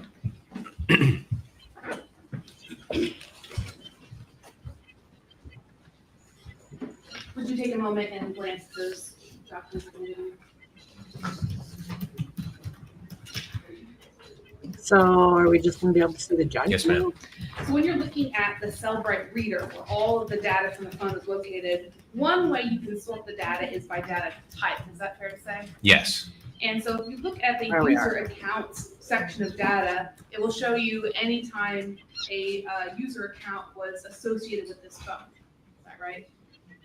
Yes, it doesn't say exactly when, but it just associates that particular account with the phone, meaning that it was likely accessed at some point in time. Correct. And as you testified earlier, you could then go and do further research elsewhere or on other places on the phone or external records to figure out when it was used. Is that fair to say? Yes. Okay, so I want to direct your attention to Defendants 3. Can you please describe what we're looking at Defendants 3? Yes, Defense Exhibit 3 is a screenshot of a Facebook Messenger account for Rosebelly Flores. And is this an Rose accurate Belly. copy of what you would see on the reader when you're looking at the cell phone extraction? Yes. Your Honor, at this time, I'd like to move Defense Exhibit 3 into evidence. Objection. 3 is admitted. You skipped 2, correct? I Yes, didn't miss you- two. Okay, that's fine. I skipped 2, and in fact, thank you, Your Honor. Defense Exhibit 2, which one is that? That is the Facebook account for Gocho Franco. Gojo Franco. And does this appear to be an accurate screenshot of what information is captured on the Cellbrite reader report? Yes. Your Honor, at this time, we'd like to move Defense 2 into evidence. No objection. 2's admitted. And then lastly, We forgot Defense to 4, can you number describe that 2. for us? It is a Facebook account associated with Diego Jose Ibarra. Okay. And does this appear to be a fair and accurate copy of the information contained on the Cellbrite reader report? Yes.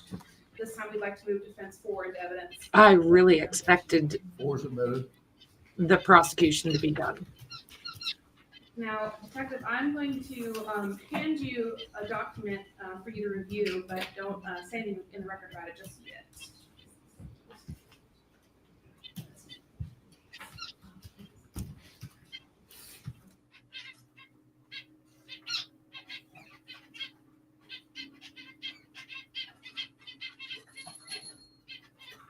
What you doing?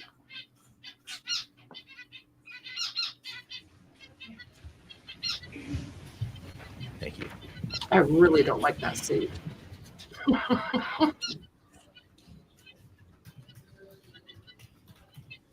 So Agent Hipkins, I don't want you to go into the content, but can you validate the Defense 5's report that you wrote Yes. and everything in that report is accurate to the best of your recollection? Yes. Thank you. So what you trying to catch him with? And Your Honor, this time we're not admitting Defense 5. It may become relevant later in the trial, but I just wanted to be authenticated while the agent was here. The last questions I have for Agent Hipkins are about Diego's phone 1B11. Yes, ma'am. That phone took the longest for agents to get into, correct? Alrighty. Yes. Can you explain why that was? Because we did not know the passcode for that particular device, and it was originally seized by University of Georgia Police Department, and they attempted to extract it on their end initially using a gray key, which caused the device to essentially power off and power back on. In that particular instance, it becomes more difficult to crack the passcode, which would ultimately be the reason why it took longer to get into the device. Okay. And That you makes essentially sense. were able to get into it using the software that the FBI had available to it. Yes, our digital forensic examiner, Special Agent Candace Hunter, was ultimately able to get into the device in August.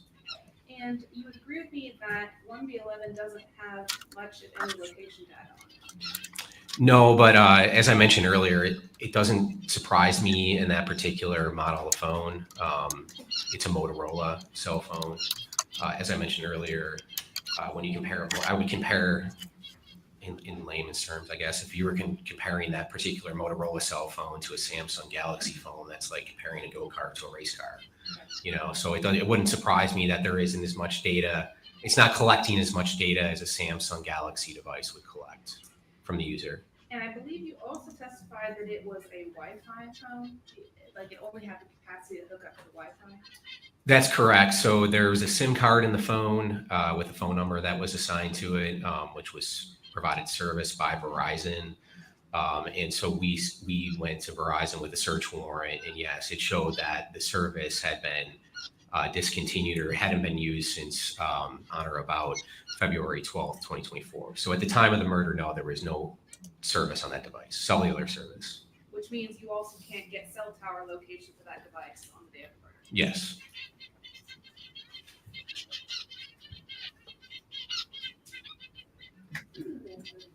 And are you aware if Mr. Ibarra was ever asked for passcode to make his phone cracking easier? I'm not aware. I never personally interviewed him, so I'm not sure if he was or wasn't asked. Thank you, Agent. Thank you. Briefly, in your analogy you gave us, which phone, for the record, so we can be clear, would be the go-kart? The go-kart would be the Motorola Moto G phone, which was seized from Diego Ibarra. And which phone would be the race car? The Samsung Galaxy 14, referred to by us as FBI evidence item 1B7, that was associated with Jose Ibarra. You are the one who notified UG, I always put an A in it, UGPD, University of Georgia PD, about the grinder messages? Yeah, actually our analyst did, because the messages were in Spanish and I don't speak Spanish, so she had done a more extensive review of those messages. But yes, I mean, I was involved in some of those communications. And your analyst would be Ms. Ramirez? Yes. And the timing of when those messages were relayed would have been October of 2023? Yeah, so the content of those messages were between October and November of 2023, with like it appearing to be the last any sort of activity with Grindr on that device being on January 25th, 2024. The accounts, the Google and the Facebook accounts that of Diego that were found on the device 1B7, for lack of a better term, could not have been accessed after February 10th of 2025 for the Google. Is that right? Yes. And is that because the account ceased to exist after that point, correct? Yes, his account was deleted on January 16th, 2024. And then the Facebook account was deleted January 25th of 2024? Yes, the Gocho Franco. It wasn't deleted. It just didn't have activity, IP activity, indicating it was being used after January 25th, 2024. And that is all I have. Thank you. Anything else, Ms. Beck? No, Your Honor. Can you be excused? Yes, sir. Thanks, Your Honor. Call your next witness. State calls Obesis Ramirez. Ms.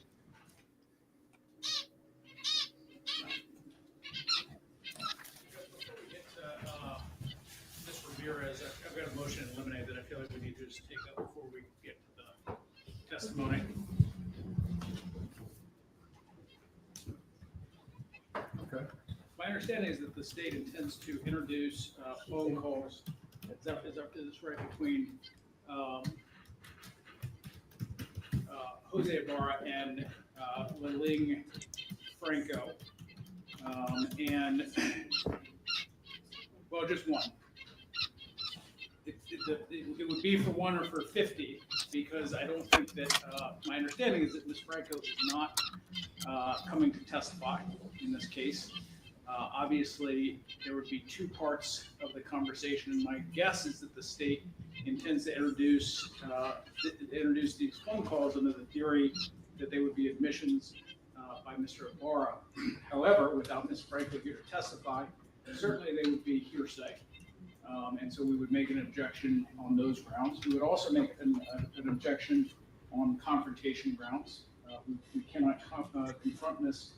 Franco about the substance of those phone calls and whether or not what is being relayed by the FBI in this case, the FBI translator in this case, would be her sense of what was going on or her intentions as part of that conversation.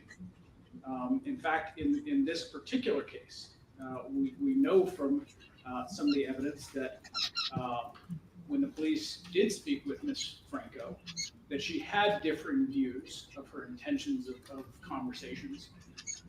And so without her here, that would violate Mr. Ibarra's right to confrontation. We also have some information that she was working for the FBI. We would not be able to confront her about any potential biases or favor or threats that she received in that sense. And in addition to that, we believe that Ms. Franco would have the ability to assert her marital privilege as it related to these conversations. And without her here to testify about that, we would not know what the answers to those questions would be. I will save, if we will, a foundation for any, an objection to the foundation for any introduction of those phone calls. But I think that confrontation, hearsay, perhaps marital privilege, in addition to that, best evidence, if the state intends to introduce simply the translation by Agent Ramirez. Ms. Jackson, you want to respond? Yes, I'll start first with the issue regarding the spousal privilege. And I will call the court's attention to the case of Chadwick versus the state. The site on that is 176 Georgia Ave 296. And in that case, the Court of Appeals held that the marital privilege does not apply to jail calls because they are not private conversations. The state would be introducing testimony or foundational element showing that those phone calls are actually preceded by notice that the phone calls are being recorded and they are not private. And as you well know, once a third party or someone else listening into a privileged conversation is introduced and those parties are given notice, that privilege no longer exists.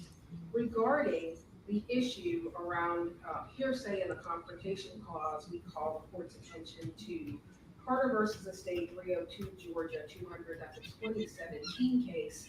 And in that case, the Supreme Court addressed the issue of hearsay and confrontation clause arguments in the context of jail calls. And in that case, the Supreme Court actually held that when that testimony or that recording is being offered, both sides of the conversation need to be offered, one side being the admission of the party opponent, the second part of that conversation being used to provide context so that the fact finder can truly evaluate the content of that call. That would be an exception to the hearsay rule and does not violate the confrontation. Hi, Ruthie. Hello, hello. I missed the part about it being a jail call when you made your motion. Well, Judge, I think that there are still issues with confrontation that should be addressed. However, in addition to that is the best evidence rule. And my understanding is that the state intends to offer this conversation through a translation by Agent Ramirez. And if the state is intending to do that, we would ask to be heard on foundational elements, as well as the problem with not having Spit it out. Certified interpreter to play that. If they were going to play the phone call and have you listen to it, like they would if they didn't need an interpreter, I think that would be one thing. If we were listening to it contemporaneously and having a court interpreter interpret it, that may solve one of their problems. I still don't think that would solve the confrontation issue, but we would ask that it be done like that, not an introduction of a translation by a third party. Okay. We'll take up that objection as it develops, but I'm There you going go. to, at this point, deny the motion. You may proceed. Thank you, Your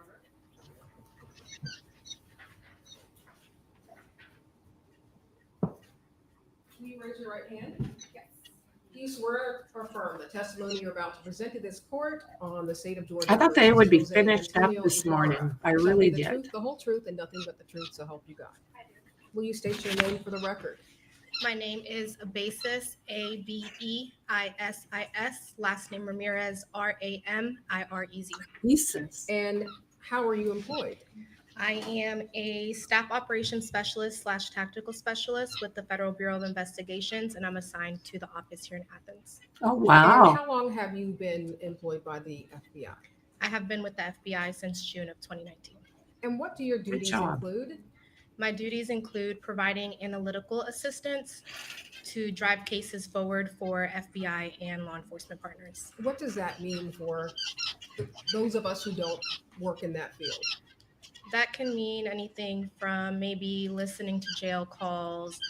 If they have some people that they're looking into for a case, I'm able to try to find as much information that I can on those individuals so that the agents can make decisions on how to proceed forward. And do you have any special training? Yes, I attended a 6-week training in FBI Quantico. 6 weeks. And does I thought it'd be longer. Do part of your duties include translating jail calls or any other content? Yes. For the FBI? Can you tell us about that process? So since I speak Spanish, I requested to be tested for reading and listening through the language and assessment unit at headquarters. Once I take my tests, they score and they will deem whether you're proficient or not. And I received my scores and I was marked as proficient. And are you a 6 native weeks. speaker? Yes, I am. What where are you from, or where's your family from? My dad's from the Dominican Republic and my mom's from Costa Rica. And Nice. Do you speak Spanish regularly? Yes, I do. And do you understand different dialects of Spanish? Yes, I do. And what Keeps does looking your over at the jury. proficiency rating allow you to do for the FBI? My proficiency rating allows me to monitor Title IIIs, review jail calls. I can also review like phones or any documents and provide translations for those. Okay. What is a Title III? Title III is when like a wiretap on a phone. Oh, wow.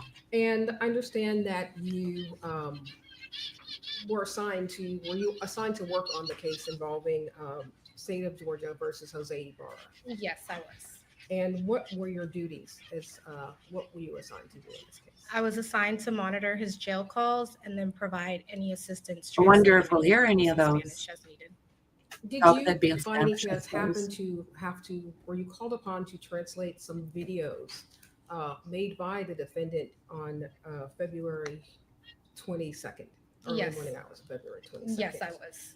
And for whom did you do those translations? I did those translations for Special Agent Jamie Hipkiss.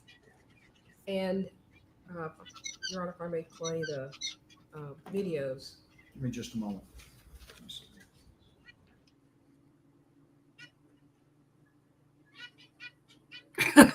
Dandy. I just did that for an hour. Spent more time scratching my head. Do I wanna? Do I wanna?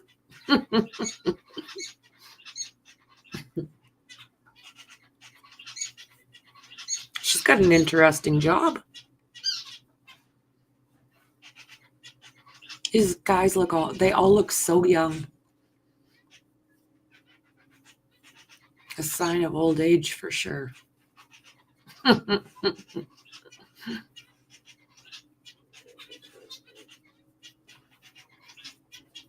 Is this sidebar?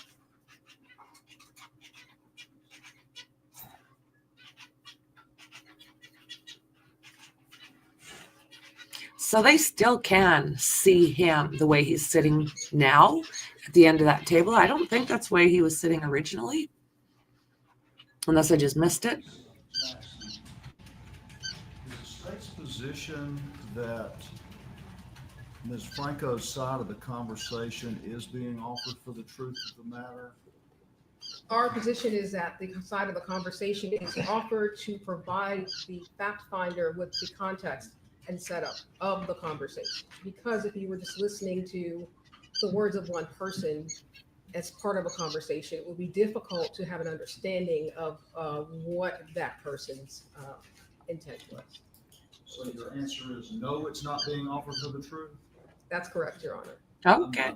Yes, my answer is no. I'm not trying to lead you. I'm No, just the trying answer to is no, figure Your out Honor. the answer to my question. The answer is no. It's being, what I said in my argument, it's being provided for the purpose of showing the context of the conversation. Okay, and I thought that's what you said the first time. I saw you saying that. Alrighty then. And that would be a requirement of the fact finder to believe that what one side of the conversation is saying is true in order to put any meaning on the other side of the conversation. Now, the whole point of understanding it is that you have to believe that both sides are true or neither side's true unless we were able to confront the witness, that was making those statements. So typically, this is where it becomes interesting with me being the trier of fact, because as we know, typically I would be listening to the motion in limine and hearing the recording outside the presence of a jury and making a decision. But as we sit here at this point, I haven't heard it. So here's the way we're going to proceed. We're going to go ahead and I'm going to hear it, and then I'll consider whether or not I'm going to consider it. I think that's all I can do. Thank you, Your Honor. Okay. Right now, we will go forward and play the slides from Agent Hipkiss's presentation that were translated by Specialist Ramirez. Okay, let's start first with slide 22.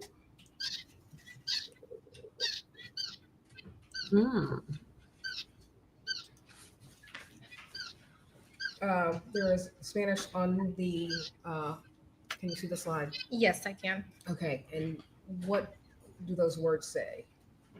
It's saying one time, Ozuna said. Excuse me, Joe. Just for clarification purposes for Ms. Beck's previous witness, I believe that she had made a relevancy objection to those lyrics being intended to do anything as it resulted, or as it happened in this case, or any material fact in this case. And so I don't know if we've gotten a ruling on that relevancy objection portion of it. We did. I did rule on that. Go back and see.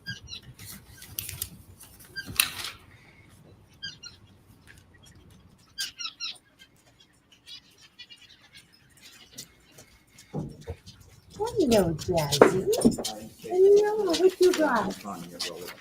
Denying the objection. Oh, you're good. All right. He's nice. Just go slide. It's going to Did he get there? He did not. Thank you, everybody. Oh, good girl. Okay, sorry guys, I gotta use.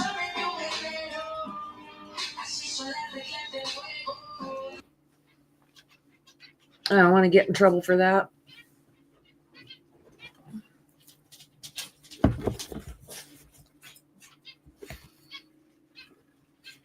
for the court. Yes. It says they want to see me fail, but I won't let them. My heart is that of a warrior. That's how the game rules are, and whoever breaks them will pay. Oh. Okay, let's go on to the next one.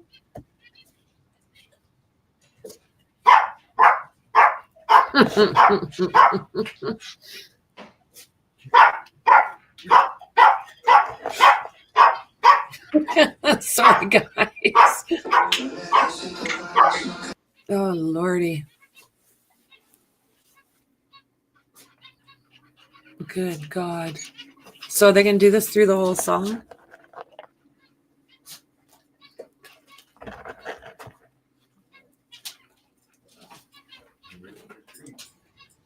Okay, did you translate this one as well? Yes, I did. Okay, what does this, how did you translate that?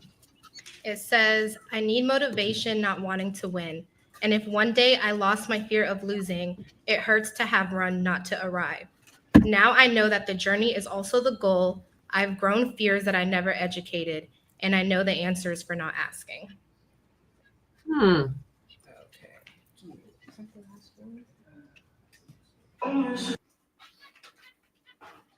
All righty.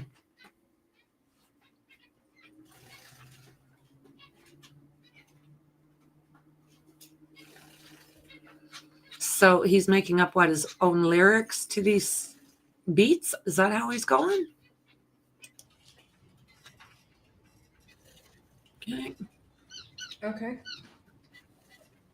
This one says, I started, gave it all, fought, I trusted, but in love, I didn't do so well. I kept going, I tried, I fell, I got up. Join the rest of us. Let's talk about you monitoring jail calls. You mentioned that that is part of your duties and that you were assigned to do that as part of this case. Yes, ma'am. When did you start monitoring jail calls? I started monitoring Jose's calls March of 2024. Okay. And then how do you get access to the jail call system?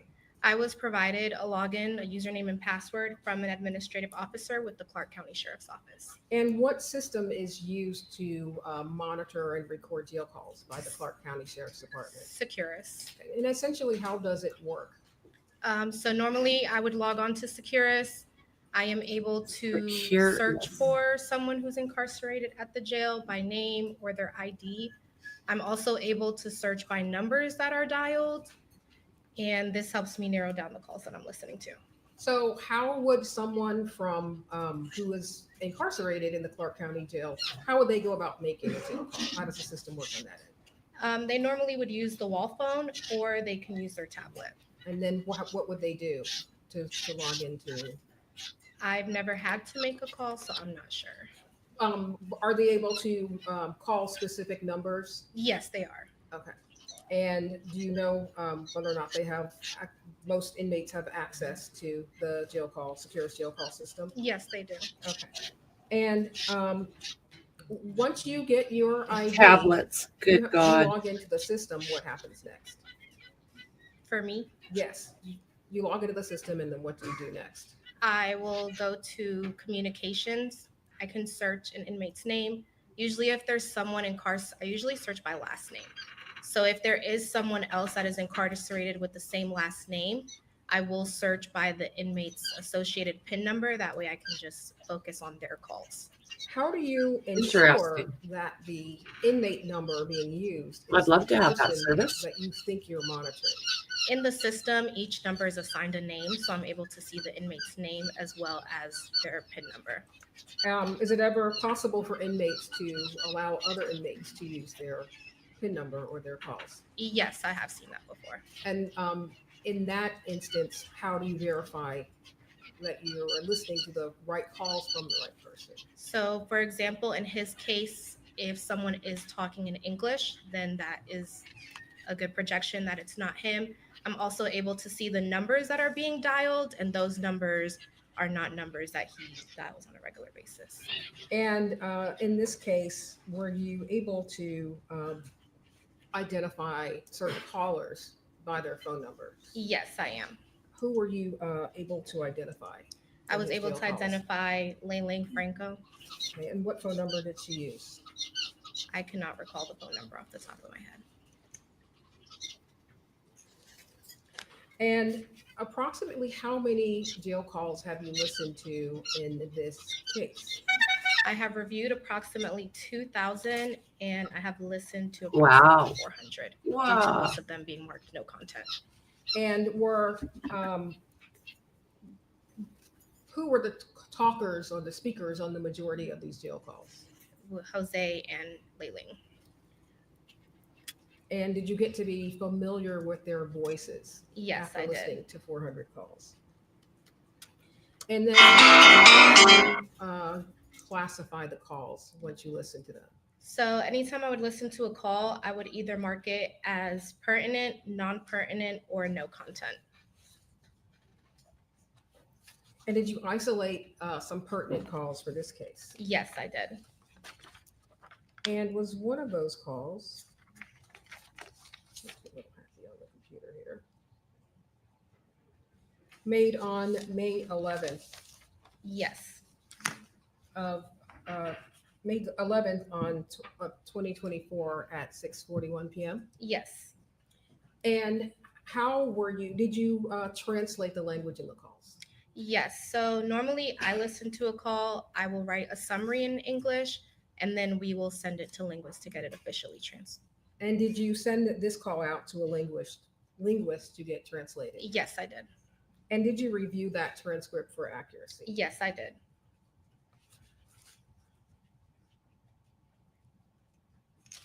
Okay, let me show you this jump drive.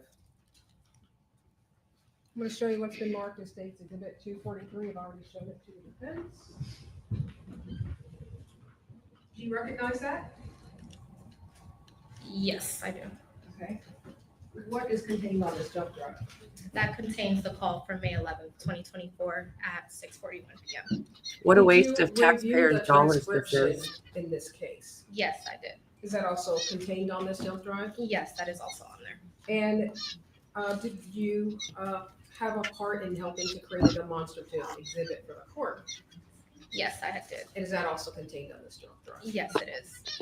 And do you agree with the translation of the transcription of the language as done by the FBI linguist? Is that consistent with what your translation is? Yes, I do. And were you able to identify the speakers on Yes, the call? I was. And who were the parties to this particular call on May The 11th? parties on this specific call were Jose and Laken.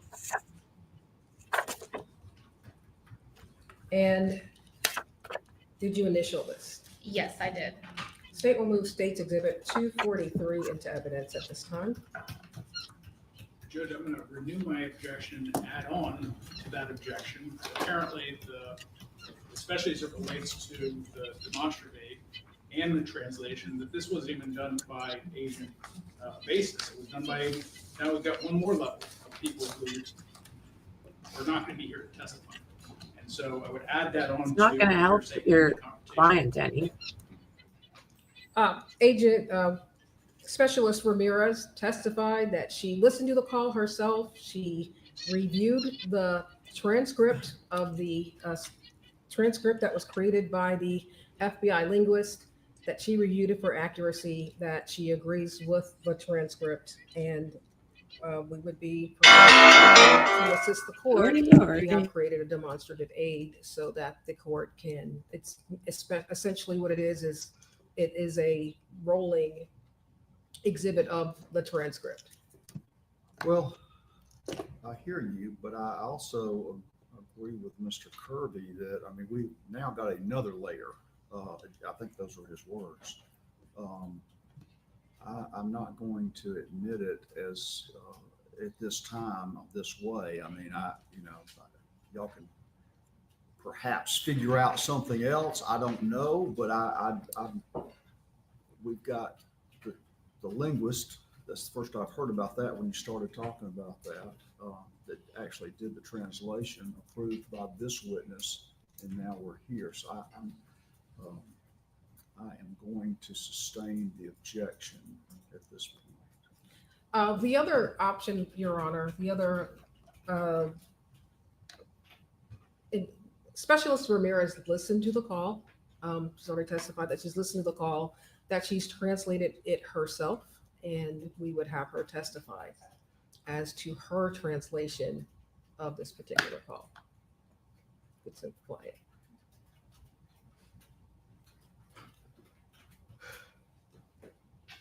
Which she's a certified, we've already established that she's a certified translator for the FBI. She listens to jail calls. She was able to authenticate the authenticity, identify the speakers, identify the method of recording the calls, and based on that, we would submit that she can testify as to what the call said. Can be heard further? Judge, the only thing that I would add, I don't know if we're getting into expert testimony here, or if agent of basis is being offered for that. I think you need a court certified interpreter to do that. You can play the call. As it relates to agent of basis, it sounds like that went to someone who was a specialist in this, and I would probably that she is not qualified for that. Well, I will let you inquire further. You can void her on her qualifications if you want to, but what I've heard so far, they've at least put up a prima facie case that she is qualified. So I'll let you inquire about that. So here's where we stand right now. I'm not going to admit it as it's coming from the linguist to Ramirez to here. However, if I am going to consider it, if there's a foundation laid by this witness as to the translation, I don't think the certified court interpreter as we know them here is required in this situation, but I don't believe so. And I apologize to Agent Ramirez. I'm saying agent of basis, and that's Okay. not it. So with that, do you want to void out her on her qualifications, or?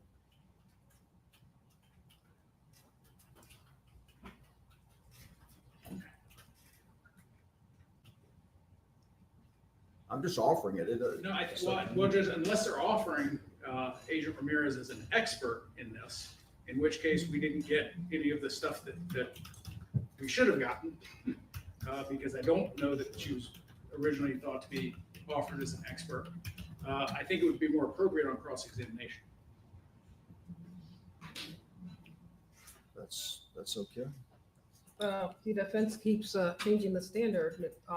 Specialist Ramirez has already testified that she's a native speaker of Spanish, that she has completed the FBI's certification program, which allows her to do work as a translator for the FBI, and that the translation of this particular jail call and all the other ones was done in the course of her duties as a specialist at the FBI. Are you offering her as an expert? I am offering her, I could offer her as an expert.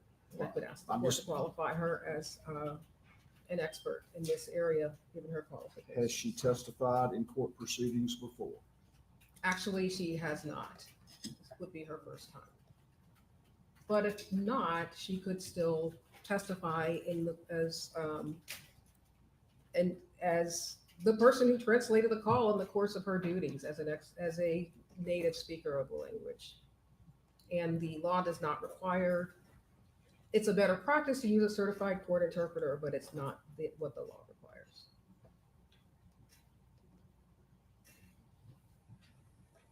Want to be heard any further now? No? Yes. Okay. I'll let you go forward, and I'll leave it to you if you're asking for her to be allowed to testify as an expert or not.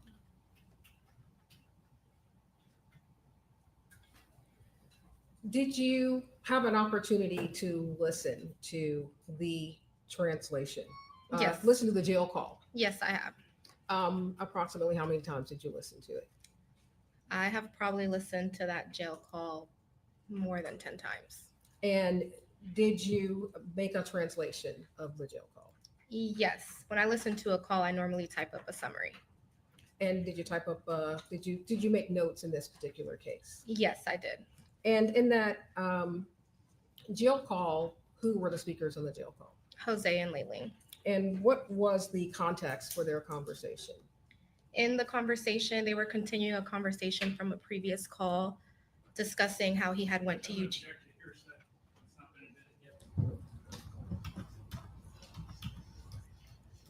Want to be heard? Yes, Your Honor, you've already stated that, or you've already overruled their objection to our admission of the content of the conversation, in that it's being offered for the admission of a party opponent, and also as in context. This is about the same call on May 11th. Did I misunderstand your objection?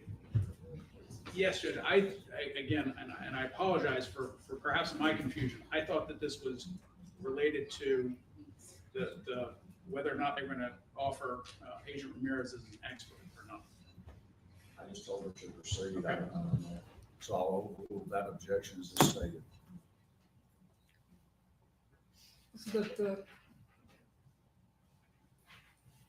Going back to the call, you identified the parties. Yes. And you were giving the court the context of the call.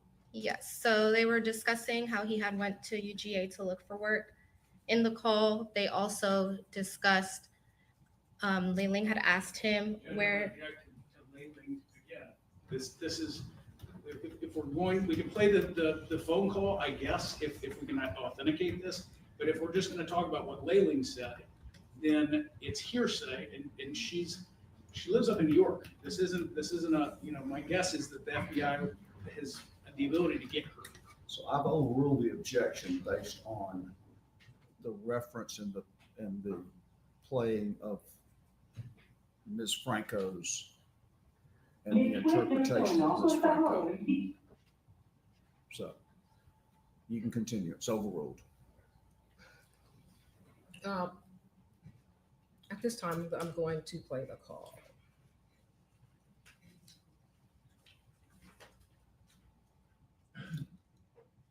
And Specialist Ramirez, can you listen to the call and then give the court a summary of what the call says? Yes, I can. Estados Unidos. Después del tono, por favor, diga Estados Unidos. Gracias. Esta llamada no es privada. Será grabada y podría ser monitoreada. Si cree que debería ser una llamada privada, juegue y siga las instrucciones del texto para registrar este número como un número privado. Es posible que usted no oiga ningún sonido durante la conversación de sus. Okay, can you tell us what that was? At the beginning of every call, there's usually an automated message letting the parties know that their calls are being recorded, and that if this call should be private, they should hang up and follow the instructions provided by the jail on how to set up that number. Llamada, por favor, no cuelgue. Whoops. Okay, there we go.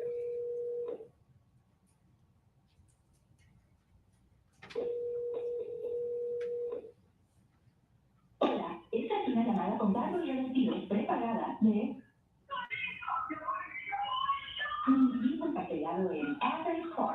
Jail, esta llamada no es privada. Será grabada y podría ser monitoreada. Si cree que debería hacer una llamada privada, juegue y siga las instrucciones del centro para registrar este número como un número privado para aceptar cargos y dar su consentimiento para grabar esta llamada o privar uno para no aceptar si pulsa secures. Okay, what is that? That is an automated voice saying that the person that he's calling is receiving a prepaid call from an inmate, and then usually they can say their name, they don't have to, and then the call will ring so the other person can pick it up. Puede comenzar la conversación ahora.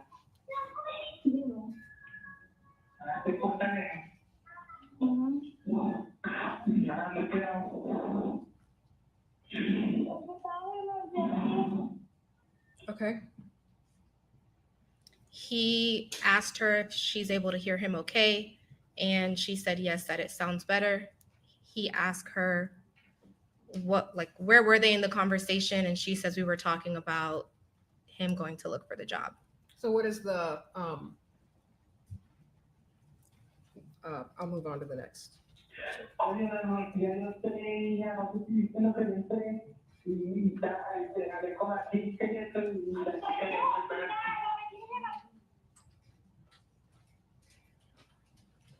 Okay. He says that he went inside, he spoke with the girl. She starts yelling, saying that she's fed up.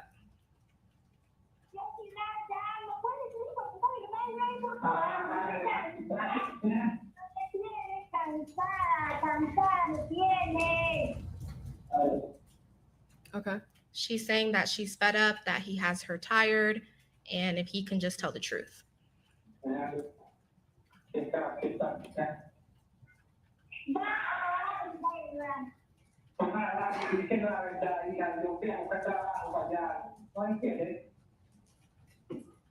Okay. She says, are you going to, or are you not going to say the truth? He tells her that he went over there to look for a job. Okay.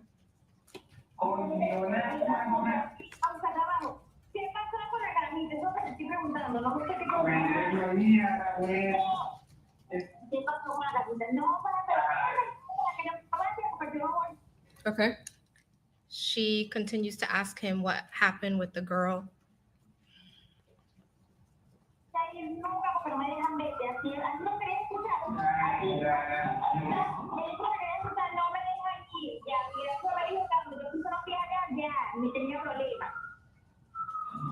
Okay. She tells him, don't wait for me to come and see you because they will not let me see you. Immigration told me that if I step foot over there, I will be in trouble. Okay. Ramirez reading off of something? I am not. I'm only Okay. able to see the audio that she's playing. I apologize.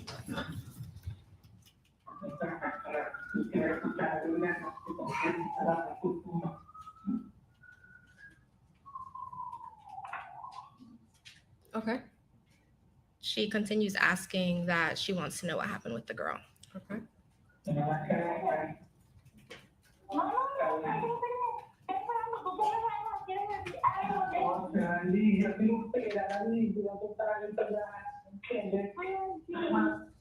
Okay. She tells him that he has to know something, and he just continues to tell her, like, Layling enough, Layling enough.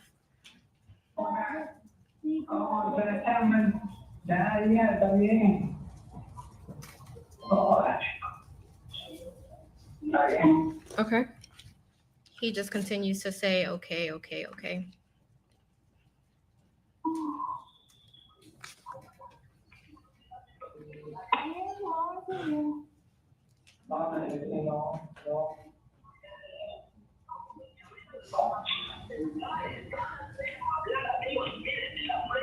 Okay. She asked him if he had smoked that day, and he said no.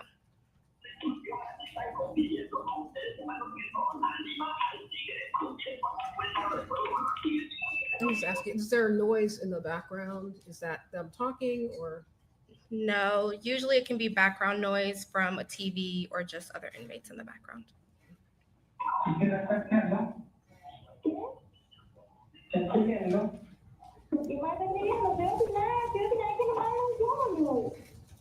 Okay. he asked her if she's writing, and she's like, writing what? And he's like, are you writing? And she said, no, I'm not writing. I'm just fed up.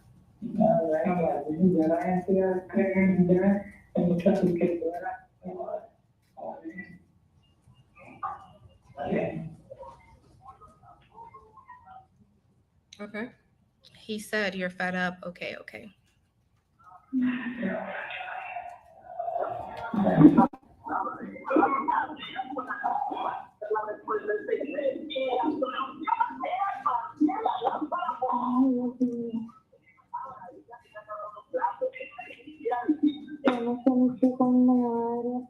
Oops. Okay, can you? She said, oh my gosh. And then you cut off mid-sentence, so I can't. Let me go back a little bit. Yes.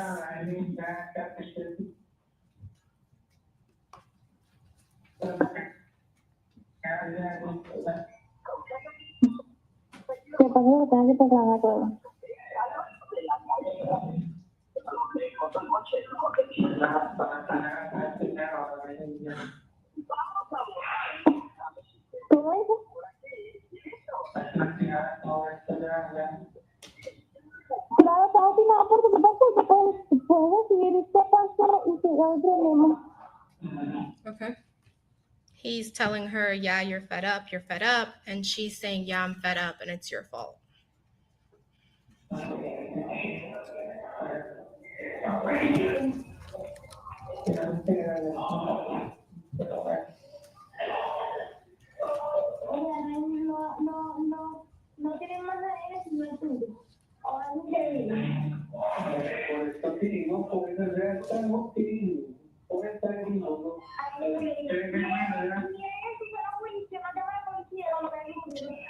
You can buy biscuits through PayPal now. She said that she thinks it's crazy that they don't have anyone else's DNA. They only have his. And she says she doesn't understand how someone can see someone dying and not call 911.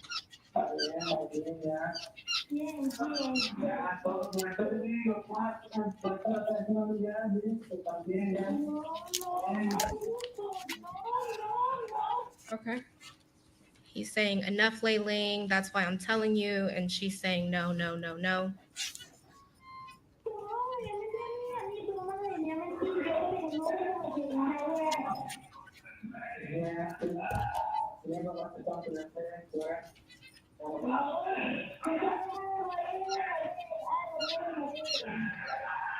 Okay. She's saying that you're not going to come here and lie to me. I know you. You know something. And he's like, okay, Layling.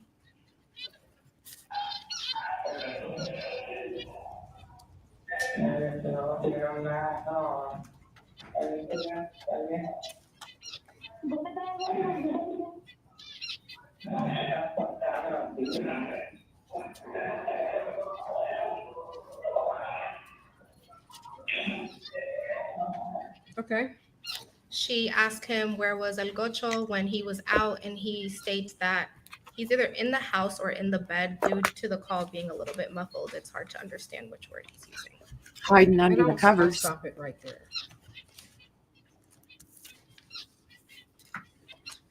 Brave soul that he is. Attack Nothing little to hold girls this witness. in the middle of nowhere on their morning jog. No question, Judge. Coward. Yes. Judge, if I can have this.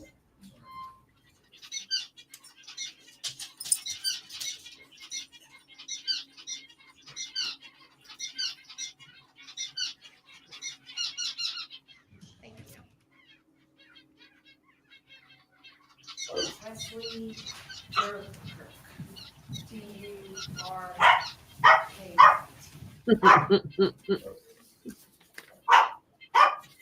Barking for biscuits.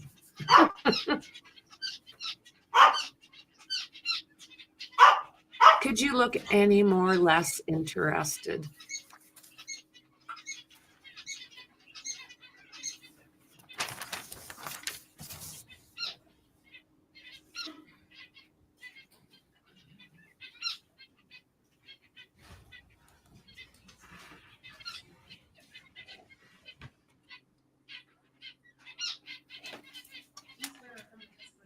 The matter of the state of Georgia versus Jose Ibarra will be the truth, the whole truth, and nothing but the truth to help you God.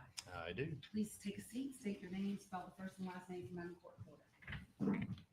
It's Wesley Durkit, WesleyDurkit. Where do you work? University of Georgia Police Department. How long have you worked there? I've been there since 2012. What are your duties and responsibilities there? Title is an IT security analyst. I'm also an officer with the department. I serve as the lead digital forensics examiner for our investigations. If you could adjust that microphone into your mouth, I just want to make sure that they can hear you over there and Madam Court Reporter can hear you, okay? Yes, ma'am. So security, say that one more time. IT security analyst. Okay. And I'm an officer with the department, and I serve as the lead digital forensics examiner for the investigations. What is a digital forensic examiner? Specialized training and role to specifically examine any kind of digital evidence, computers, cell phones, any kind of electronic storage medium to support the investigations. Tell the court a little bit about your training and education. Education, I have a bachelor's degree in management information systems, a master's degree in information technology. I'm a post-certified police officer, so Georgia standards for peace officer certification. I have gone through specialized digital forensics training, starting with the Federal Law Enforcement Training Center in Glenn County, Brunswick, Georgia. Completed the 8-week curriculum there to go through courses and certifications in mobile device investigations, digital evidence acquisition, Windows computers analysis, and Macintosh forensics analysis for Mac computers. I've completed vendor-specific training for the tools and analysis software that we use in our unit, specifically with magnet forensics and their Axiom software for analysis. I'm a magnet certified forensics examiner. What was Gray Shift for the Gray Key device, for the use of the Gray Key device to extract and analyze cell phones. Gray Shift is now owned by Magnet Forensics. That's why I say it used to be Gray Shift. As well as the Compelson Mobile Edit Forensics Pro software, which is a specialized software and analysis that's specialized in wearable devices, smartwatches, and stuff like that. Were you asked by your department to do two things? Number one, extract data from a cell phone that belonged to Laken Riley, first of all. I was. And were you also asked to extract data from a Garmin watch that she was wearing at the time of her murder? I was. And did you do both of those things? I did. I'd like to start first with the extraction of Laken Riley's cell phone with Gray Key. Tell us, what is Gray Key and what did you do to her phone? So Gray Key is a specialized device. It was specialized and created to access iPhone devices originally that we were not able to obtain access to. So it has specialized capabilities to be able to unlock iPhones. In this case, we were provided with the passcode for her phone, so I did not have to use the force unlock feature of it, but it still has advanced features within it to obtain as much data as possible from the phone. So we used it, extracted her phone, and then entered all that into Magnet Axiom for our analysis and reports on her phone. Thank God for electronics. I'm going to do a few documents, just do it all at once since I'm up there, but may I have one moment? I'm just going to turn that up a bit. I don't know if you're having problems hearing it, but I am.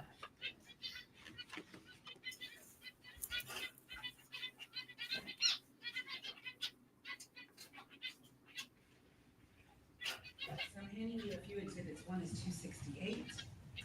Let's do it one at a time. Okay. What is 268? 268 is it's a flash drive containing the Gray Key extraction data of Laken Is that Riley's Pam? I'll iPhone. put it up a little higher. I created this flash drive myself and handed it to you. And at this time, Your Honor, the state would move. Is that any to better, 268, but as with the previous phone extractions, we are not asking the fact finder to consider all of the data on this phone. There is a separate PowerPoint presentation that will be done by another witness, and that will be the data extraction for the phone. The volume, For the fact finder to consider. you betcha. 268 The is volume only really for that. fluctuates in this courtroom. Any objection? No. it will be admitted for those purposes.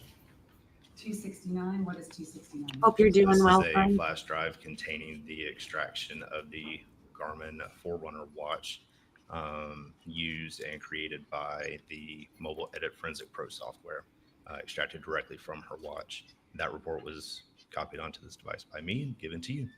And the state would move to admit states 269. 269 is admitted. Did you create smaller reports from 269 of the Garmin data loss? I did. And how did you do those reports? So from the extraction of the watch, we get basically the entire dump of data. So I was able to pull data points from the last run that was being tracked on her watch. And I entered all of that data into the SPSS analysis software, which is just a statistical analysis, produces charts and data analysis visuals. And the Garmin, did it collect her heart rate? It did. Did it collect her speed? It did. And did it collect her location? It did. The location data, was that also sent to the FBI for their analysis as well? It was. I want to talk to you about states 270, 271, and 272. Do you recognize those documents? I do. These are the charts that I created From Laken Riley's Garmin data? from the Garmin watch data. Your Honor, at this time, the state would move to admit 270, 271, and 272. Any objection? Thank you. 270, 271, 272 are admitted without And- objection. May, would the court please toggle over so we can publish those documents?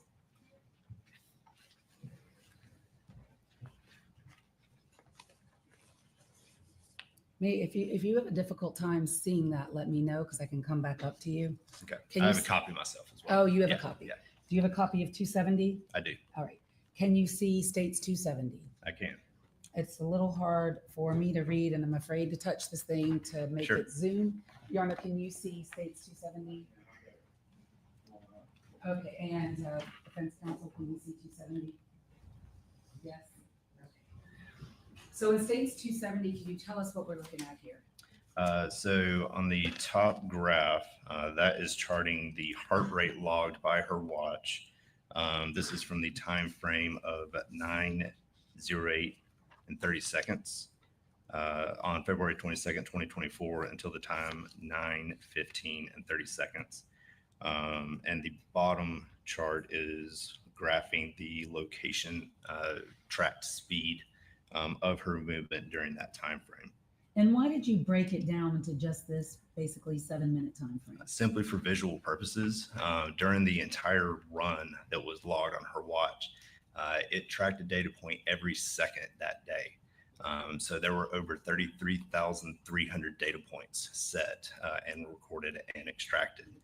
So if we put that entire data set in a chart like this to fit on this one piece of paper, it would essentially be a flat line. So we basically just select a time frame that shows some pertinent data. That way we can visually see the peaks and valleys included in the chart in the data set. So in looking at states 270, can you tell us, first of all, what was Laken's speed and her heart rate at 9:08 a.m.? So at 9:08,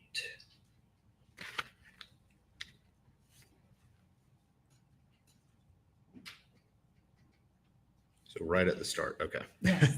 It's hard to read on mine as well. So heart rate at that time was 156. So that's beats per minute for the heart rate. The speed was at, and it tracks in meters per second, to be clear. It's 2.65 is what's logged on the chart. For conversion's sake, that'll go over to 5.9 miles per hour. And for running purposes, that's a 10.2 minute mile. What about the next data point for speed, which is 2.97? Is that faster than the previous one? That is moving faster than the previous data point. So 2.97 meters per second. Again, comes down to up to 6.6 miles per hour, or just over a 9-minute mile. And that particular speed, 2.97, is that the fastest that you see on her run that day? The fastest was right at the beginning of the run. So that was around just after 9:03. You'll see that on the States next. 271? Correct. Yeah. So her fastest was 3.45. 3.45, 7.7 miles per hour, about a 7-minute 47 mile.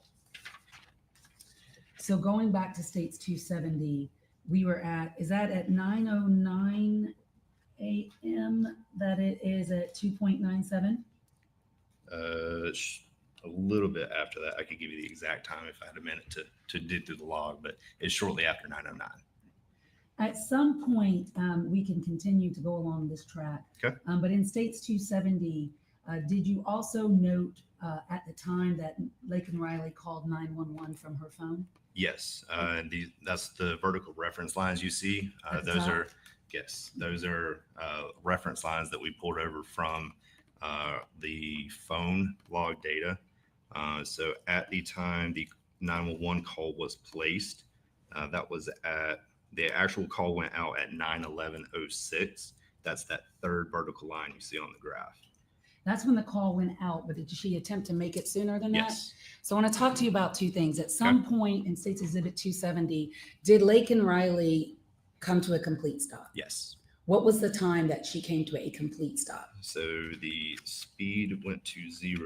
I think that's noted on the third.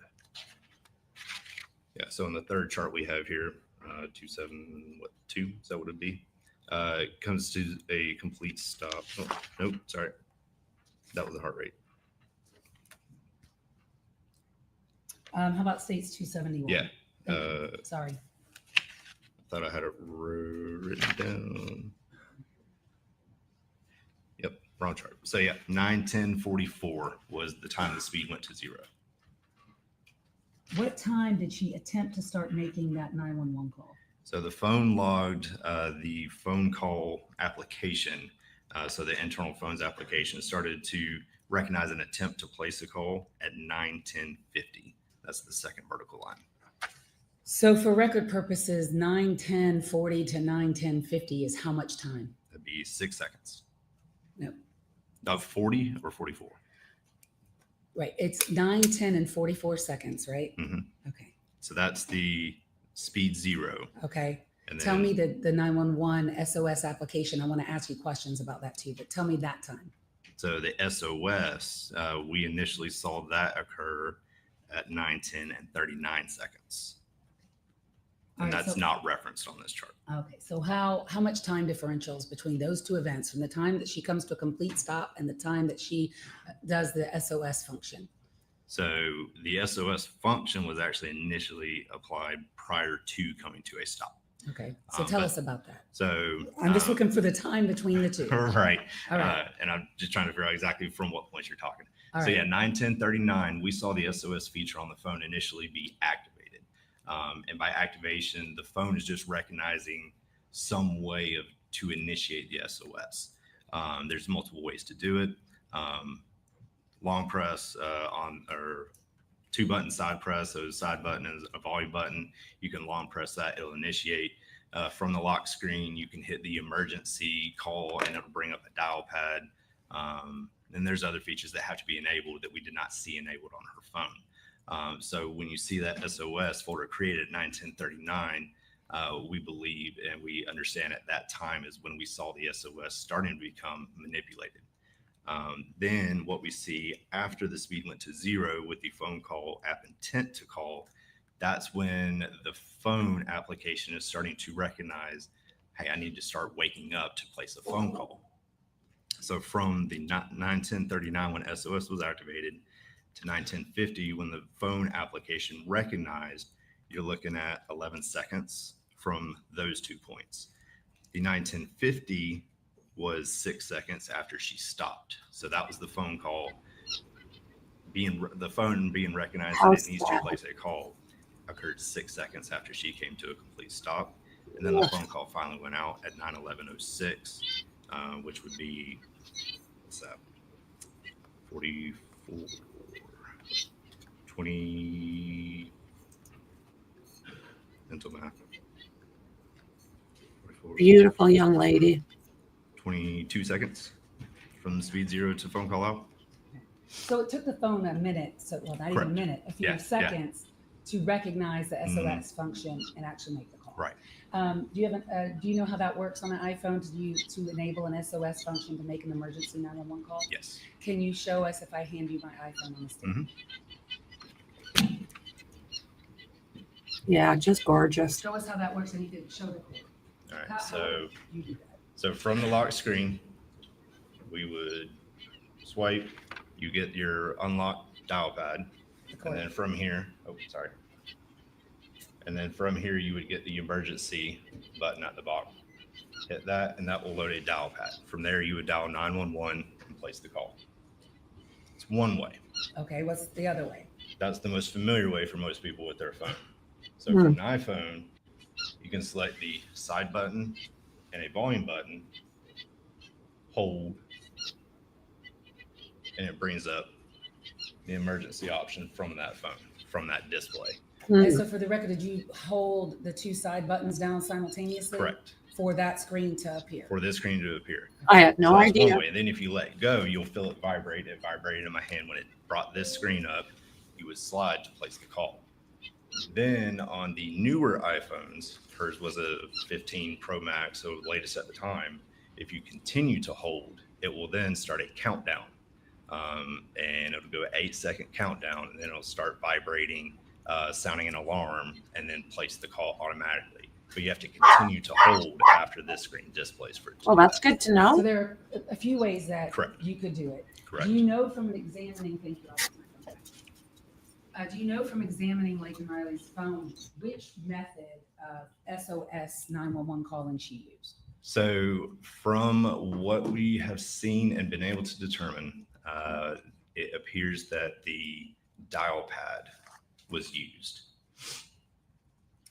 And I want to talk to you about her heart rate continuation. So I'm going to show you back to State's Exhibit 271. Can you tell us the top graph? What does that depict? So the top graph in red is the heart rate data, and that's from the time 9:03:42, which also occurred, coincided with the beginning of the tracked activity being the run.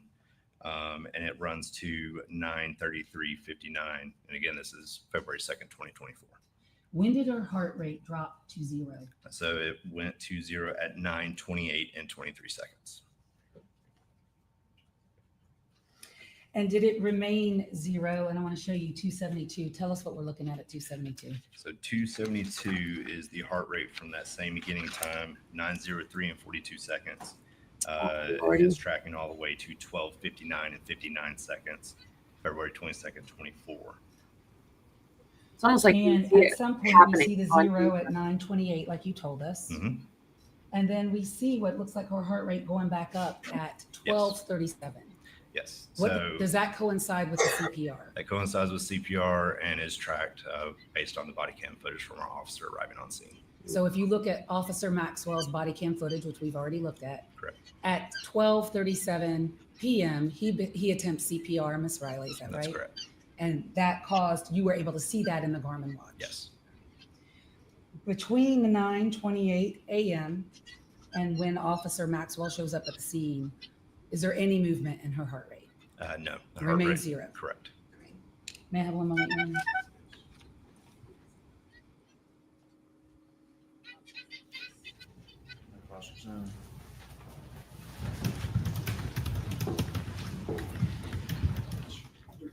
Good afternoon. Do you think the defense will make any headway when it's their I turn? really just have a couple questions to clarify something.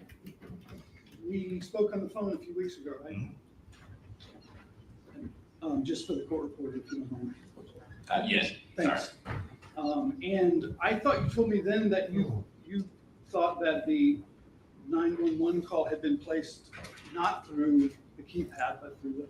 Correct. So in further analysis, finally following up with some forensic consultant solutions with Magnet Forensics, where we use our analysis software, we were able to find some more detailed information in it's called a P list, which is just a stored data file that's holding all of this data. And we found the setting in there that determined that the multi-press that we were originally thinking was, that feature was actually not enabled on her phone. So then a little bit deeper analysis into what was actually loading at the time. We see that the dial pad for the emergency call was loaded on her phone at the time that the call was being placed. Wow. When did you find this out? 2 weeks ago. So obviously after I spoke to you. Mm-hmm. And, but, okay, so caught me by surprise because I'm going by the report that I guess was prepared back. When did you first do your analysis? We initially started working this initially right after, so February. Okay. Because in that report, you indicated that at 9, 10, and 39 seconds, the call was begun through the SOS process. Well, the SOS application feature set was activated. The phone call did not occur until that 9, 10, and 50. But in any I don't think the defense is going to confuse at them. the time was that it was not made through the keypad. Correct. Okay. And then I also asked you, and maybe you have more information now, but I asked you on the phone that if you could tell who disconnected the call, and you said you weren't able to tell. Not able to tell from the device. Okay. And I saw in your report that's kind of this second by second timeline. You indicated that at 9:11 and 59 seconds, ACCPD 911 center showed the call ended. Is that right? That's what I believe they said.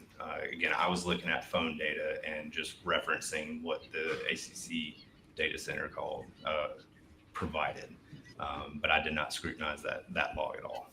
Okay. And then you indicate also that so 1 second later, at 9:12, 0 seconds, that Riley's phone showed the call.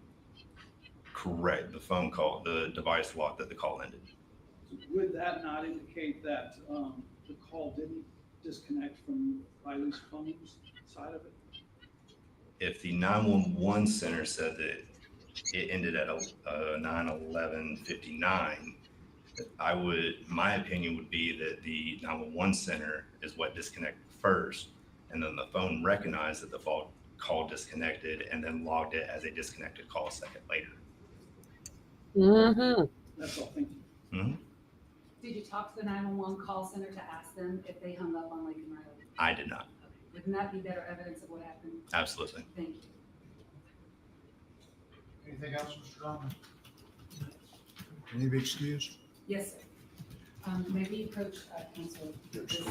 Thank you.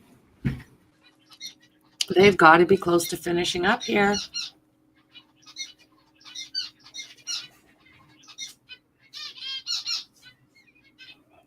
It just doesn't seem friendly, that guy with the beard.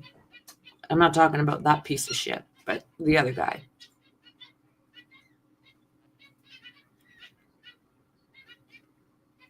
Pardon my French.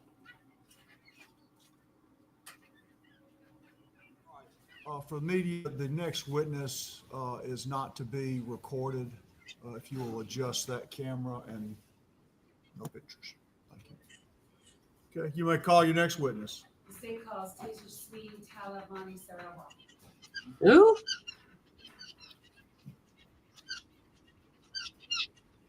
I did not understand that. Is my hearing going? Or was it a funky name?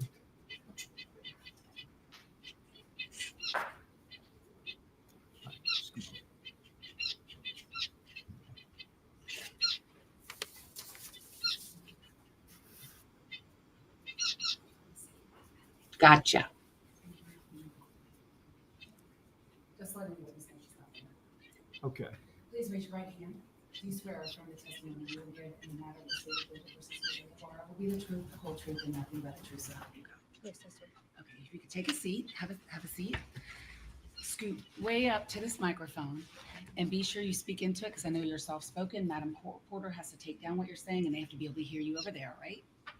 Please state your name and spell it, your full name. My name is Tejaswi Tamilmani Saraswati. Tejaswi. Tamilmani is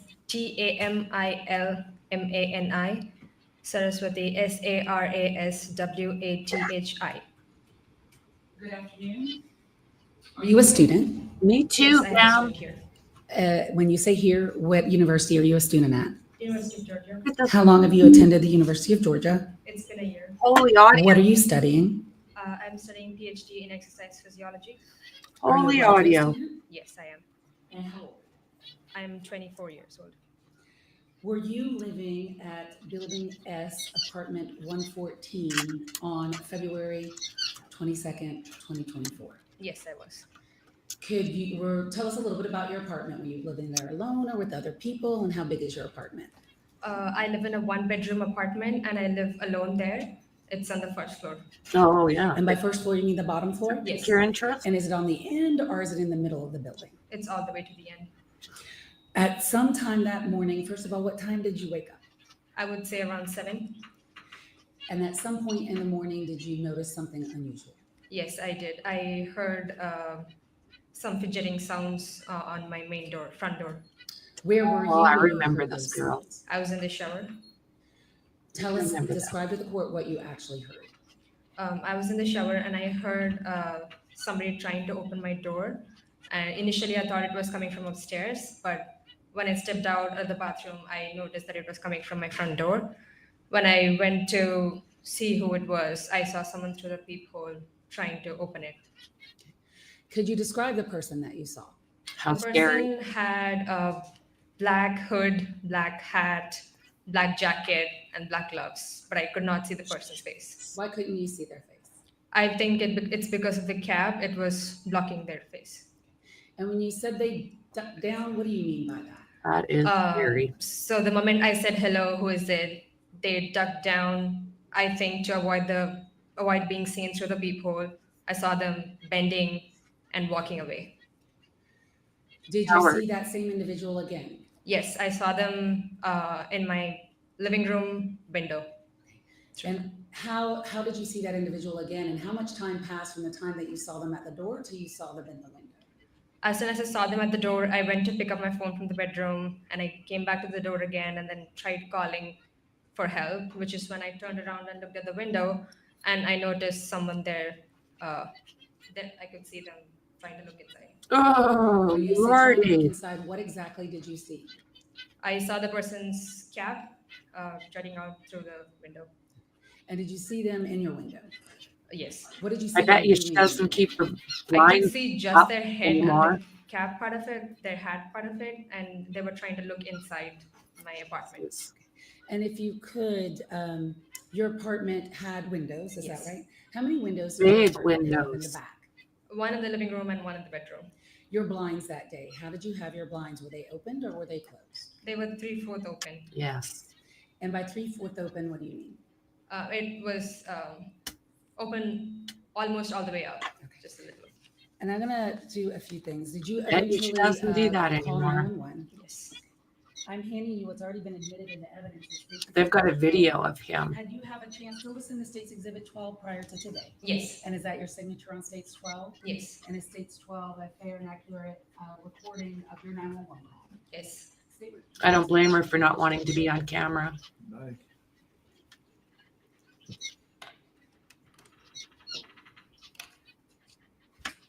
Let me know when I need to turn that volume up again if they start whispering and you cannot hear. This guy, oh, just this guy.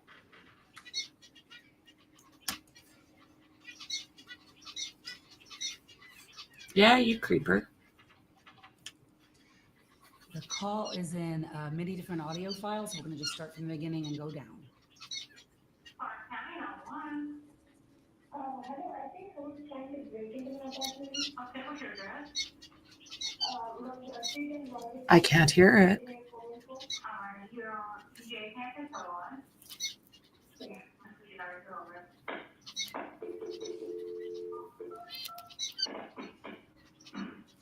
Terrifying.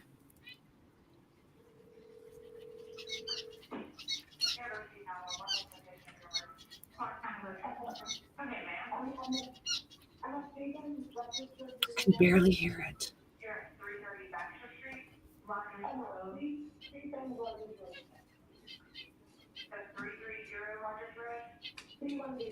310, okay. So you're in building Sam?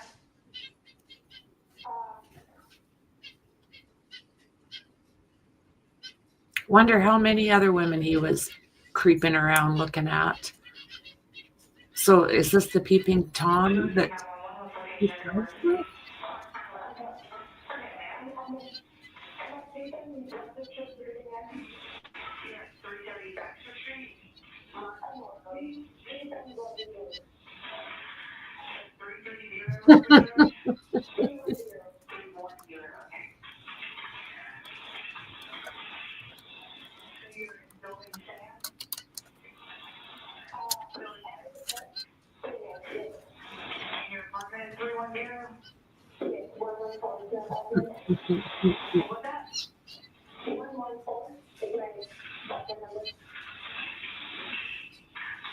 And what is your name?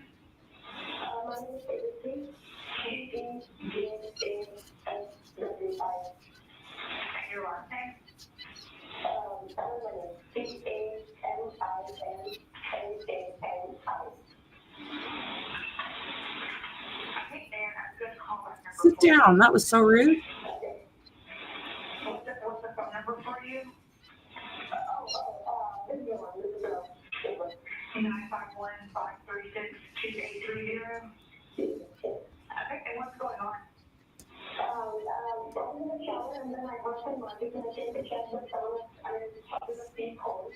And I was trying to open the door. And then I said, excuse me, and then it just ran away and then all the time they kept trying to look through my window. I didn't get to see the few space they had all this gas and stuff on, but I don't know what's going on. The animal cells. They're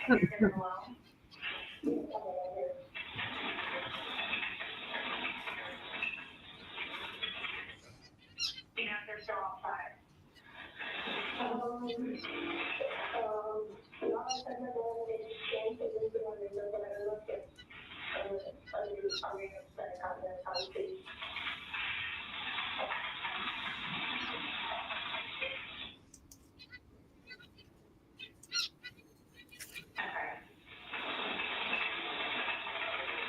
I'm constantly playing with the volume on my side. Did you see what they look like? You know, they have this black jacket and then they have a hood on.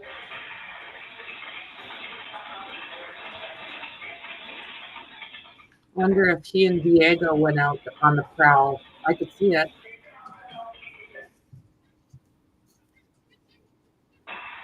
Did you guess it was a male or a female? I didn't think it was to the because I only talked to the people.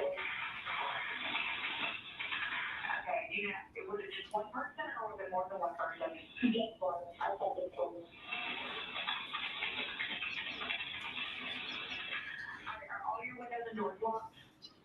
Doors locked, there's no lock. There's no lock on the window?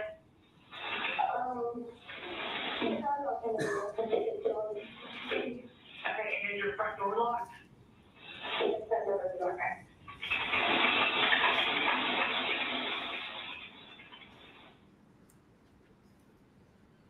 Right. You can go inside of your apartment, that way if they were to make entries, can you lock yourself in the bathroom?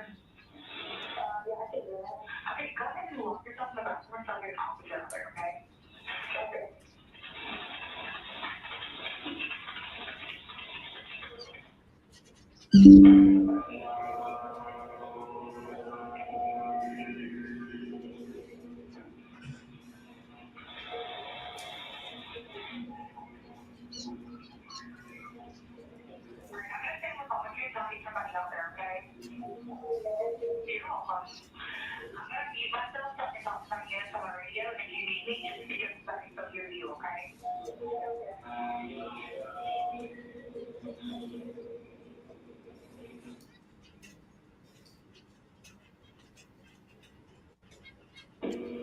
That's just creepy shite right there.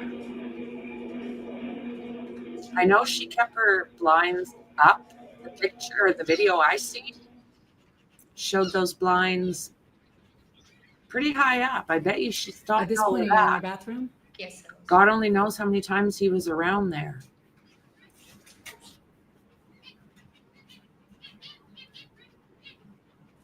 That's it to the next page.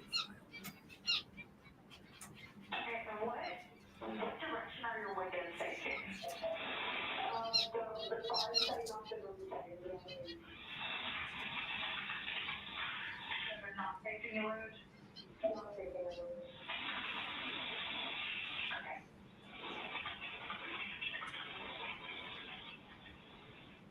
The captioning.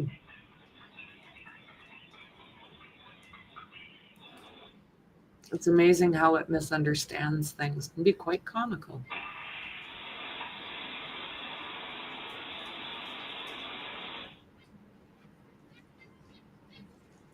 Got 3 officers on the way, okay? Okay. Once I get there, I'll let you know that they're at the front door, okay? So she got her to lock herself in the bathroom.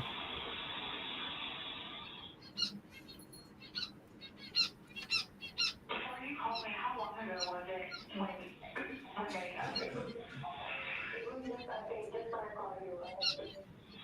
Yes, guys, how many people did he do this to? Has anyone reached out to you, been suspicious, or anything like that? Was he doing this to Laken and her roomies?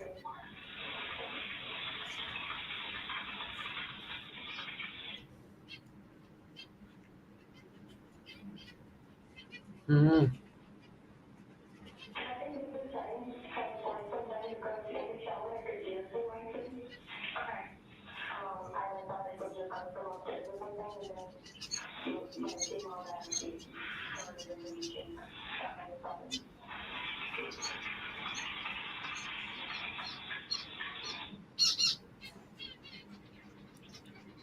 Has anything like this ever happened to you before?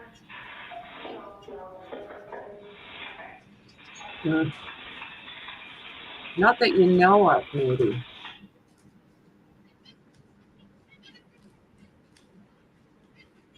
And she lived on her own. Good thing she was smart and had everything locked up tight. How long have you lived in this apartment?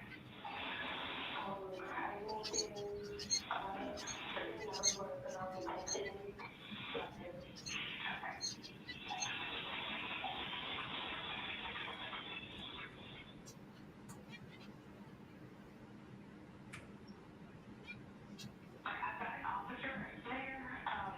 If you want to go to the front door for me. Okay.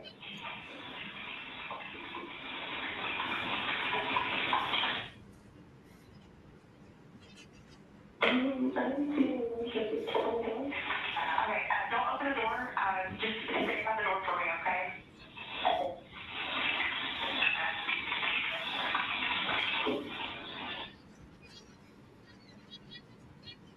Okay, you should come in there any second, okay?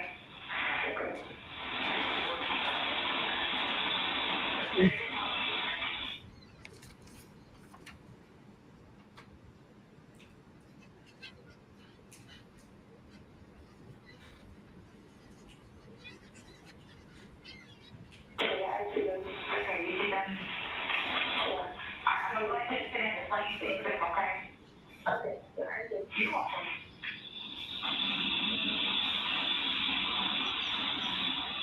Okay, you should come in there any I second, hope we okay? show the video. So does that complete your 911 call? Yes. And at the end of it, you say, I see them. Who were you talking about that you saw? 2 police officers. Were they at your front door? Yes. And did you open your door to them? Yes. And did you tell them what you saw?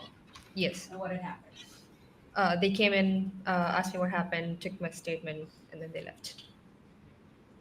I'm going to show you what's been marked as State's Exhibit 276. Do you recognize those windows? Yes. What are they? They're my windows. And is that how your blinds were that morning of the 22nd day of February? Yes. State would move to admit State's 276. 276, you said? Yes, sir. 276 is it? The exhibits. Yes. So show us, and if you could show the court, In States 276 that we are looking at here, is that how your blinds were open? Yes. And can you show us on 276 on what is my right of the photo, which window is this? That is the living room window. And which window is the other window on the left side? Bedroom window. The individual that you saw when you said they went around back and tried to look in, if you could demonstrate for the court, how did they do that? Were they on the brick? Were they right in the middle of the window? And which window was it, first of all? So they were on the living room window. So that would be where my pen is? Yes. Okay, go ahead. And they were to the brick wall side. So their body was there, yes. And they were, their head, I could see their head through the window. Okay. And can you show us how, could you see their body or their head? Just their head. Show us how that person, you were able to see the head but not the body. If you could stand up with the court's permission, step down, and just using this door frame here, show us. Okay. So it was like, or I guess, like this. So their back was to the brick. Yeah. And their head was through your window. Yes. And you could see their head in your window. Yes. Okay, thank you.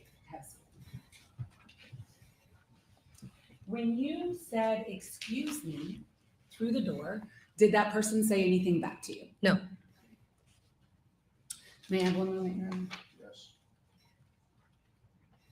That's all I have. Thank you.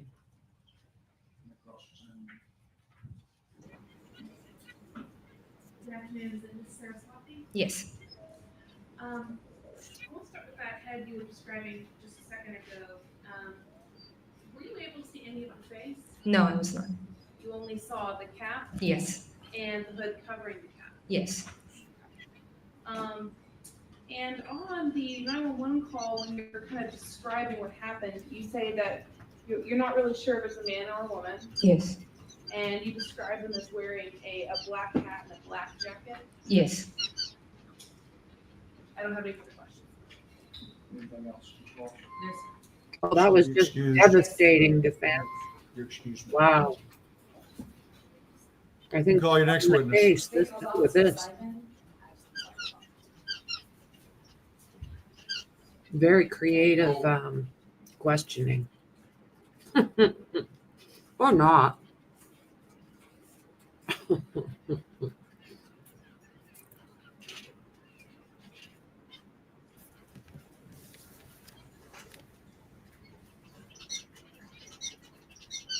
What's going on?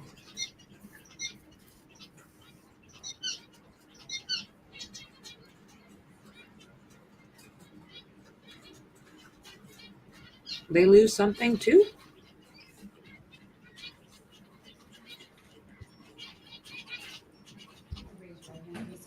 From the testimony you give today in the matter of state of Georgia versus Jose Ibarra, speak the truth, the whole truth, and nothing but the truth, so be done. I do. Please take a seat, state your first and last name, and spell it for Madam Court Reporter.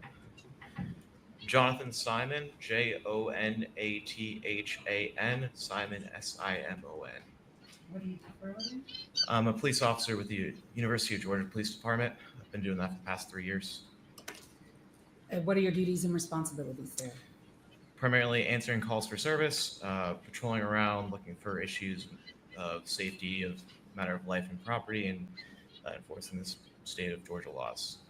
Were you working in that capacity on the 22nd day of February 2024? I was. Did you respond to a 911 call made by a student, Jose Ibarra, at 310 Rogers Road? I did. It's 310 Rogers Road in Athens, Clark County. It is. About what time did you get the call, and about how long did it take you to get it? I got the call at 7:59 in the morning, and I arrived on scene at approximately 8:06 in the morning. May I put you in German? Were you wearing your body cam that day? I was. And have you had a chance to look at the contents of State's Exhibit 277? I did. What is State's 277? There's going to be my body camera footage for this time frame. And does it fairly and accurately depict those recordings? And is it a true and accurate recording of your body cam from the 22nd day of February 2024? It is. So we move to admit 277. Was she like that close to him? I think she was.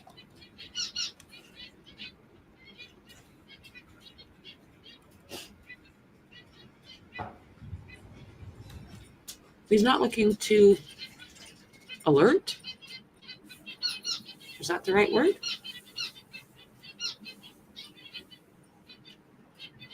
Hmm.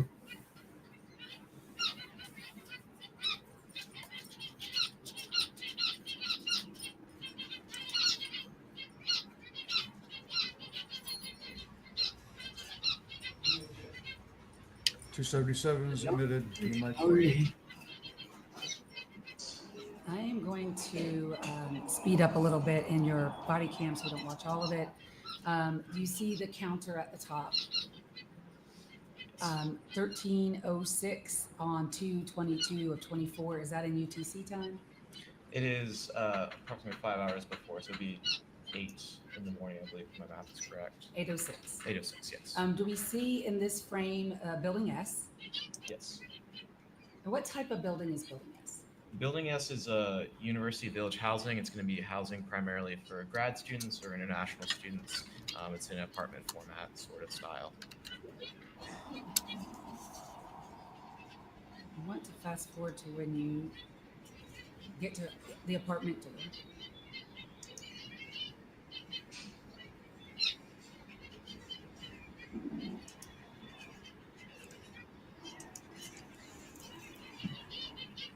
I'm going to stop you there at 13:07. Is that the front door to 114? It is. Tell us about that door. So you're not what showing us this stuff now? Yes, it's a screen door up front, and then there's going to be a larger metal door right behind it. So do we see the screen door there in the center of the frame? Good Lord. Yes.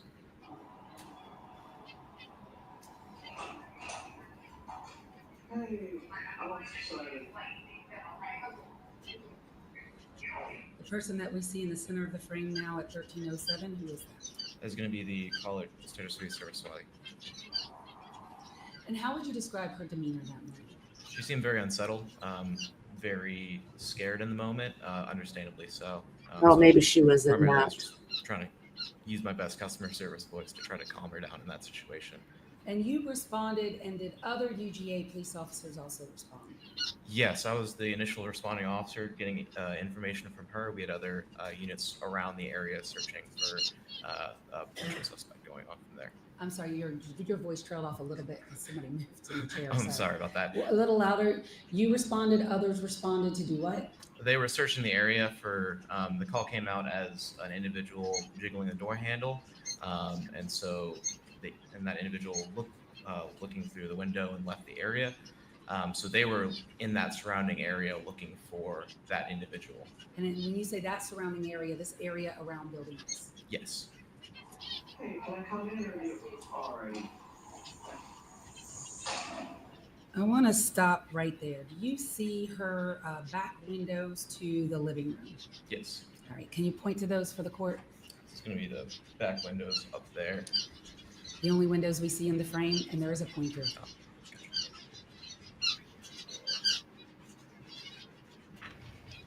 going to be right here. You got to go up behind you because there we go. no, we can't see Yes. that. All right. Thank you. And how would you describe her blinds? They are open at the moment. Oh, Lordy.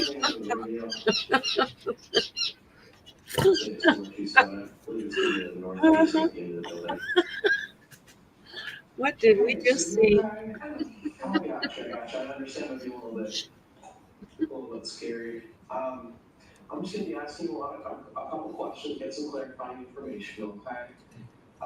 Without going through everything she said to you, did she eventually tell you somebody tried to get in her apartment? Yes. And did she say that she saw the person on the back of the apartment in the blinds that we just saw? Yes, she said it was the same individual. Do you think what it's did that embarrassed? person do in the back? Walking by, she stated that he looked into the open window, looking inside the room. You're taking a shower, correct? And you heard something going on? Yeah. Oh. Like something was moving and I just heard someone upstairs. Maybe they usually hear that. And then when I actually came out, I heard it coming from the door. Oh, you heard it coming from this door? Yes. Okay. So I went to see through the people and then I saw actually someone was like crouched down and then. That was pretty good. I just opened it. Okay. And then I thought it was just maintenance and not opening, but that's the why would you do that right in the first time? Yeah. So, and then I said, excuse me, and as I Officer said that, Fife? I tried to duck out, but I could see there's nothing. and then they went away. And then after that, I tried to get the phone. Then I was standing by the door, and then I could see them peeping, trying to peep and take a look. They're trying to look into that. So at no point do they ever enter your unit? Okay, good. Okay, so I'm going to stop it there at 1309 for the record. Did she give you a general description of this person? Yes, she gives me a general description. And what's the I general don't think I'd want him. So a trying to male of say- an unknown race with a black jacket and a black saying. cap. She didn't give any other details because she stated she Lost a was little crossing confidence down there. when she not looking for it. And did you put that information out on the radio? Yes, I did put that in the radio. And did you and other officers begin to try to search for that individual? I did not search at this time. The other officers were searching. I searched later on after this call was completed. And at 1309, we can actually see someone in the back of her window right now. Is that right? Yes. And who is that person? So that is our intern currently. Right in front of her was Corporal Bridges with UGPD. And then standing in the threshold of or at the door inside Tasha Slee's apartment, do you have any difficulty seeing out that back window? No, you can see completely clearly. Is there camera footage around this building? Yes, there was camera footage around this building at the time. And I'm going to take that up with another officer who looked at that. So I believe at this point, Your Honor, I'll pass the witness. Any questions? Yes, Officer Simon, just briefly, it looks like so we see that you were there speaking with the caller at between 8:06 and 8:09 in the morning? Yes, sir. And then you left shortly after this, but then you came back later, right? Yes, sir. At about 9:05? Is that right? Yes, sir. And that you and Corporal Bridges came back about an hour later? It was just me and Corporal Bridges at 9:05, and then Corporal Bridges did another check at 9:40 roughly. And this was, I'm guessing y'all came back those two more times just to walk around and make sure you didn't see the suspicious person. Yes, we were looking for that suspicious person again, yes. And neither of y'all saw anyone at either 9:05 or 9:40. No, sir. Oh, it must be innocent. Anything else, Ms. Ross? Can you be excused? Yes, sir. Any objection, Mr. Donnelly? No. You're excused. Call your next witness. They call Sally Kier K-I-R.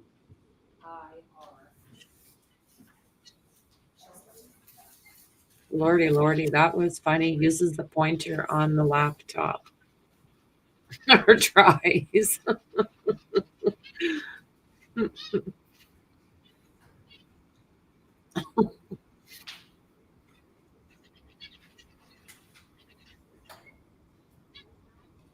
Need to make funniest video clips through some of these trials.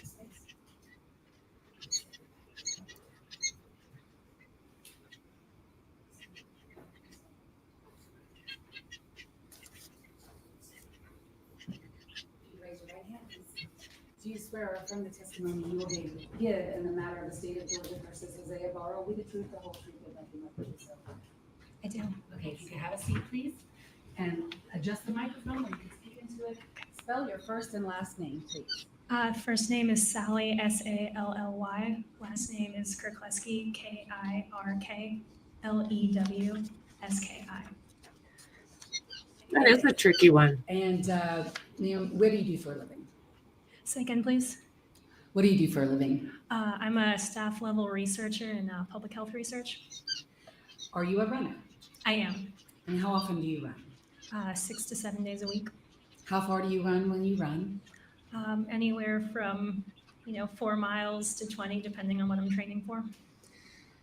Are you familiar with the trails behind the intramural fields in the University of Georgia called the Oconee Forest and those running trails back there? I am familiar with them. How are you familiar with those trails? I run and walk there frequently. How many times would you estimate you have ran and walked those trails? I would say well over 1,000 at this point. Oh, since I've been in wow. Athens. I want to direct your attention to the 22nd day of February, 2024. Were you running that morning? I was. First of all, what part Scary. of town were you living in and how did you get to the fields? Did you drive? Did you run? Did you walk?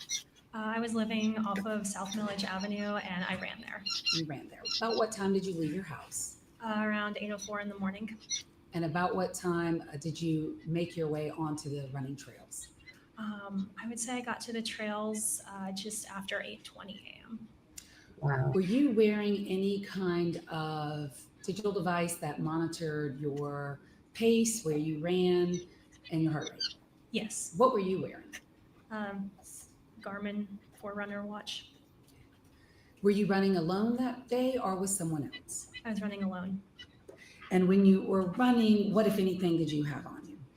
I mean, I had the watch, long sleeve shirt, pants, mittens, little warm headband, running shoes, and a heart rate monitor.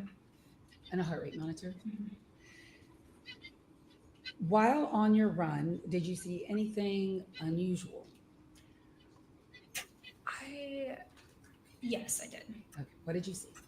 I would say that morning what was unusual, that there were a number of UGA police cars out, which wasn't quite typical of that area.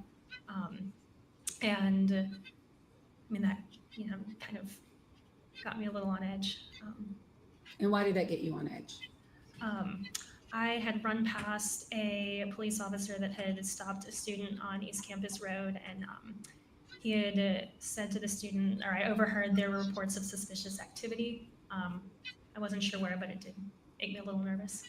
About what time was that where you saw an officer talking about suspicious That didn't activity? make sense there. Let's see, that would have been probably around 8:15 in the morning. And may I approach the witness, Your Honor? It might be easier to do it this way. I'm handing what's been marked for identification purposes as state. I admire these people that can run all over the place. Yes. What is it? This is the map of my run that morning. And state would move to admit states 278 and request permission. No objection. She's just a tiny little mite.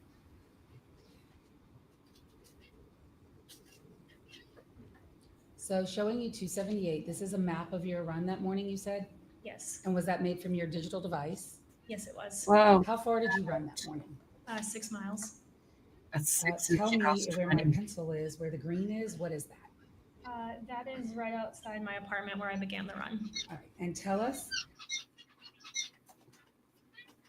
What's going on?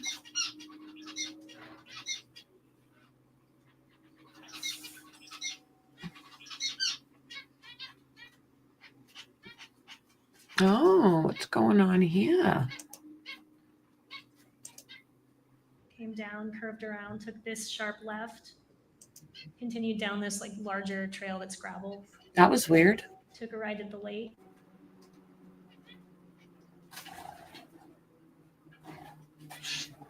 Oh, what is going on?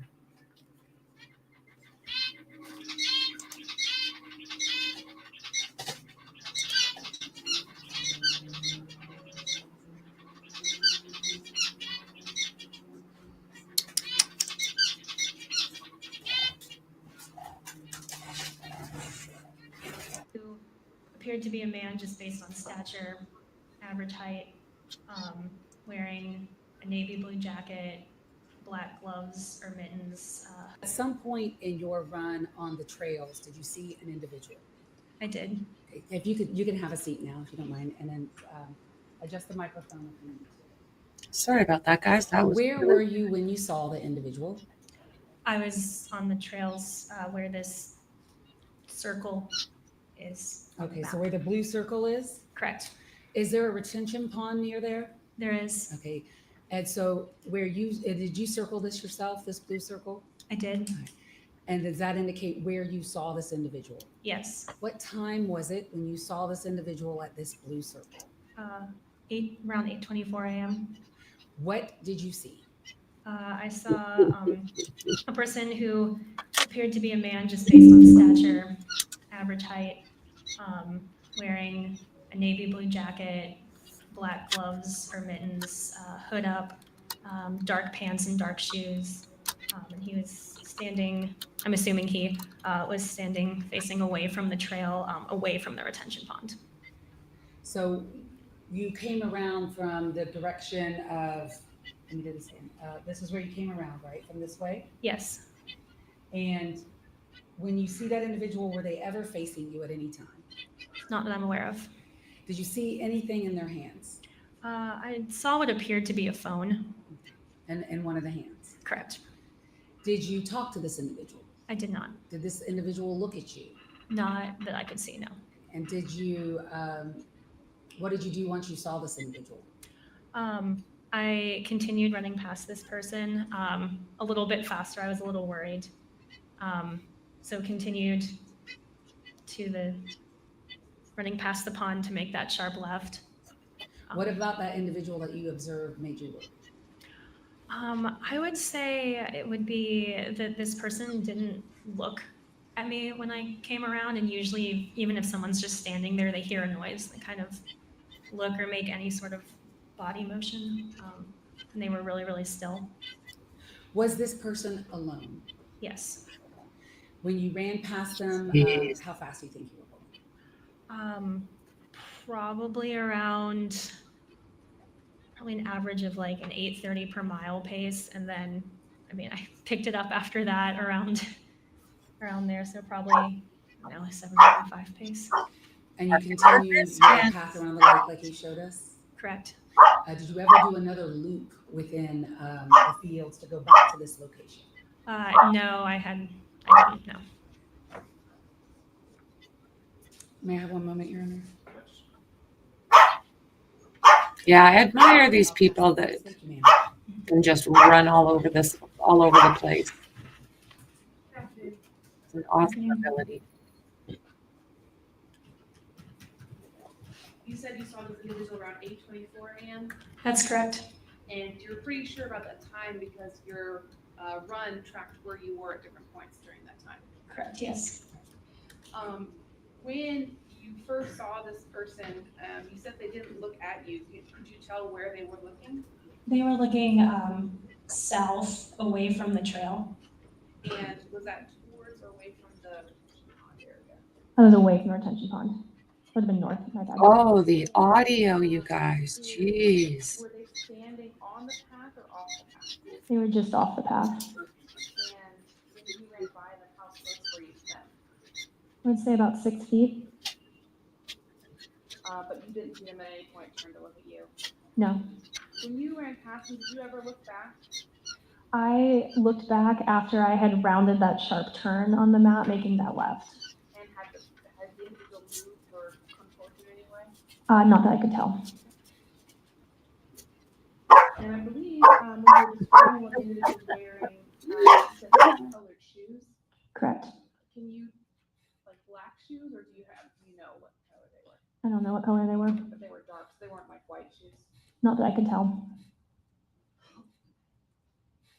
I don't have any further questions.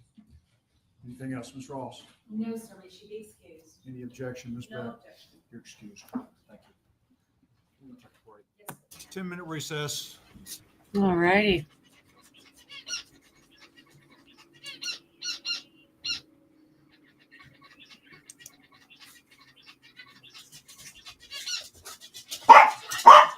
Oh, he's being saucy.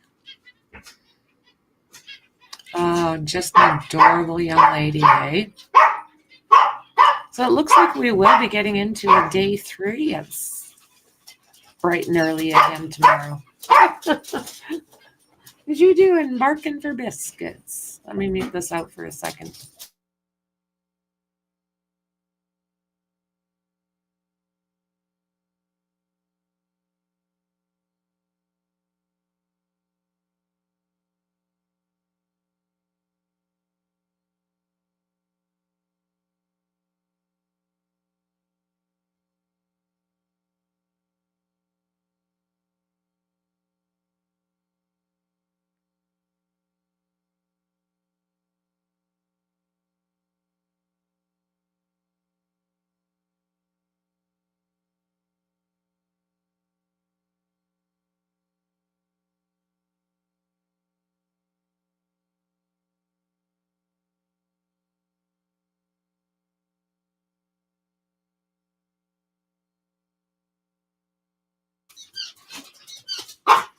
Oh. I do like this picture. What are you doing, mister? What are you doing? He's not enjoying the snow whatsoever. He's a great big 5 pounds. So I've been trying. I want to add a picture of all of them actually on here, because I know they're grateful for the cookies.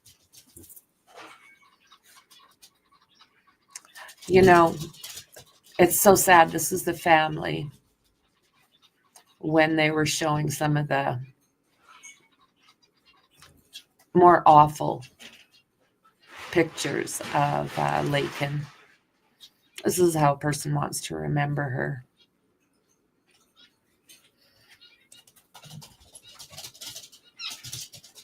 They're able to get, you can kind of tell they're not too far off that path.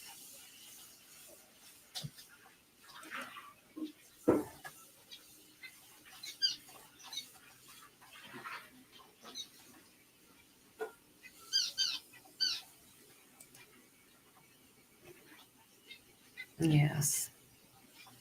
Well, I was way off. Like I was saying, I really expected this to be on to the defense's case. But it looks like we'll be at day 3. I don't know if they're going to finish up today or if it'll still be prosecution. I have no idea how they're going to defend this guy.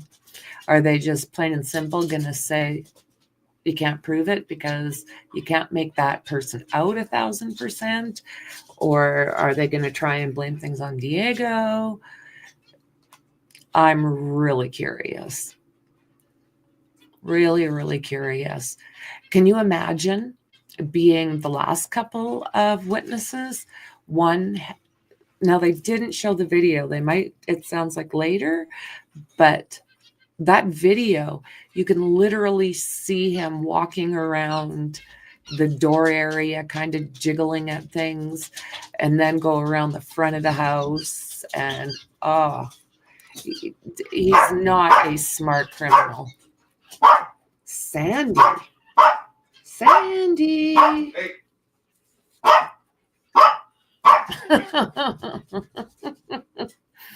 Sorry, guys. There he goes. Oh, goodness. Yeah, he's not fussy on the snow whatsoever. Jasmine and Lizzie are in love with it. Why are you being so saucy? Go get a biscuit. Go get a biscuit. When I go back on camera, I'll show you the brats. You haven't seen them for a while. Our little zoo here. Let me see over here now.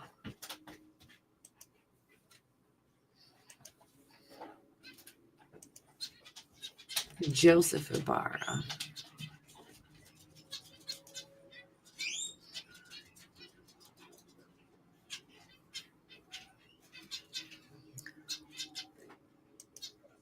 Let's see if there's anything.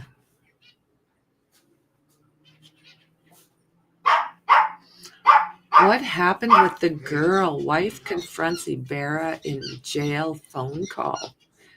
What? A recorded jail conversation.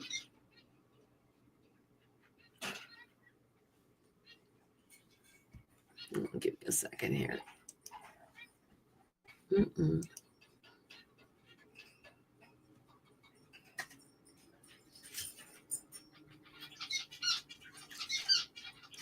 Okay, so this is what was happening when there was all of the conversation done in Spanish.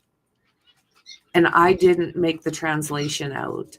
So it says that his wife, Laken Franco, after arrest in the deleting of Laken, okay, between Jose Ibarra and his wife.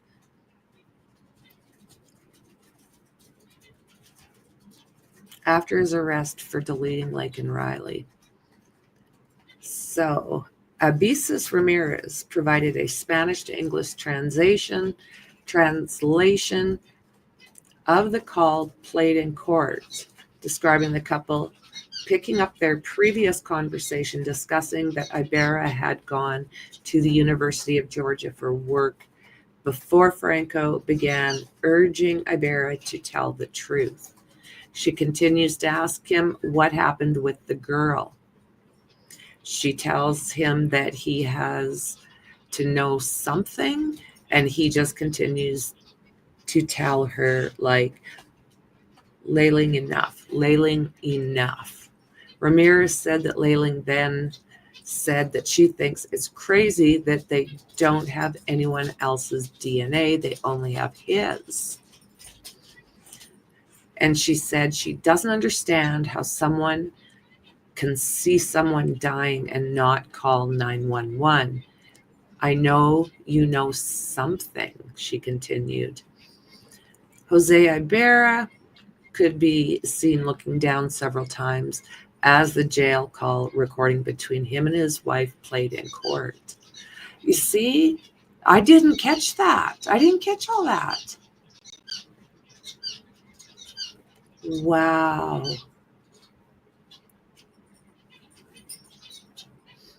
And then you've got the heart rate and speed charts that were taken on her smartwatch. And wasn't that almost chilling to watch? You could see how, you could almost see in your mind what was happening. It's just, oh, Lordy.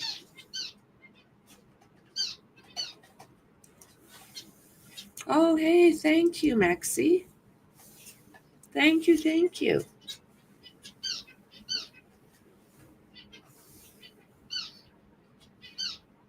Thank you, thank you. I got my PayPal set up finally.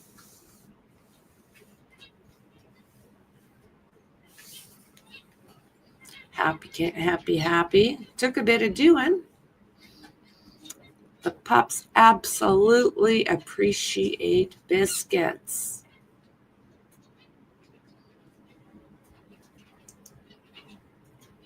There's, yeah, like I was saying, the girls are loving the snow. Him, not so much. His little 5-pound body just goes, It didn't get above 0 today. Yeah, those smartwatches, they're absolutely amazing. And like I say, it's almost chilling to see them as you watch the heart rate go down. It's, oh, Lord. Just heartbreaking. So it sounds like Ibarra's wife has very little faith in him. So data taken from Laken Riley's smartwatch shows her heart rate and moving speed slowing down and coming to a dramatic stop on the morning of her death on February 22nd of this year. According to testimony from University police officer and digital forensic expert Wesley Durkett. A chart of her speed from her phone and Garmin watch shows Riley was running at a pace of 2.65 meters per second at about 9:08 a.m. when she sped up to 2.97 meters per second. The graph shows she then slowed down, then sped up again before she abruptly stopped moving at about 9:10:44 seconds.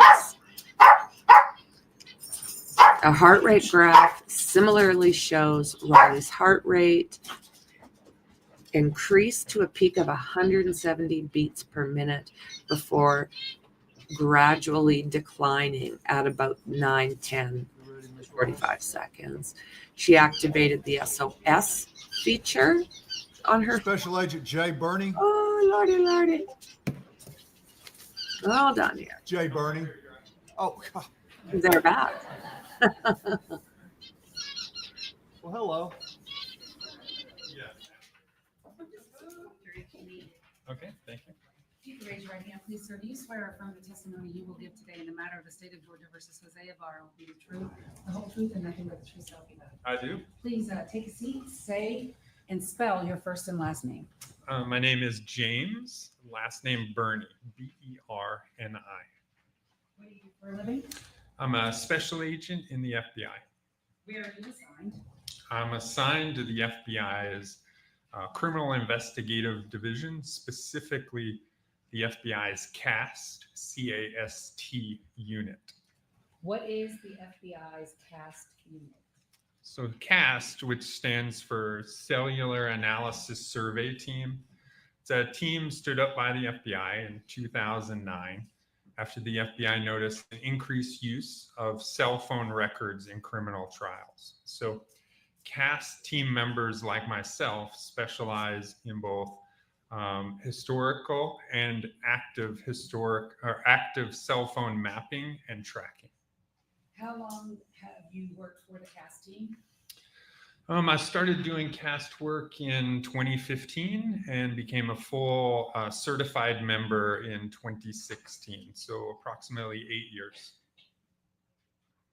What does it, well, tell us first of all a little bit about your educational background. Yeah, so I graduated from Auburn University with a Bachelor of Arts in Criminal Justice. And prior to working at the FBI, did you work anywhere else? I did 10 years active duty in the United States Army. What did you do for the United States Army? So the last 6 years I spent in the intel community working at the National Security Agency, where my job was to track Department of Defense high-value targets in Iraq using their communication devices like cell phones and satellite phones. Tell the court a little bit about your specialized training in the field of cellular devices. Yeah, so as a CAST team member, we receive about 400 hours of specialized training in our initial training. Everything from radio wave theory, how does a radio wave move through space?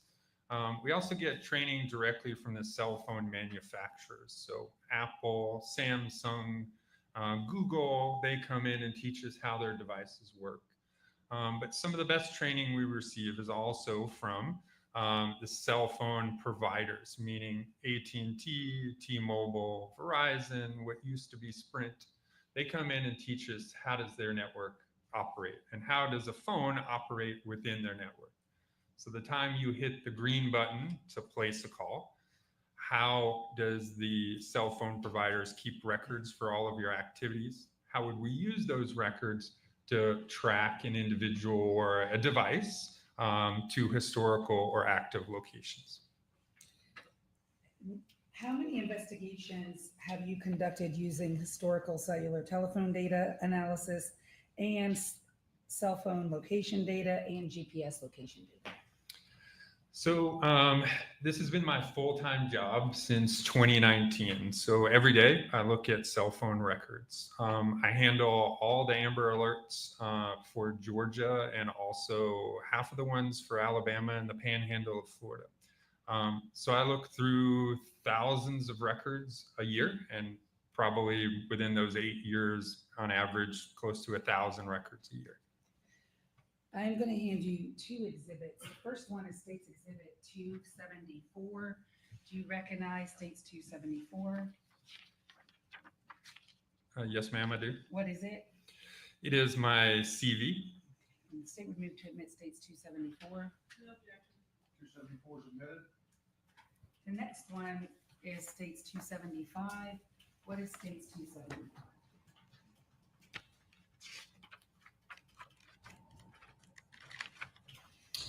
275 is a printout copy of my analysis for this case.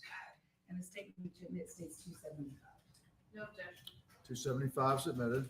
And Judge, we have 275 on a PowerPoint, and we're going to display 275 in PowerPoint mode for the court. And what we'll do at the end of the day, because our disk, our thumb drive got corrupted, which had both FBI PowerPoints on it. But at the end of the day, we will reburn both FBI PowerPoints. So that would be Special Agent Jamie Hipkiss and Special Agent Jay Burney onto one thumb drive, and just move to admit the PowerPoints for the record so that they can be part of the record. We won't have any objection to that. So first then, have you previously been qualified before as an expert in the fields of historical cellular telephone data analysis and historical telephone location data and GPS data? I have. Approximately how many times have you been qualified as an expert in those fields? About 98 different times in 9 different states. And that would that also include, have you qualified before as an expert in the superior courts of the state of Georgia? Yes. And have you also qualified as an expert in said matters in federal court? Yes, ma'am. The state would move to qualify, or excuse me, the state would submit Special Agent Burney as an expert in the fields of cellular historical telephone data analysis, cellular telephone location data, and GPS location data. The witness will be allowed to testify as an expert in those areas. And the word I was looking for was tender. We would tender him as an expert. Very well. Thank you. Except that, is there an objection, or do you want to inquire any further? No, Your Honor. Okay.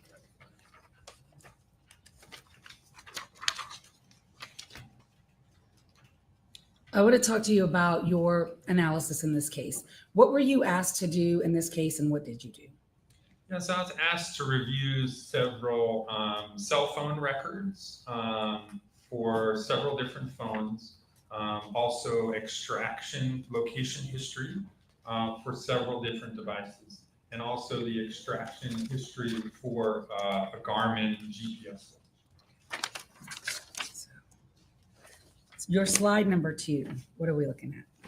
Yeah, so this just, again, says that I was asked to review specifically these 2 phone records as target phones in this investigation, as they were involved in the homicide of Laken Riley in Athens, Georgia on February 22nd, 2024. And then it discusses the methodology, and that's basically using the call detail records, or the phone bill of a phone plus some additional information listed in the call detail records, putting that together with the tower list. And that allows us to get a general location of where a device is when it has an activity on the network. And the conclusions we'll discuss as we go along the way. But before we move on, the phone number in blue, 770-778-49.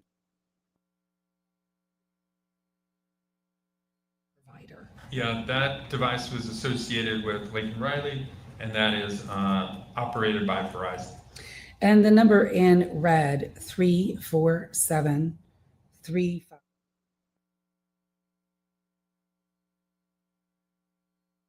Yeah, that device was associated to Jose Ibarra, and that is operated by T-Mobile. What are we looking at in slide 3?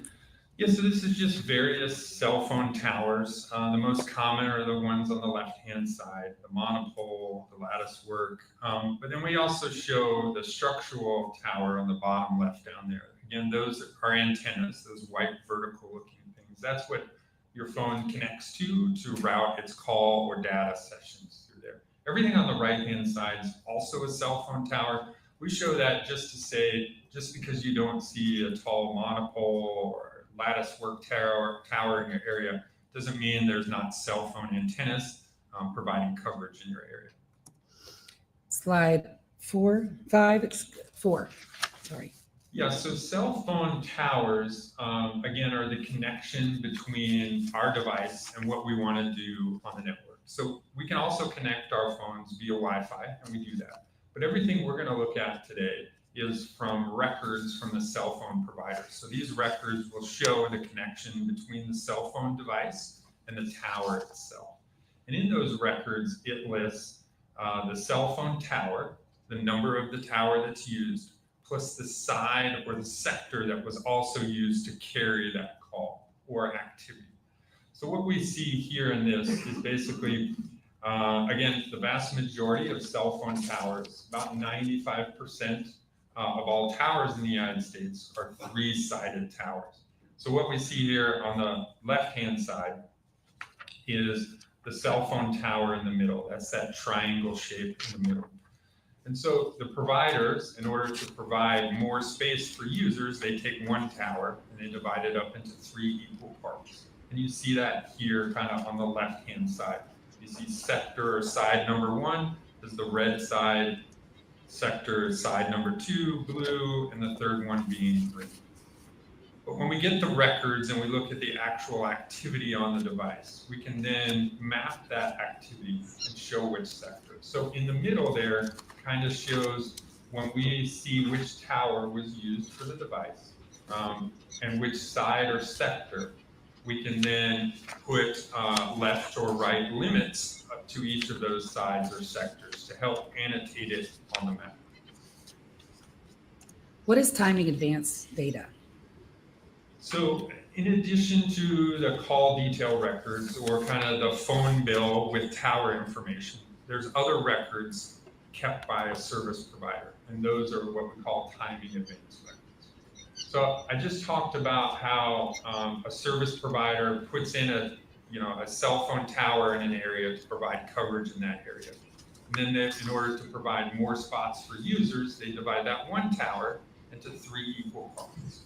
But then to get even more users, what they do is for each of those sectors, those antennas, your phone doesn't use that antenna for the entire period it's on a phone call. It's giving a time slot. Meaning, when I leave the court today and I call my wife to tell her I'm on my way home, no matter how long my call is, my phone will only use a tower for a short period of time. So it might transmit data for 5 milliseconds. Then someone else's phone, then someone else's phone, then my phone comes back on top for another 5 milliseconds to transmit data. So, and those are kind of like appointment times on the tower. So what timing advance is the synchronization of the network, meaning if all the phones tried to reach the tower at exactly the same time, nothing would happen, right? Interference, everybody kind of crashes together. So they make appointment times. In order for your phone to reach its appointment time, it has to know how far away it is from the tower. So if a phone is right underneath the tower, in order to meet its appointment time, it can send its signal really close to that appointment time. But if that device is a mile away or a half mile away, it has to send its signal earlier to reach its appointment time at the right time. So the network syncs all of its devices, and in doing so, determines an approximate distance that the device is away from the tower. And that's what timing advance records are. Some things to note about timing advance records is it's not reliant upon the user doing anything. So the phone just has to be on the network. It can be in my pocket, it can be on the table. It doesn't require me to place a phone call, text message, or data session. And is that how the timing advance data in some ways is different than a regular CDR? Yes, with cell site tower location? Yes. So Can you explain that? Yeah, so the two big difference between the call detail records, again, that's like the phone bill with the tower information versus the timing advance. So the CDRs are reliant upon activity on the device. So for me, if you're looking at my records, on the CDR, you're only going to see when I place or receive phone calls, text messages, or have some kind of billable data. But on timing advance, you're going to see my phone checking in all the time with the network. Sometimes it's several times a minute, and sometimes it's every couple minutes that device is checking in with the network. And again, also with the timing advance, you're getting a general distance that the device is away from the tower. Regardless of if you're texting or calling or doing anything with your phone just has to be on. Correct. You could do none of those things as long as your phone is on. Your next slide, which is slide 6. Yeah, so another source of data that we reviewed was Garmin Watch GPS location history. So again, the Garmin watch that Miss Riley had on was activated as a GPS tracker during a run activity or a physical activity. And during that, the watch was recording with GPS accuracy down to 3 to 4 meter accuracy of where the watch was the entire time during the session. Slide number 7. So another source of information that we had was also phone extraction information from one of Mr. Ibarra's devices. And some of that information, I think, has already been recently discussed as Samsung Rubin data. And so again, what that is the device itself, using sensors on the device, Wi-Fi location, sometimes GPS, and other things like Bluetooth, generating an approximate location of where that device is and storing that information on the device, which then can be downloaded. Is Rubin data like timing advanced data? Does Rubin data require the user of the phone to be doing anything for Rubin data to be generated and captured by the device? No, it does not. So the device is just generating location information based on settings on the device itself. And how much the Rubin data in this particular case, it came from a Samsung device? It did. And is it the one that we said the phone number to earlier on in your presentation? It was. Thank you. Your next slide. All right, so for the next couple slides, we're going to see mapped activity of the phone devices, the GPS, and the extraction Rubin data. But for each cell phone tower information, what you're going to see is this call out, what we call a call out box. So the call out box is all the information from the call detail records and the timing advance report. So at the top, it lists that unique cell ID number. So again, that's the tower number, and then the dash is the sector number. And then the date of the activity listed there in this example. And then the target phone number will be listed there. The time of the event will be listed, all in local time. And then it'll also show whether it was an incoming or outgoing call or text message. The next part there where it says 60 is the compass direction of the sector used. So remember I said a tower covers 360 degrees, a full circle. So in this instance, the phone used a sector that pointed towards 60 degrees, or basically north and east. And then the other phone number on the far right-hand side is the other number associated with this call or text. One other thing you see on there is the letters RTD. That stands for range to device. And then it says 0.34 MI. So that's 0.34 miles. So again, that's going to be a timing advance activity. So in this instance, at 2:09 a.m., the phone checked in with the network and reported an approximate distance of 0.34 miles. And this is just a hypothetical, not associated with this case. Correct. Just explaining how the records look. Correct.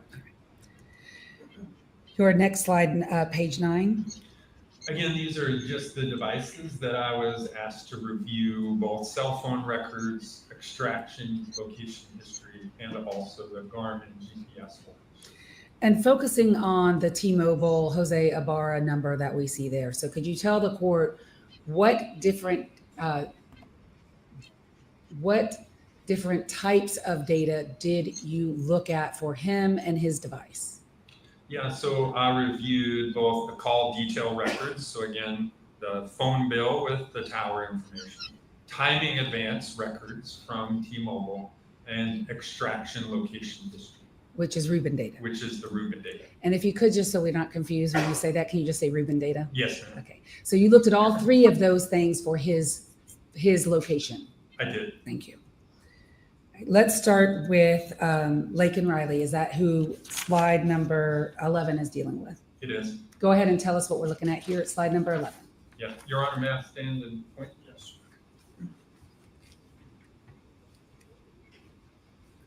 All right, so each of the map slides will look approximately the same. What we'll see here is on the very top will be the date, time period. I'm just gonna move this a little closer to you so make sure we can have it. Okay, At the top will be the date and the time period of the map.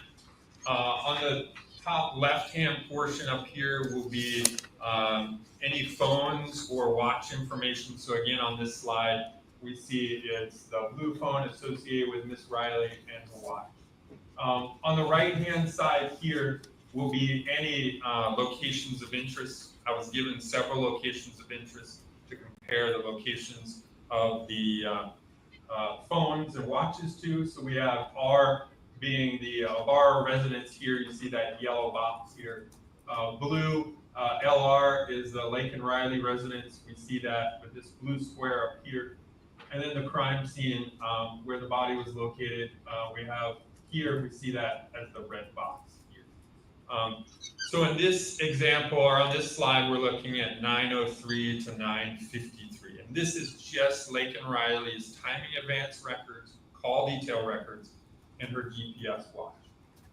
So if we look at the cell phone activity first, we see at 9:03:09, there was a timing advance report of 0.68 miles. So we get the tower, we get the sector or side of the tower, and then what we can see here is that device reported a distance of 0.68 miles. So within this tower and sector, this shaded area right here is that 0.68 miles. So we have the timing advance arc there. We have an outgoing call placed at 9:03:35 seconds to a phone number 6550. And then the next activity is at 9:10:50. We have a timing advance arc of 0.58, which is this timing advance arc right here. At 9:11:05 a.m. is an outgoing call placed to 911. Wow. And then the next timing advance, there's several timing events, but the next one we looked at was at 9:53:11. Same arc right here as this one before, 0.58 miles. And then a next incoming call again to that 6855. and so go ahead. So again, that's just the information from the phone data from Verizon in this case. What we also plotted here is the watch location. So again, when she activated her run session at approximately 9:03 a.m. in the morning, it turned that watch into a GPS tracker. So again, that watch is then constantly recording among lots of different pieces of evidence or lots of different pieces of activity about her, the location. So we could track her location as she was running down here, and at 9:06:42, she went into the woods here, and then we can see he would she went up, hit this trail about 9:08, and then started moving eastbound, and then about 9:09:42, took that trail that goes north and west in this location here. We'll see on the next slide here, but 9:10 to 9:31, 9:10:31 to 9:26:53, all of her GPS activity is inside of this small area where the crime scene was.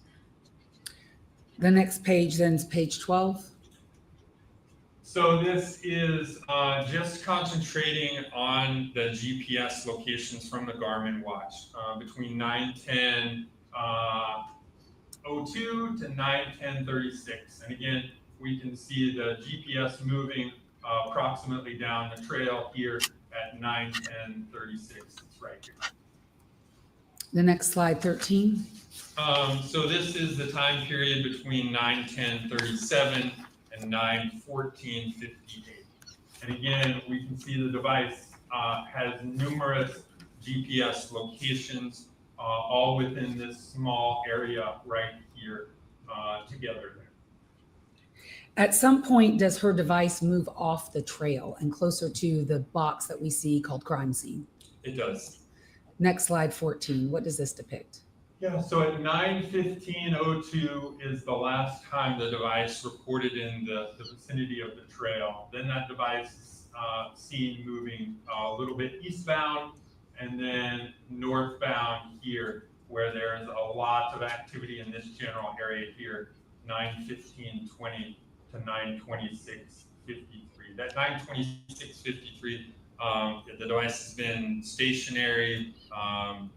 Heart rate drops now at this point, and so the GPS location history stops coming in on that device at 9:26:53. Okay, so your last GPS location on that device is at 9:26:53. For this time period. And we see in the box that you have drawn there. Does that mean the device is moving, or what is with all the different purple marks we see? Yeah, so again, each of these is a Latin long associated with the GPS device. As we all know, when we use GPS to travel in a direction, when you're moving, GPS is awesome and it tells you, hey, you need to turn, and then you turn.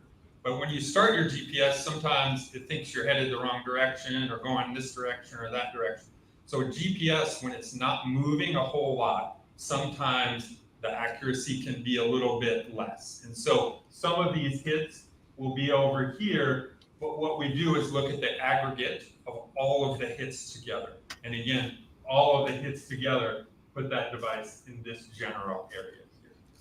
Okay, gotcha. I think. Moving on to your slide number 15.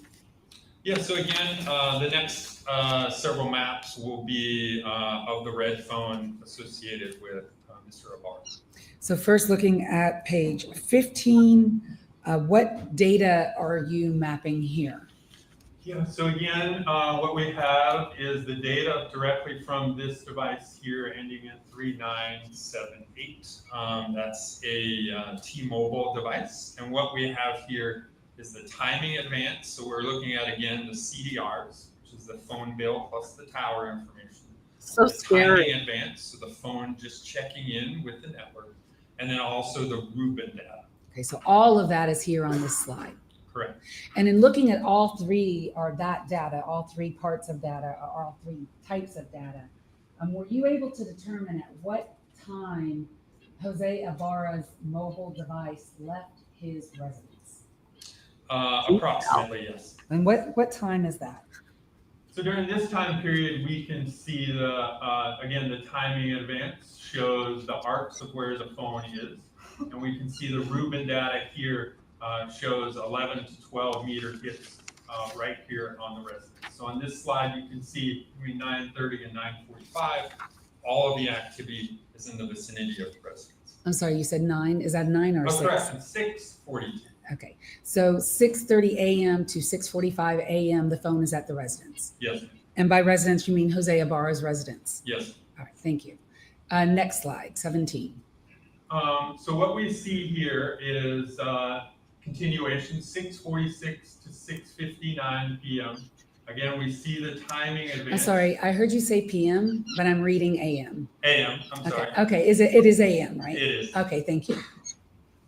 So what we have here again is the timing advance arcs here. So we see on the previous slide, the phone was just using one tower, one sector with one reported timing advance.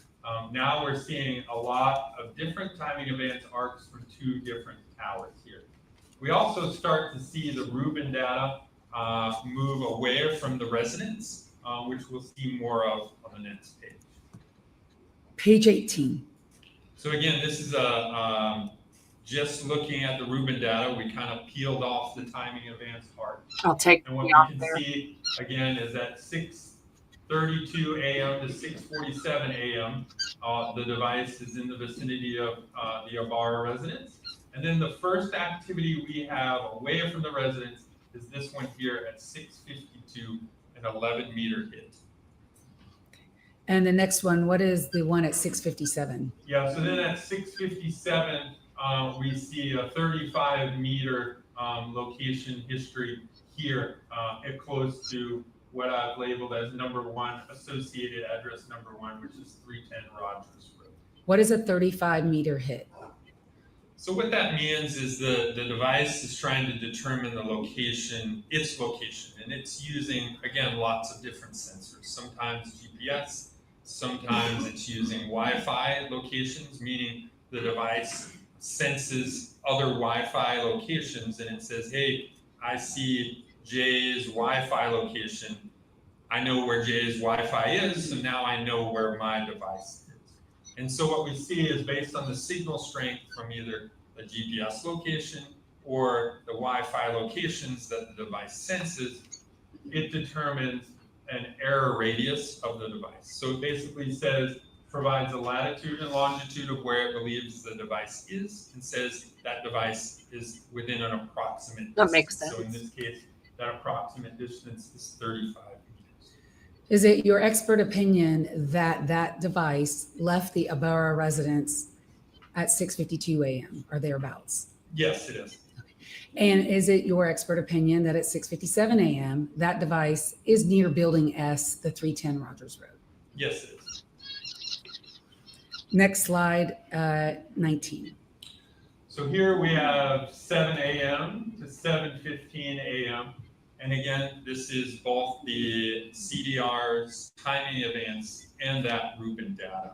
All I'm liking this compiled charting. together. So again, we see a lot of different timing events arcs from both different towers here. And then we also see some of the Rubin data, Great job. 702, 707, and 712, which we'll see more of on the next. And why are there two different arcs for the timing advanced data? How does that happen?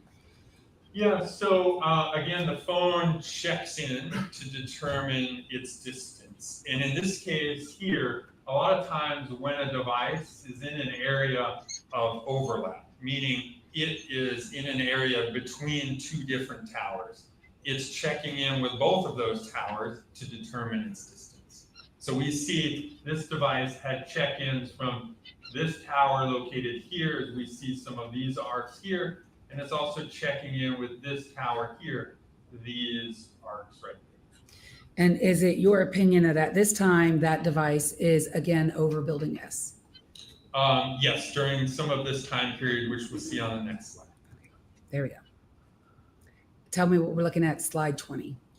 So again, on this slide, what we're focusing on is the Rubin data here. So we have the first check-in here is at 7:02 from the Rubin data, then at 7:07, and then that device moves southbound and reports location here at approximately 7:12 a.m. And in between the two concentric circles that are marked 702, 707, there appears to be a blue icon there. Is that a bus stop? It is. Okay. And is that a bus stop outside of or near Building Rogers Road, 310 Rogers Road? It is. This is 310 Rogers Road, also referred to as Building S. Okay, where your one is. Correct. Okay. So that is the bus stop in front of Building S. Yes, ma'am. Thank you. What are we looking at, page 21? So again, just a continuation here. We have 7:16 to 7:34. Again, a combination of both information from the CDRs and the timing events, plus the Rubin data. So again, now that device, for timing events purposes, was checking in with only one tower, and then we have a Rubin location history here at 7:33. So we go into more on the next slide. Slide 22. So again, this is between 7:16 and 7:59. These are your timing advance arcs. That device is checked in with two different towers, which to me says that there's possible movement of that device, which is supported by the Rubin location history here, which we'll see zoomed in on the next slide. And when you say movement, what do you mean by movement? Yeah, so if a phone is located in one area, and that one area would be, let's say, if you go back to the next slide, I can Yes. get more explaining here. So let's say that phone was, located down here near the residence or off of this portion down here. Well, the tower that's closest to it would probably get most of the check-in. So that phone may only check in with one tower and have one timing advance arc. It's stationary, right? But a lot of times when we see a device is moving, we're obviously getting multiple distances, check-ins from those devices, that the phone is checking in at multiple locations. Plus, it's pulling from a separate tower in this area. So page 23, is that the Rubin data again? It is. Okay. And how would you describe the Rubin data in relation to your number one, 310 Rogers Road? Yeah, so again, this is between 7:16 a.m. and 8 a.m. Again, this is only the Rubin data. The first one we have here is 7:33, an 11-meter location history here. We then see that device move northbound to the area around Building S, or the associated address number 1. And we have several location histories check-in, 7:35, there's 2, 7:36, 7:37, 42, 7:47, 7:52. And then that device again has another location check-in at 8 o'clock down this way. So the device was in this general area here, moved up closer to Building S during this time period here, 7:35 to 7:52. And then sometime after that, up until 8 o'clock, the device is now moved again south. So between 7:35 and 7:52, would your expert opinion be that that device is at Building S, number 1? Yes, or very close to it. We see some of these location histories being as small as 2 meters, which again is about 7 feet. And is this data that we see on page 23 also concordant with the timing advance data that you had shown us earlier? It does. It matches up into the distances from the towers. Next, screen 24. So here we have between 8 and 8:59. Again, we see a lot of timing advance here. This would be indicative of some phone movement during this time period. A lot of different distances on each of these towers here. Plus, we have this Rubin data here at 8:12, 8:17, all the way up to 8:55, which we'll see more of on the next slide. And when you say movement, again, what do you mean by that for this particular slide, page 24? Yeah, so again, the device, if stationary, the timing advance distance would come back as the same distance. But since we're seeing multiple distances, sometimes on the same tower, but sometimes on other towers, it means that there's been movement of this device during that time. And within the range that we see here on page 24. Correct, between 8 and 9, which is also supported by the Rubin data. Page 25.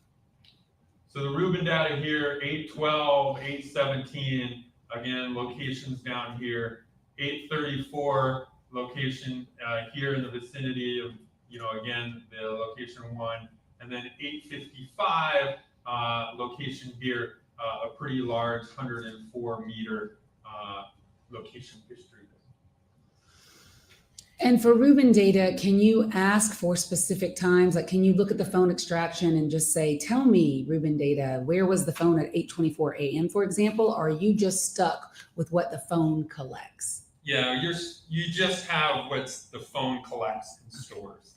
So depending upon the settings on the device, things going on the device is going to collect and store location history to make a better experience for the users. So we can just testify and review that information. So from 8:01 a.m. to 8:55 a.m., there's movement around, again, on the phone in that vicinity that we see. What happens at 8:55 a.m.? So at 8:55 is the last part of the Rubin data. There's not going to be any Rubin data again until 9:40. And that is a big gap. So 8:55 to 9:40, there is no Rubin data. What explains no Rubin data? How is Rubin data collected? So Rubin data is collected through a couple different sources. One is GPS. We saw some of our hits be GPS on the last one. These 2 and 3 meters were GPS collections. Some are Bluetooth collections, but the vast majority of location history from Ruben is from Wi-Fi. So if there is a Wi-Fi and it's turned on, it's sending beacons out to phones or devices saying, hey, I'm a Wi-Fi location, here I am. Whether it's open or closed, whether you join it or not, your device sees those Wi-Fi beacons. And it says, hey, I know Jay's Wi-Fi beacon, I just saw it, because I know where Jay's Wi-Fi beacon, where Jay's Wi-Fi is, I now know where my device is. And it knows where those Wi-Fis are because it's collected through open source information. So on all of our phones, specifically Samsung or Google phones, your device is collecting location history, sending it back to the provider so that the providers can use that information to better know where you are, to provide a better experience for the phone. Did you check and measure yourself the area of the Oconee Forest Park to see if there is any Wi-Fi in that area? I did. And what were your results? There was no Wi-Fi in the area of the park. All right, so what is our next slide here, 26?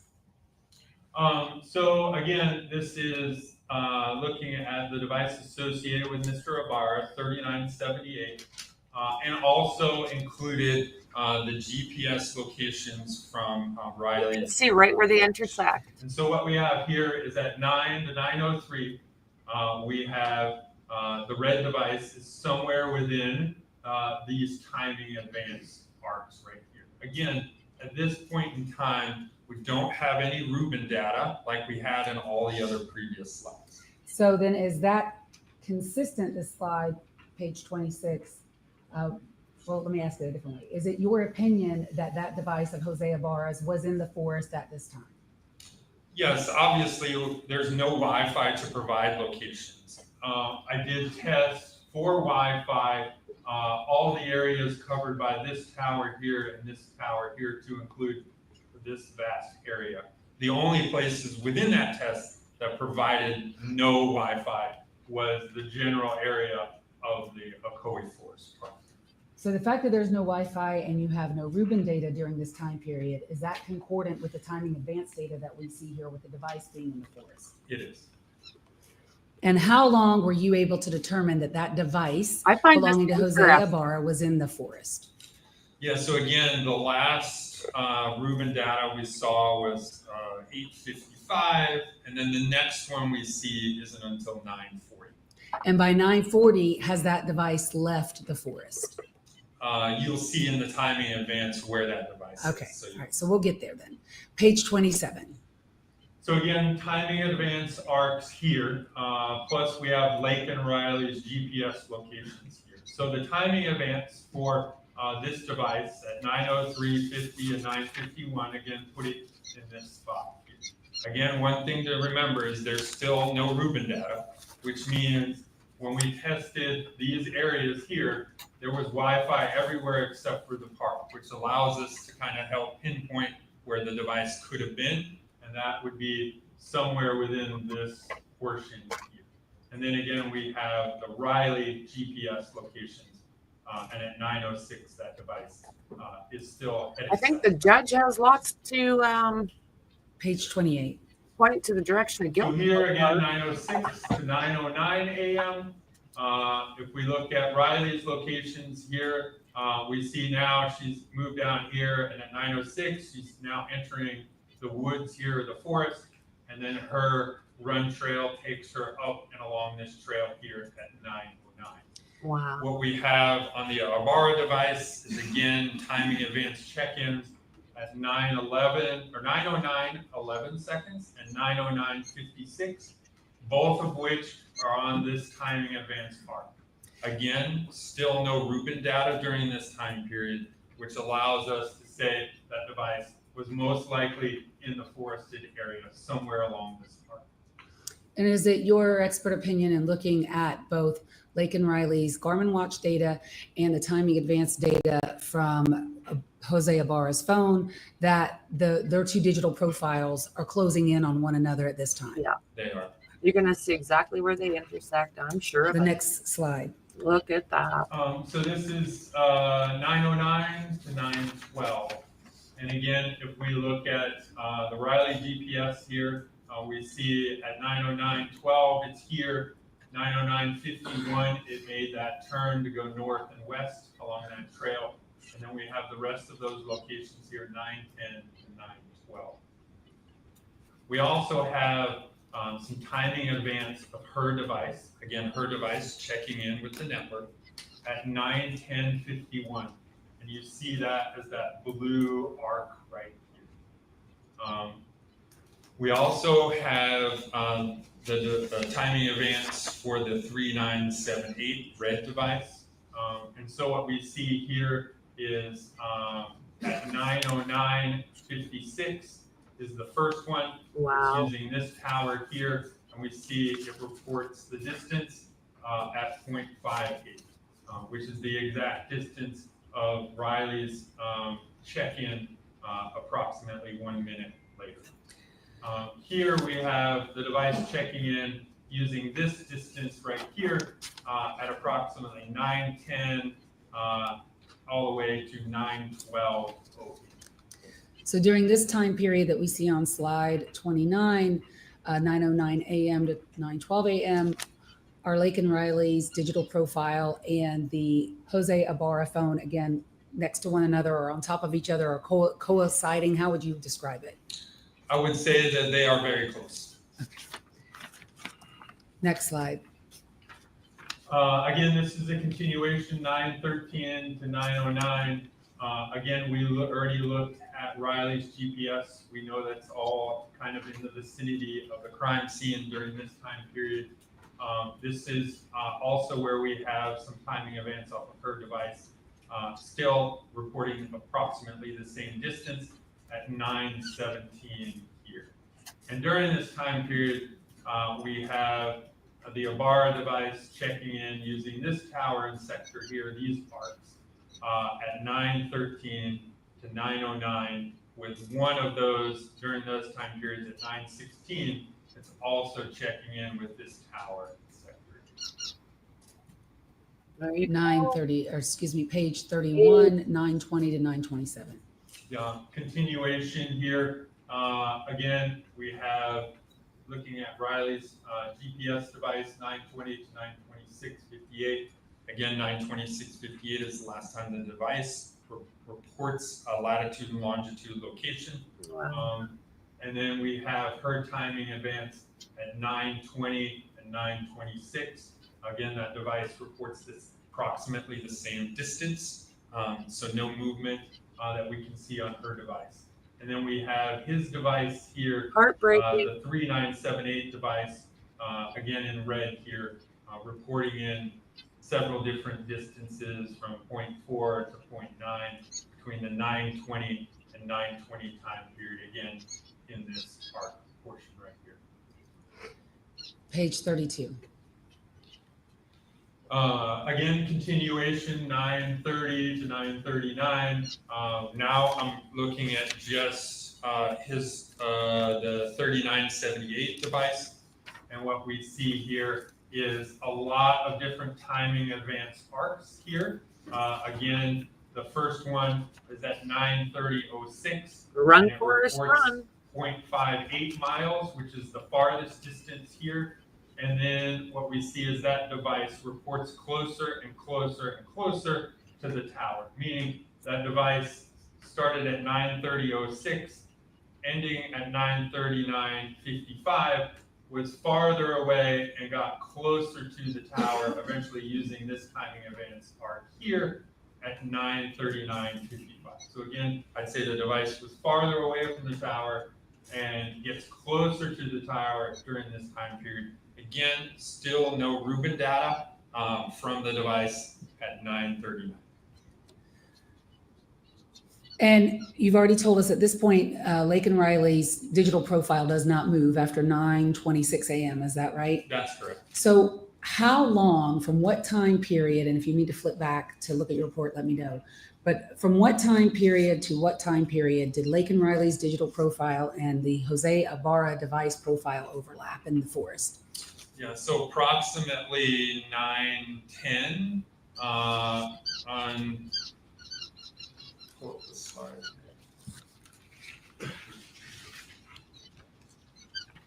Just scary watching them slowly get closer and closer when you know what his intent was. So on page 12 is where we saw the device at 9:10:02 as it traveled north and west on the trail and getting to the area at 9:10:36.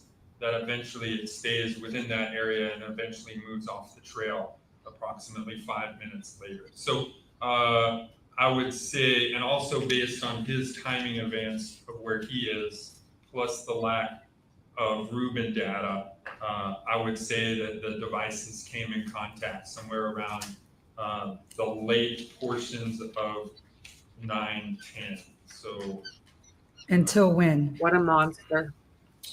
Until approximately, I would say probably 9:32. Really? When we see his device, again, on this slide here, we can see at 9:30, it's here, 9:30 and 53 seconds, it's now a little bit closer, 9:32:07, it's now a little bit closer. So I would say somewhere around the 9:30 to 9:32 time period. Wow. And then that device, the Jose Ibarra device, is on the move at that point. Yes, ma'am. And in what direction does his device move, and where does it go, and at what time? Yeah, so again, we saw on the other slide at 9:30 to 9:39, it moved far, it started farther and eventually got closer to the tower. During this time period at 9:40 to 9:50 a.m., now we have timing advance, plus now we're seeing the Rubin data again. The first location of that Rubin data is at 9:40 a.m., a 98-meter hit. And then we see 9:45, and then eventually 9:50 here.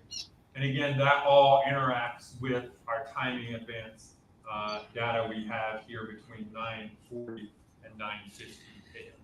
And you have marked in this page 33 a D1 dumpster. What is that?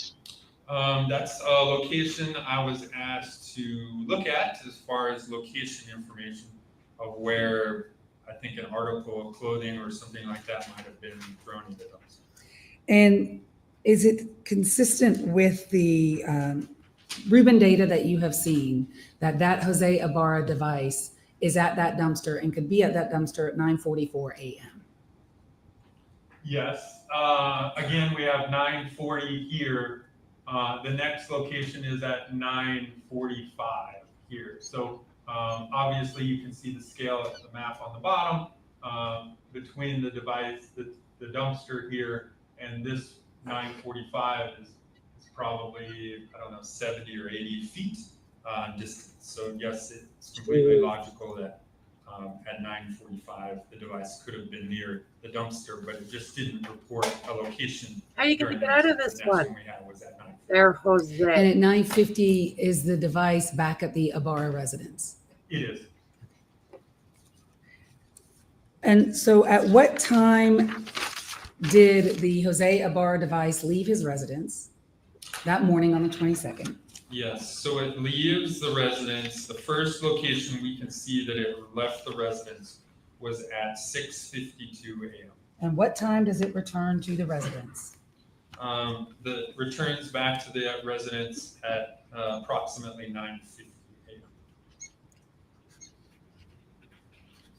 May I have one moment, Your Honor?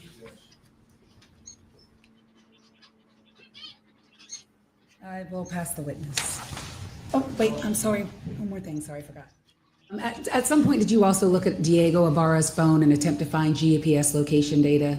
Yes, ma'am, I did. And you could have a seat for this. I think we're done with your presentation. And what were your results of looking at that? Yeah, For the Diego devices, there was no location history from the extraction, so nothing similar to Rubin data, nor did we have, that device wasn't on the network. So there was no CDRs or timing advance available because that device was not hooked up to the network.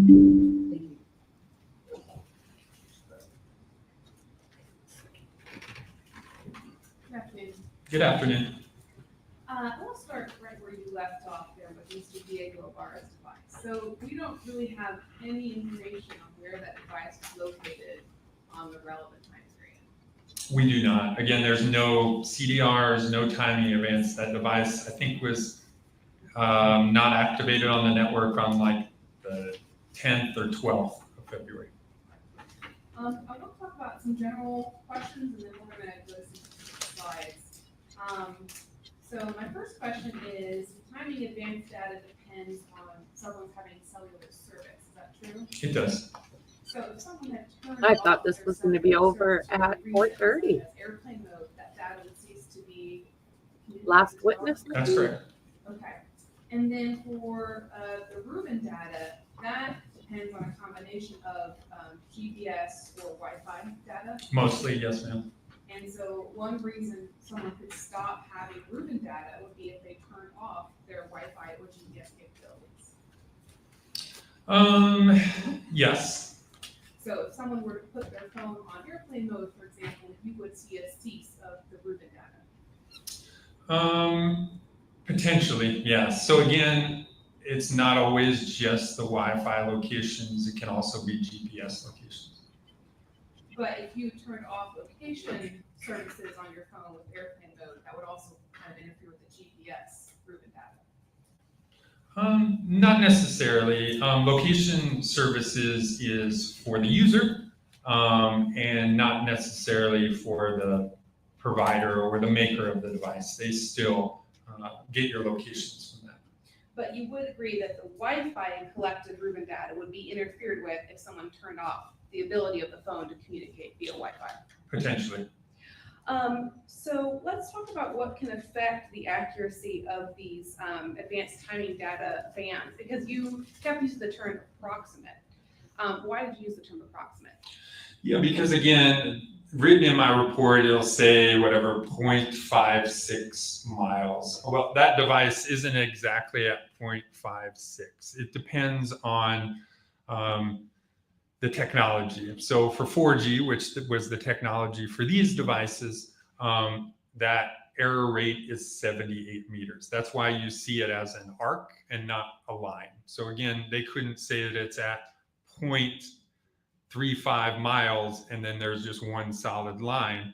Well, we know that that device reports a timing advance of 0.34 miles plus 78 meters. And for those of us that are not up to speed on the metric system, what is 78 meters approximately? How long is that? 78 meters, it's like 3.1 meters to foot. Are you trying to convert it to feet? If you can. Yeah, so that would be right under 240 feet. So 230 something feet. Got it. Off the top of my head. Thank you. So I would like to go to a different point on your slide to talk about this error rate a little more. And if I don't have a lot of faith in this lady here. Connection.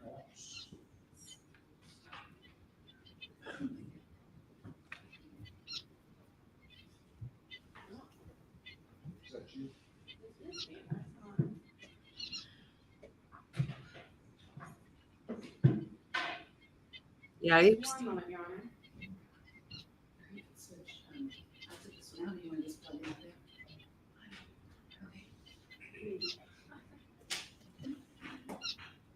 Technical difficulties in the courtroom. Yeah, I thought it was done at 4:30. But I guess with just judge, no jury, they can easily go over if they want. Well, if he wants or allows. So when we look at, this is slide 11 of your PowerPoint. Does that appear to be an accurate copy of slide 11? It does. Okay. Okay, I'm gonna full screen it so it's easier to see. So when I'm interpreting your map here, the GPS points, the actual GPS point is the point of the arrow at the bottom of the circle. Is that It is fair? correct. And so when we look at the Garmin data versus this advanced timing band, even at the times when they overlap, you would agree with me that the Garmin data is slightly outside of the advanced timing band. In some cases, it is. So the way timing advance is generated is a signal is sent from the tower to the phone and then back to the tower. And they take the time period for that round trip of that signal. I'm surprised he's not sleeping. Speed of light. And that Sure looks determines like the he wants distance. to. Sometimes that signal doesn't exactly go in a straight line and come back, especially when there's potential interference, like buildings or a lot of trees or other things. That signal may bounce around as it reaches the phone and then bounce around and come back. And so what that potentially does is move the timing advance arc slightly farther away than the device actually is. So the device is either within the shaded area or slightly inside of that shaded area. And when I say slightly, we're talking about meters. We're not talking about, 30 feet or, whatever. We're talking about just inside of it. And so one thing that can interfere with the accuracy of advanced timing data is having a lot of trees around. It could make that timing advance arc a little bit further. Again, when I say a little, I'm talking about feet, single digits of feet, not necessarily large distances. Sure, but you would agree that this forested area did have a lot of trees in it. It does. Can weather affect the accuracy of timing advanced data? It really doesn't. I mean, most of those signals are picked specifically for their ability to, not be affected by it. Okay. It's just the physical obstructions that would be in between the device and the tower that would be. Correct, because it's based on line of sight. All right, and then for Wi-Fi, there we have these circles of error rate, and you said it depends on the strength of the Wi-Fi. Am I correct in assuming that means if someone has a strong Wi-Fi signal that extends over a broader area, a device that connects to that Wi-Fi could be anywhere in that broader area? So again, these are all based on algorithms inside the phone and also proprietary to Samsung. So as the phone sees the signal, it can tell, hey, most of these signals are really strong when we see this, so I know where I'm at, or hey, a lot of times this one Wi-Fi emits much farther than others, and so that could potentially change some of the distance.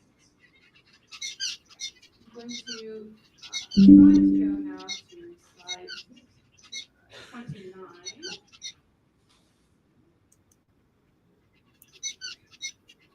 So this is the slide that deals with your opinions about where the devices were between 9:09 and 9:12. Does this still look to be a fair and accurate copy of your? It does. Okay. You expressed an opinion when talking with the state that the phone was inside the forest. The phone associated with Mr. Ibarra was An inside. opinion or fact? It was based on my review of the timing advance and the lack of Ruby data. And so you based that analysis on the, just like you said, on the fact that there was timing advanced data, but no Rubin data. Correct. But as we just discussed a few minutes ago, the Rubin data could have been interfered with by a different reason. Potentially. If the phone had been turned on into airplane mode, it could have not been picking up Rubin data on the Wi-Fi spectrum. Well, in airplane mode, it would have taken itself off the network. And so therefore, we wouldn't have timing advance either. So we know that the device was not taken off of airplane. But if Wi-Fi was turned off, the phone. Wi-Fi potentially could have, again, affected some of the Rubin data. And so all we know for sure, based on the data we have available, is that the phone was somewhere in this red arc. For sure. If you look solely at the timing advance data, yes.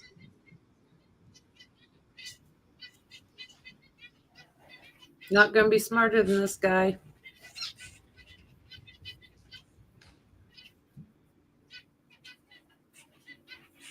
Just can't see it.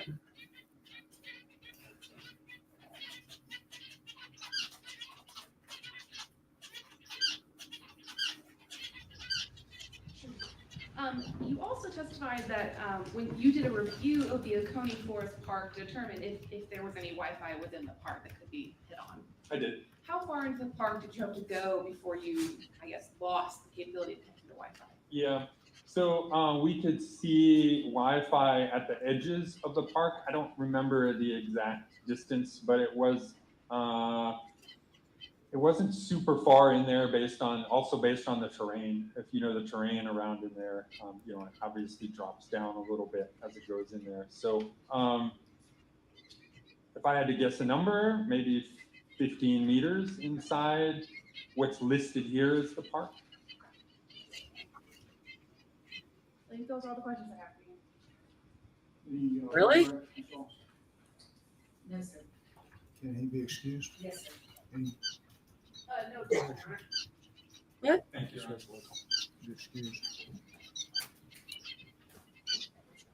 That's probably going to do it for today.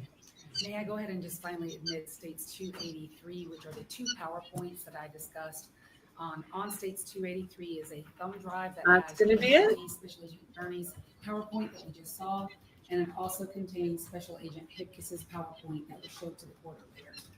Day 2, done like dinner. As indicated before, any objection? 283 is admitted for the two PowerPoints. That will conclude the testimony today.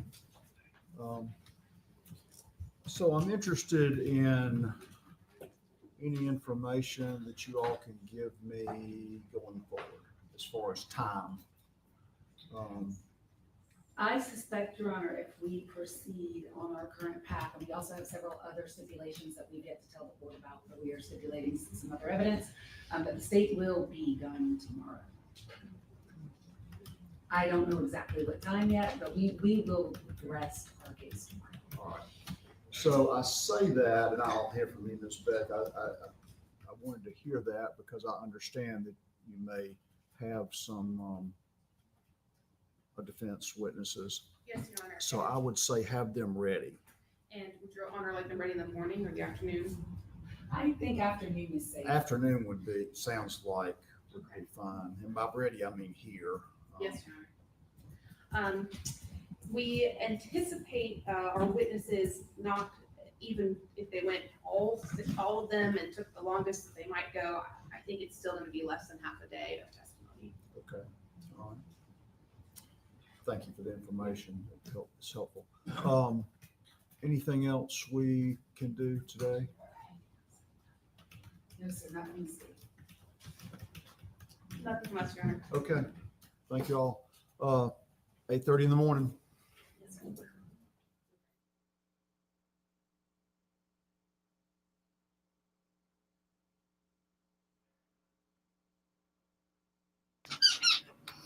Hey guys, well, it looks like we will find out more tomorrow. I don't know how they are going to get this back on track as far as he goes.